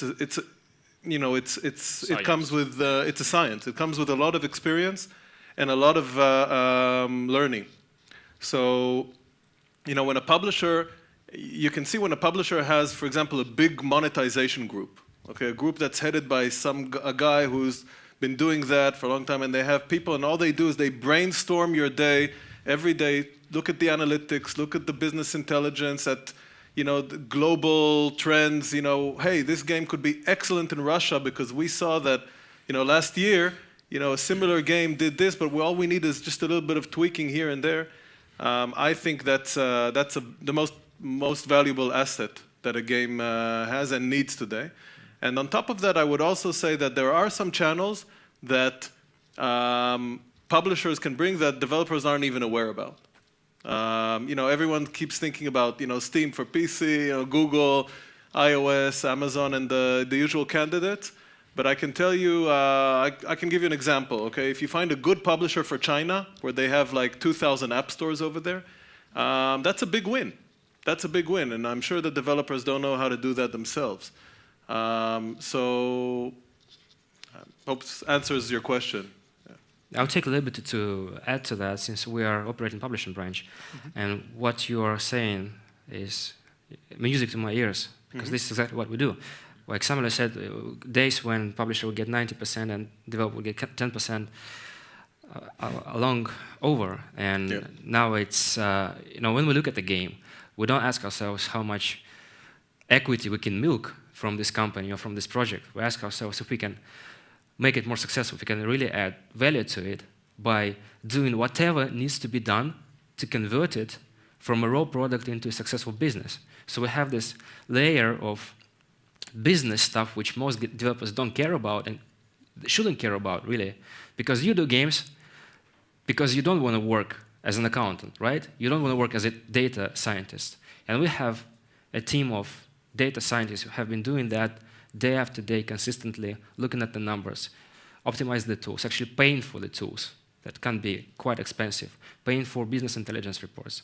And in the end, it's all about, first the chemistry and then the actual conditions that you get, because there's no fixed price of working with the publisher. It's all about, okay, they look at your game, they say, we can bring you access to this audience, we can guarantee you that many installs in this market, and we can also work on your monetization and in-game economics to improve it, because we have a portfolio of 20 games with similar mechanics, they're proven, we have the KPIs and stuff like that. And then you discuss, and if there's chemistry, you can eventually figure out the financial terms. So really, really depends on each specific case, but there's a lot of value the right publisher can bring.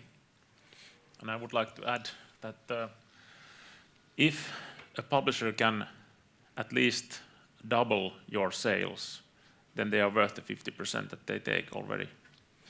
And in some cases, they can do a lot more than double the sales, and at least that's what they argue, that they can, have it 10x or more, as opposed to self-publishing. And there are some markets that you can't access as an indie developer directly on your own. You need partners, publishing partners. But the whole thing is about the partnership. If you really feel that you can trust these people and you have a true partnership going with them, then the biggest value add from that publisher or publishers is that they take away the headache of monetizing your game for you. And you can focus on the game and the magic. And they will give you the business intelligence to fine-tune the product so that it actually is a business at the same time. So, yes. So I'll probably vote for eliminating the word publisher from our vocabulary from now on, because basically a partner or a business advisor, that's a more accurate description. We no longer own the shelves where the games are physically displayed. We only own the expertise, the brains, and the experience, and that's what we bring to the table, right? Exactly. The word publisher just has so many negative, echoes from the past that I've been trying to find a new word for it, but the word partner is the best one I have come up with. Because Publisher 2.0 sounds too lame, right? And it's been abused already. It sounds even more evil than Publisher 1.0. Yeah, it's like all the best stuff about publishers, take it to entirely new level, right? We call it the rainmakers.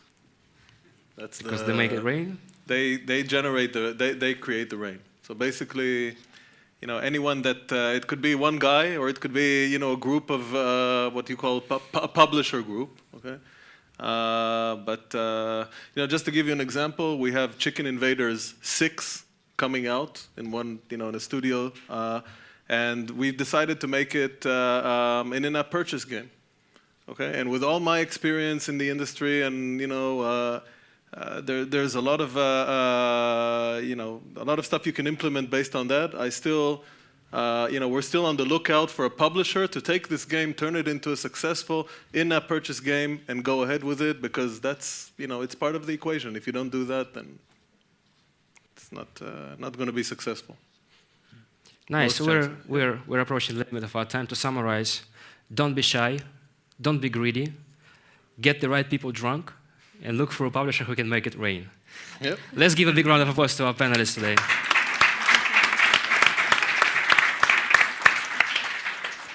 Thank you, guys. Really appreciate it. And thank you for showing up.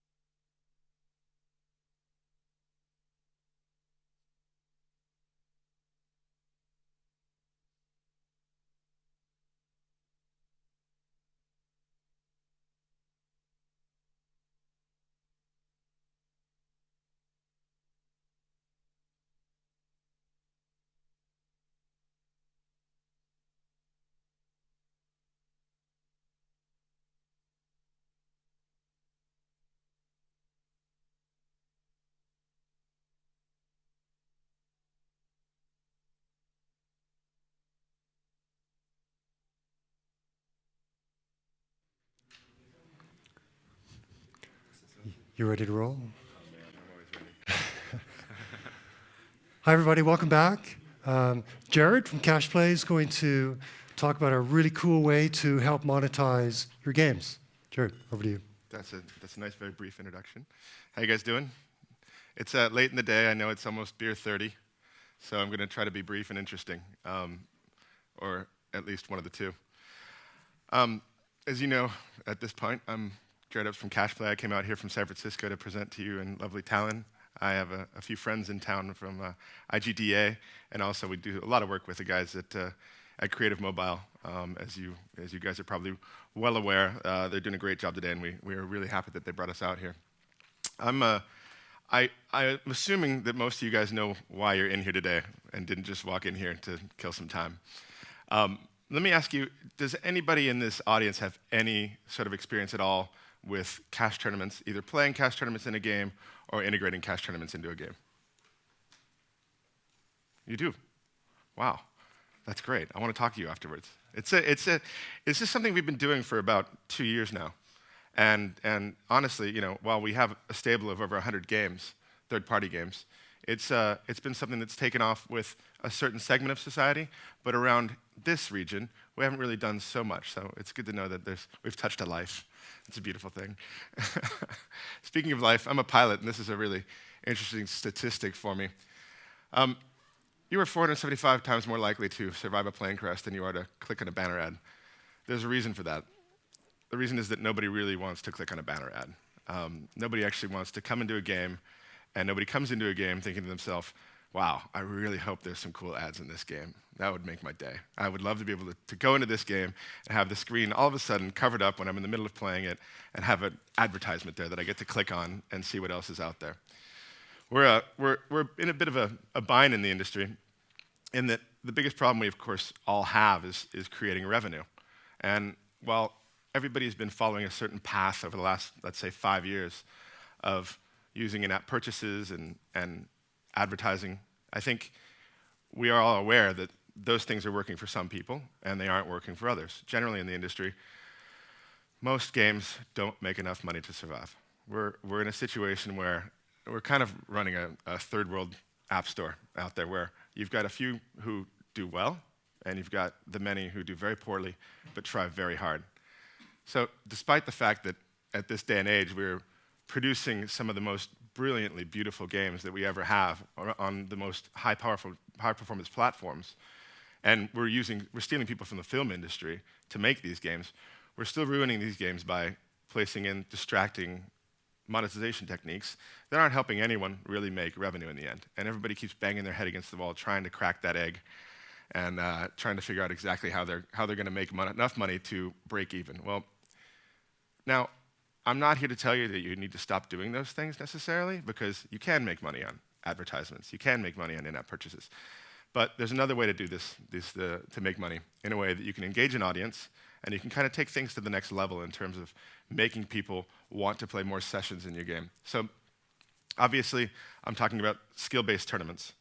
We are Cashplay. We're based in Prague, and I recently moved over to San Francisco to run our office, where we've set up 5 people over there. We were the first people to be allowed to have real cash payouts worldwide on iOS. That was a big breakthrough for us. We are also the only group that's operating currently on iOS, Android, and Windows Phone. Can you see me over there?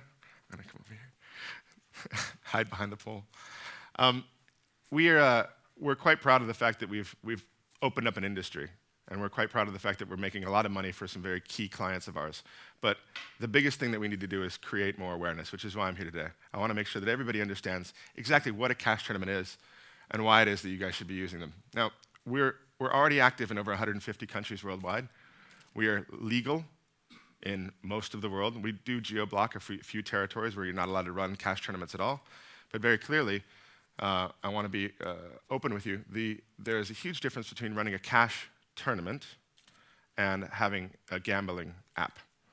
And the big difference is the amount of skill that you have in a game. So basically on our platform, all of the games that we have 100% skill. That means that there's no aspect of randomness that one player sees that another player doesn't see.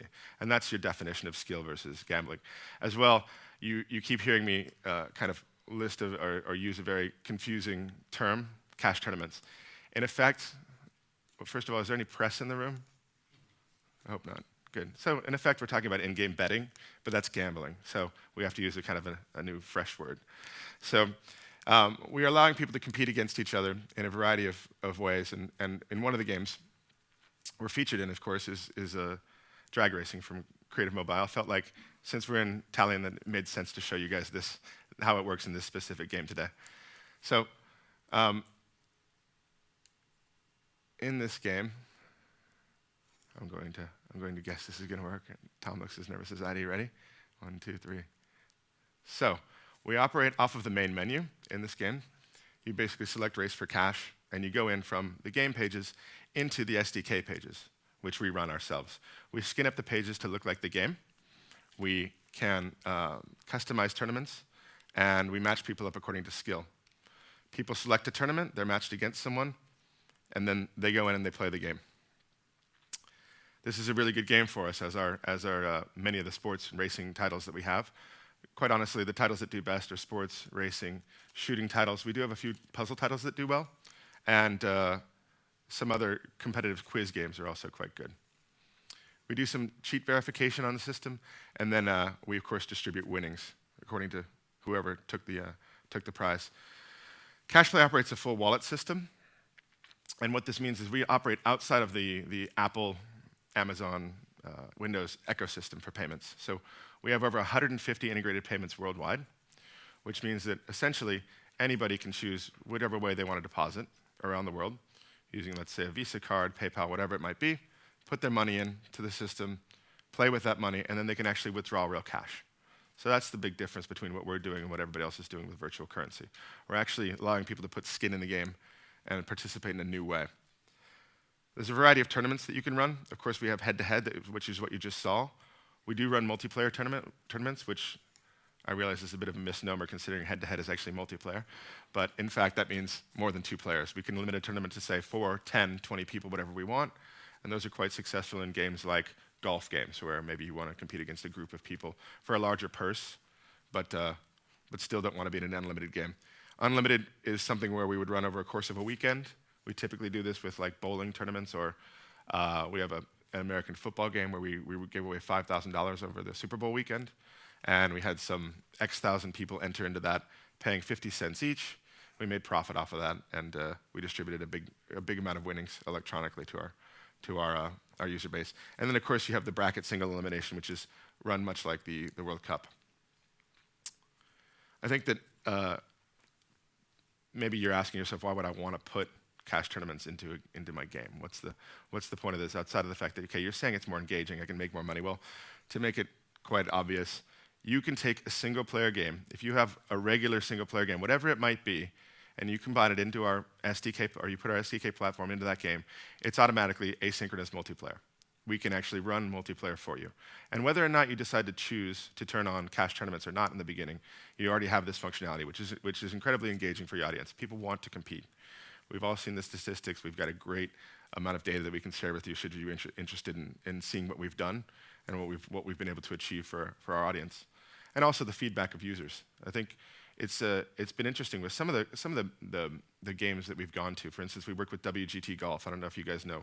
It's like kind of the top evergreen golfing title out there. And they were hesitant to put us into their game in the beginning because they felt like perhaps they were going to alienate their audience or upset them in some way because all of a sudden they were putting real cash into the game. Well, it ended up doing the opposite in the first integration that we had, a little beta integration, and also in some back-end research that we did for them. We found that people are actually more interested to play when they're competing against someone else, and if you throw the skin in the game for actually making it a real money experience, then people are actually even more happy with the tangible winnings you can set up. I'll show you some statistics later that talk about how much we engage users above and beyond what you might in a typical single-party game. And also I can talk to you a little bit more about how you earn. But importantly, very importantly in this, and this is why I started with this statement, you're actually earning in a way that engages people and keeps them in your game, keeps them doing what you want them to do, which is actually playing and competing as opposed to going to another game or stopping to make an in-app purchase or actually doing anything that takes away from the the time and effort and creativity you've put into your title. We're very proud of the fact that we come from a secure, let's say, we come from a licensed gaming background.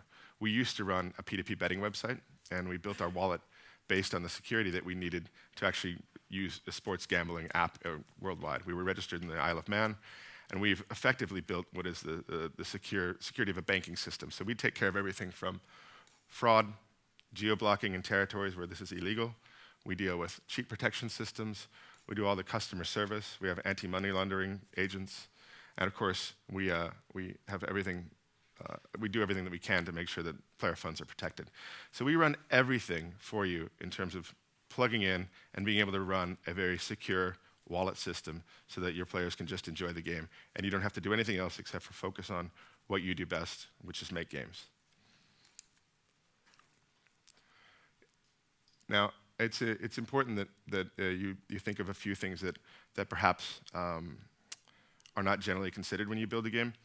If you're building a game and it doesn't have any cash aspects in it, you can really put gamified aspects in there that won't really have any impact on people's confidence in playing the game. However, when you're playing with a cash system, you have to make sure that people feel that they're secure and that there's a reason why they should be giving you their money. Because if you don't let them know that their money's not going to be lost somewhere along the way, they're never going to make a deposit. So very clearly, there's a few things that you need to do. You need to customize your screens, which is what we do, to make sure that your game looks exactly like our screens. We have, as I mentioned, localized payment solutions worldwide, so people are very easily able to take something out of their wallet or even use their phone in some cases to use direct carrier billing, which we do in a few territories, making that, let's say, eliminating a lot of the walls that you face when you're trying to make a deposit. We skill match. I don't know if anybody here has ever played online poker, but if you play online poker, generally you're going to lose. And there's a reason for that. The reason is that those games are not set up with skills engines. So you have whales killing off the minnows, and in fact, you actually can't grow those people into fish that you can really hunt and try to extract money from. So we skill match people. We set up people in a way that we're trying to get as close as we can to a 50-50 win ratio. In the end, you win some, you lose some, you're more engaged. We take a bit of the revenue from every single cash tournament. So to be honest with you, we don't really care who wins or loses. We're just happy that people are having the experiences and that you guys and we are making money. And of course, we can customize the tournaments as I showed you earlier. That's very important. Now, in terms of some of the statistics on what we've been able to achieve, these are the headlines. These are some of the best things that we've done. We have, in some games, achieved over a 50-cent ARPDAU, which is absolutely fantastic, and it's something that we're quite proud of. The partners that we've worked with on those games are very happy with us, and we in fact have a whole series of games coming out with these guys. A side note to that, we've created a stable of almost 200 developers that we work with, and some of those have come on recently, but we've got over 100 games, I think over 115 games that are live at this point. There's more and more coming on. But we work in a way that we engage these developers to help them develop their games in a way that they've perhaps not been able to do so in the past. So we have a program, for instance, in the US where we're dealing with people who have a very heavy social following. We're connecting a specific Polish developer that we work with some IP holders in the US, an ex-NBA MVP in one case, a rap star in another case, and we've also got golf stars, track stars, baseball stars. And we're taking these people, we're giving our developer network access to these people, and we're actually helping them create better games than they were ever able to create on their own, and plug in cash tournaments to them, which, quite honestly, when you're running a sports game or something that has something to do with the IP that we're introducing, those produce the best, so we're happy, they're happy. Our research has shown that about 40% of players want to compete for cash, and in our best games, we get about 14% converting into cash players. I would say typical is probably more 6 to 8%, but in our best games, it's about 14%. So we are effectively an app store where you have some that are just running brilliantly and doing very well. You have a mass in the middle that do okay, and then there's a few that you're trying to figure out why anybody even built that game. But so be it. And a couple other things, of course, we do have higher engagement. Players, when they're playing for cash, tend to want to stay in the game. I don't know if you've ever seen anybody in front of a VLT machine playing video poker. They don't really get up ever. They sit there and they press and they press and they press and they play and they play and they play. If they win, they feel like they're on a roll and they keep playing. If they lose, they feel like they should put more money in and keep playing to win their money back. So we've actually taken those dynamics in the way that we engage with our audience in the skill games, and we actually allow them to, or enable them to feel good about what they're doing and play more and play longer. And then, quite importantly for you guys, revenue. So we share up to 60% of the revenue with the developer, and that's based on the number of players that you bring in a month. So if you bring in over 10,000 players in a month, you're earning already 60% of the revenue. Now, in some cases, just to let you know how this works, we take a 10% revenue share above what the pot is for a given tournament. So let's say we have a head-to-head tournament. You're playing against me. We both are trying to win $1. We would have to pay 55 cents each. We give away the $1 to the winner. That additional 10 cents is split between us and the developer. And that happens in a typical well-performing game about every 3 to 5 seconds. So it's a nice little turnover, it's low friction, and it's something that allows you to achieve something very special for your players without eliminating the need for, without eliminating you needing to take out the other monetization techniques that you've been working on. So I suppose it's also important to talk about, lastly, how difficult is it to integrate with us? And you know what I'm going to say, it's not difficult. We did have a competition about 2 months ago, and the fastest integration was 6 minutes, which was quite cool. But to be honest with you, it takes about 5 days back and forth. So if you have a small team, if you need some support, we of course are very active. We have a chat mechanism where you can come in, you can download the SDK from our site automatically, you can look at it, you can engage with our development team, and we'll walk you through the process. Once your game is finished with the SDK integration, we will skin the game ourselves. We will send it back to you for kind of a final check. And then you submit back to us. We do a final approval, and we then submit it to Apple or Windows or whatever the app store is that we're working with. I think it's important to say that in some cases, we're able to help you get some approvals that you maybe wouldn't be able to get and do them much more quickly. We have an excellent relationship with Apple.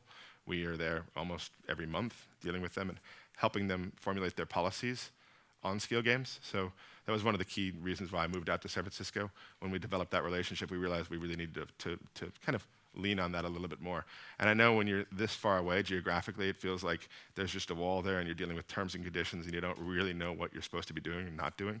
So with a lot of our developers, we try to handhold a little bit, help them through that process, and also facilitate those relationships so they can actually grow in the ways that they want to. So those are really the critical things outside of point 5 there, which is, of course, that we pay you. And that's, I think, the essential aspect of what we're trying to get to here. So those are the key things about cash tournaments. This is what we do. This is who we are. We're Cashplay, and we're here to help you. If you have any questions, I have actually free T-shirts I'd like to give away to anybody who asks a question, because nobody ever asks questions. Tom? What's that? Oh, excellent. What's that? Go ahead. How do I get a T-shirt?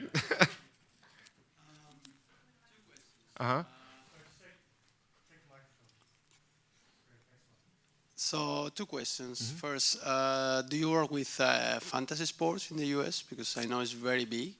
And secondly, a second question, in case there are, when we talk about regulated markets when it comes to gambling, will you support also this business?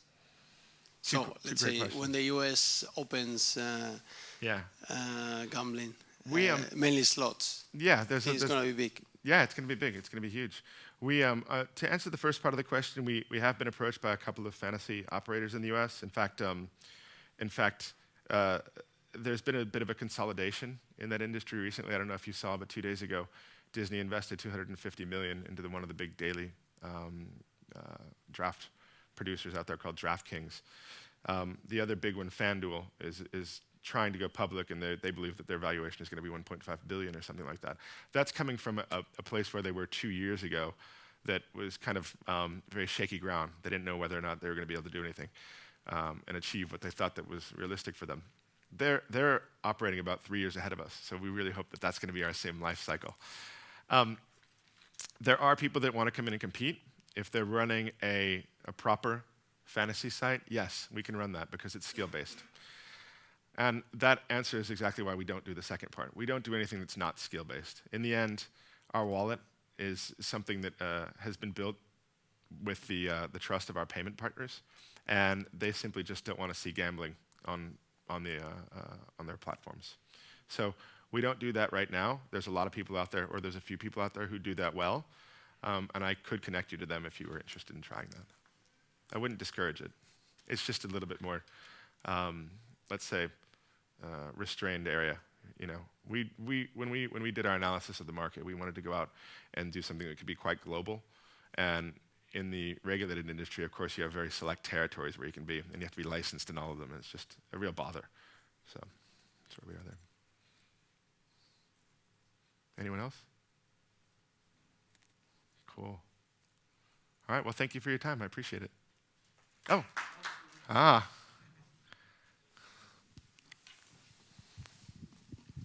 I have one question. Is we have a law. Do you have the payment institution license in Europe? Say one more time. Payment institution license. No. We operate on the back of other people's license, which is exactly why I answered the question the way I did. We actually don't have a specific level of license that we would need in order to hold certain kinds of data. We outsource that to a group that we've been working with quite for the last 3 years. Okay. And second question: what is your margin? Meaning? From the payment, what the transfers, what you managed, what is the margin you take? So, in the payments themselves that are made to us, we actually have a payment that we must make to the third party, and we absorb that into our costs. So, if we're sharing revenue with you as a developer, we actually only take all of the revenue that comes in, and then we share specifically with you. So you can actually take a look at what it is. Typically, it's about 4% that we're paying. Sometimes it can be as low as 1.5, and sometimes it can be as high as 7. It really depends what network people come through on, what method. Some, if they're cards, typically it's about 3.5 to 4%, and that's most of the audience.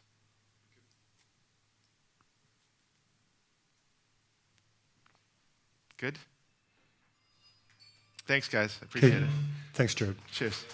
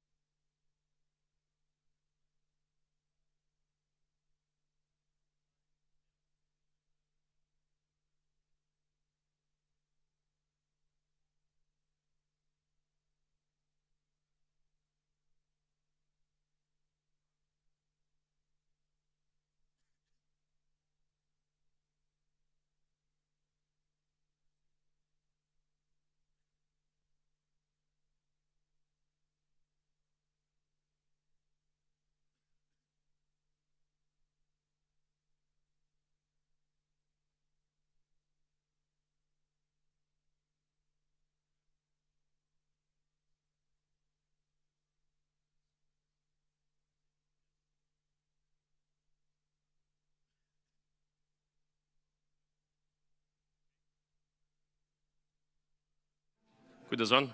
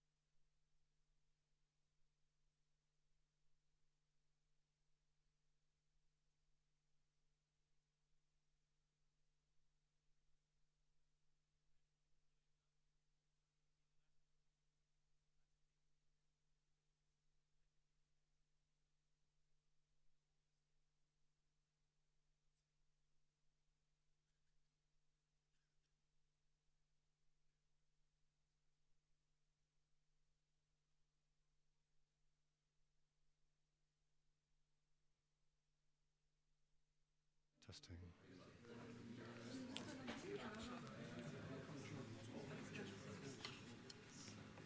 Okay, great.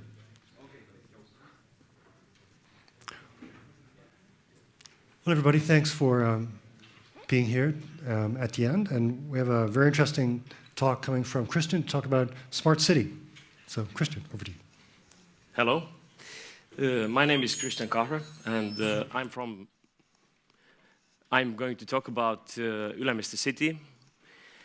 Thanks, everybody, for being so patient. I'm sure that you're tired, but let's talk about something different than the gaming industry. We are creating a place, environment for IT and gaming industry. So let me introduce. Ülemiste city was founded in 2005, and it's based on the historical early 20th century industrial area, and today it's about 36 hectares. And for the development of this project, we are following the smart city model or concept. And our mission is to become the largest center in the Baltic states for creativity and innovation. So a little bit about the location. So it's situated right next to the Tallinn airport, and it's just 2 kilometers away from the city center. So it has a good connection to a train stop, only 50 meters, 500 meters to the tram stop. It's not ready yet, but it's going to be ready next 2 years. It's going to be well-connected location. And just a 10-minute walk, drive to the city center. It's well-connected location. This is the smart city concept.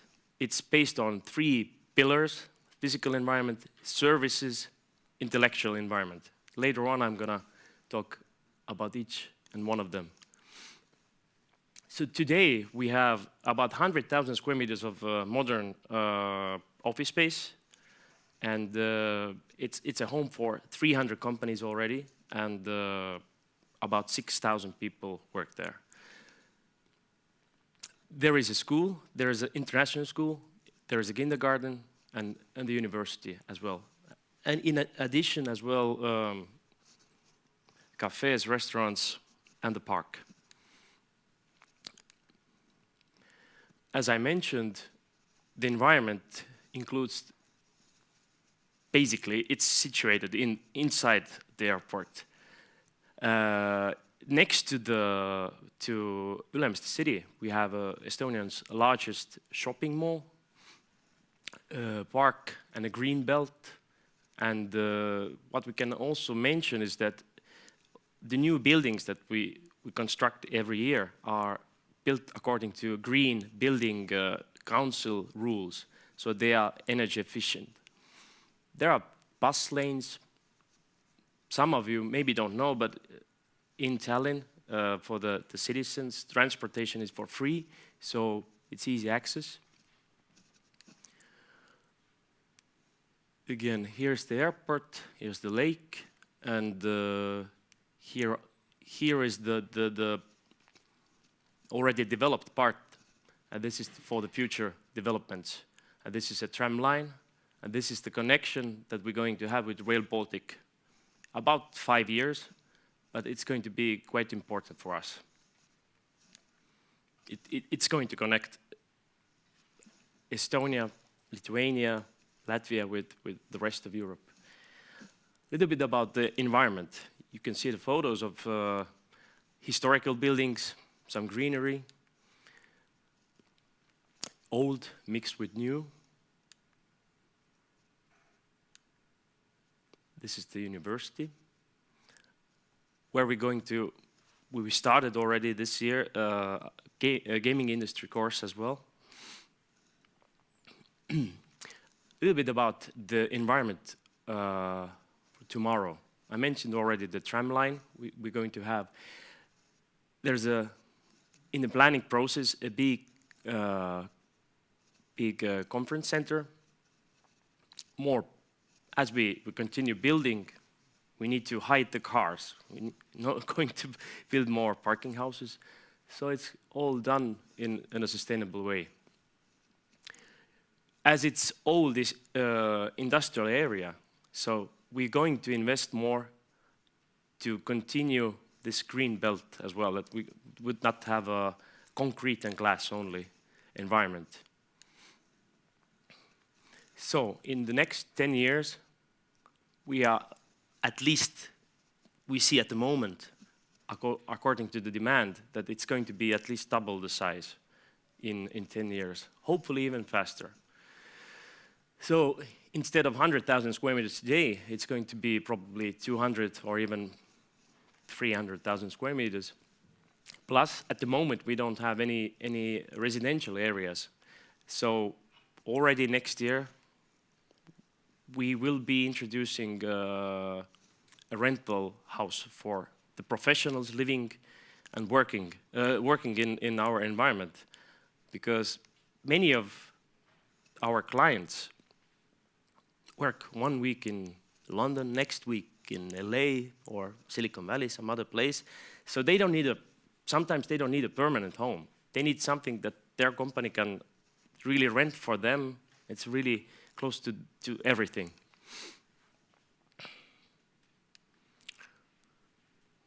These are some of the views. These are not, let's say, the real photos, as you could see. Again, a little bit about the future developments. This is the green belt. Here you can see some older buildings with the new ones. Just started building this one. Again, we're not going to demolish any older buildings. We're going to preserve the existing historical buildings.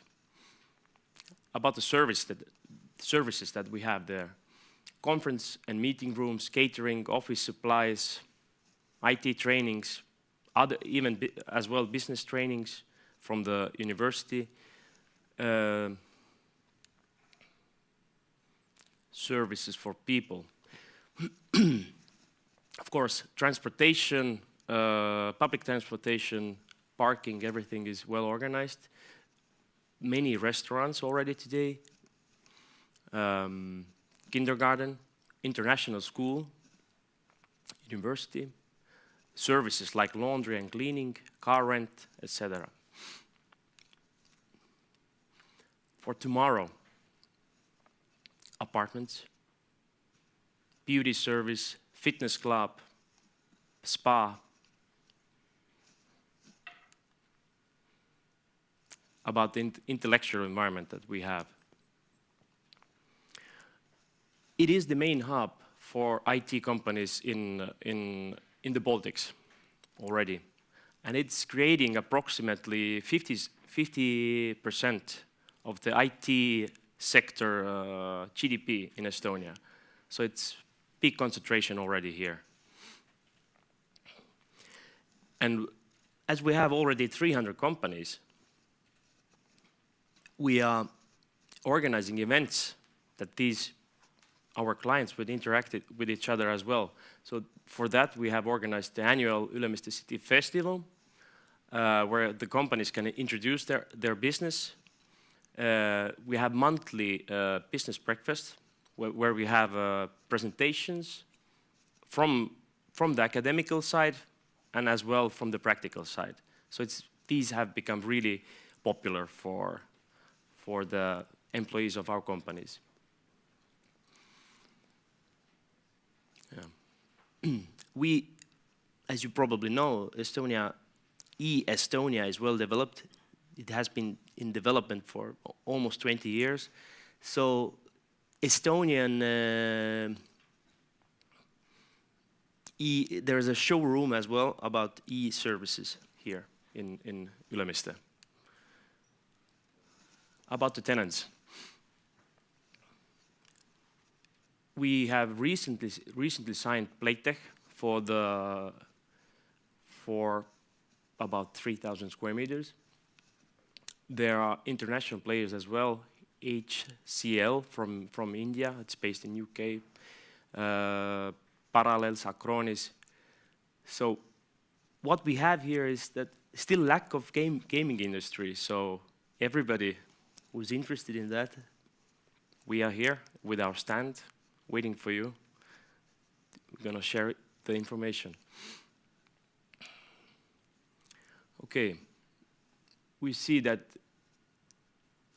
we have been noticed by Virgin as well, who has, Richard Branson has endorsed us, that it's, as you can see, its own version, Tallinn has its own version of Silicon Valley happening at the moment. Inc.com has pointed out Tallinn as one of the cities of the future, among with Istanbul, Santiago, Dubai, and Shanghai. Of course, they're not mentioning Silicon Valley anymore. It's already happening. So the new developments, just briefly. This building is going to be developed, or it's going to be finished already this year. And this is the next step that we just started building. It's 38,000 square meters.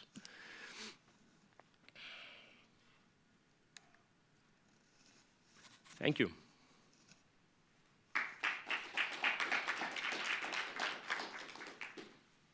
Do you have any questions?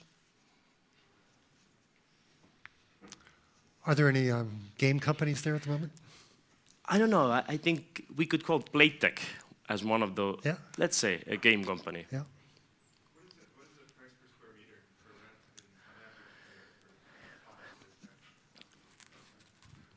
What's your average price per square meter for rent in office space in the area? Let's say if it's a modern new building, 12 to 13 euros per square meter, which is... That's quite good. Which is, yeah, if you compare it to it's one of the cheapest, let's say, Estonia is still one of the cheapest capitals in European Union with rental levels. Interesting. Thanks. Do you have some special conditions for startups, for example? Yes. It depends on the need of a startup. Basically, we are a real estate company, but we have different buildings. We have older ones, modern ones. We can offer cheaper and smaller rooms in older buildings, but we can also offer co-working space for a startup company. So if there's two guys who want to just don't want to use a home office anymore, they are welcome. They can grow. What I want to point out is that why it has become an important center for IT companies in Estonia is that most of the other real estate projects have just one building. Is it 5,000 or 10,000 square meters? But if you move there, you're gonna take 500 square meters. But if you want to grow next year to 5,000 or 5,500, then you don't have those options. But our project, basically, in Estonian terms, don't have any limits. So it's flexible for a growing IT sector.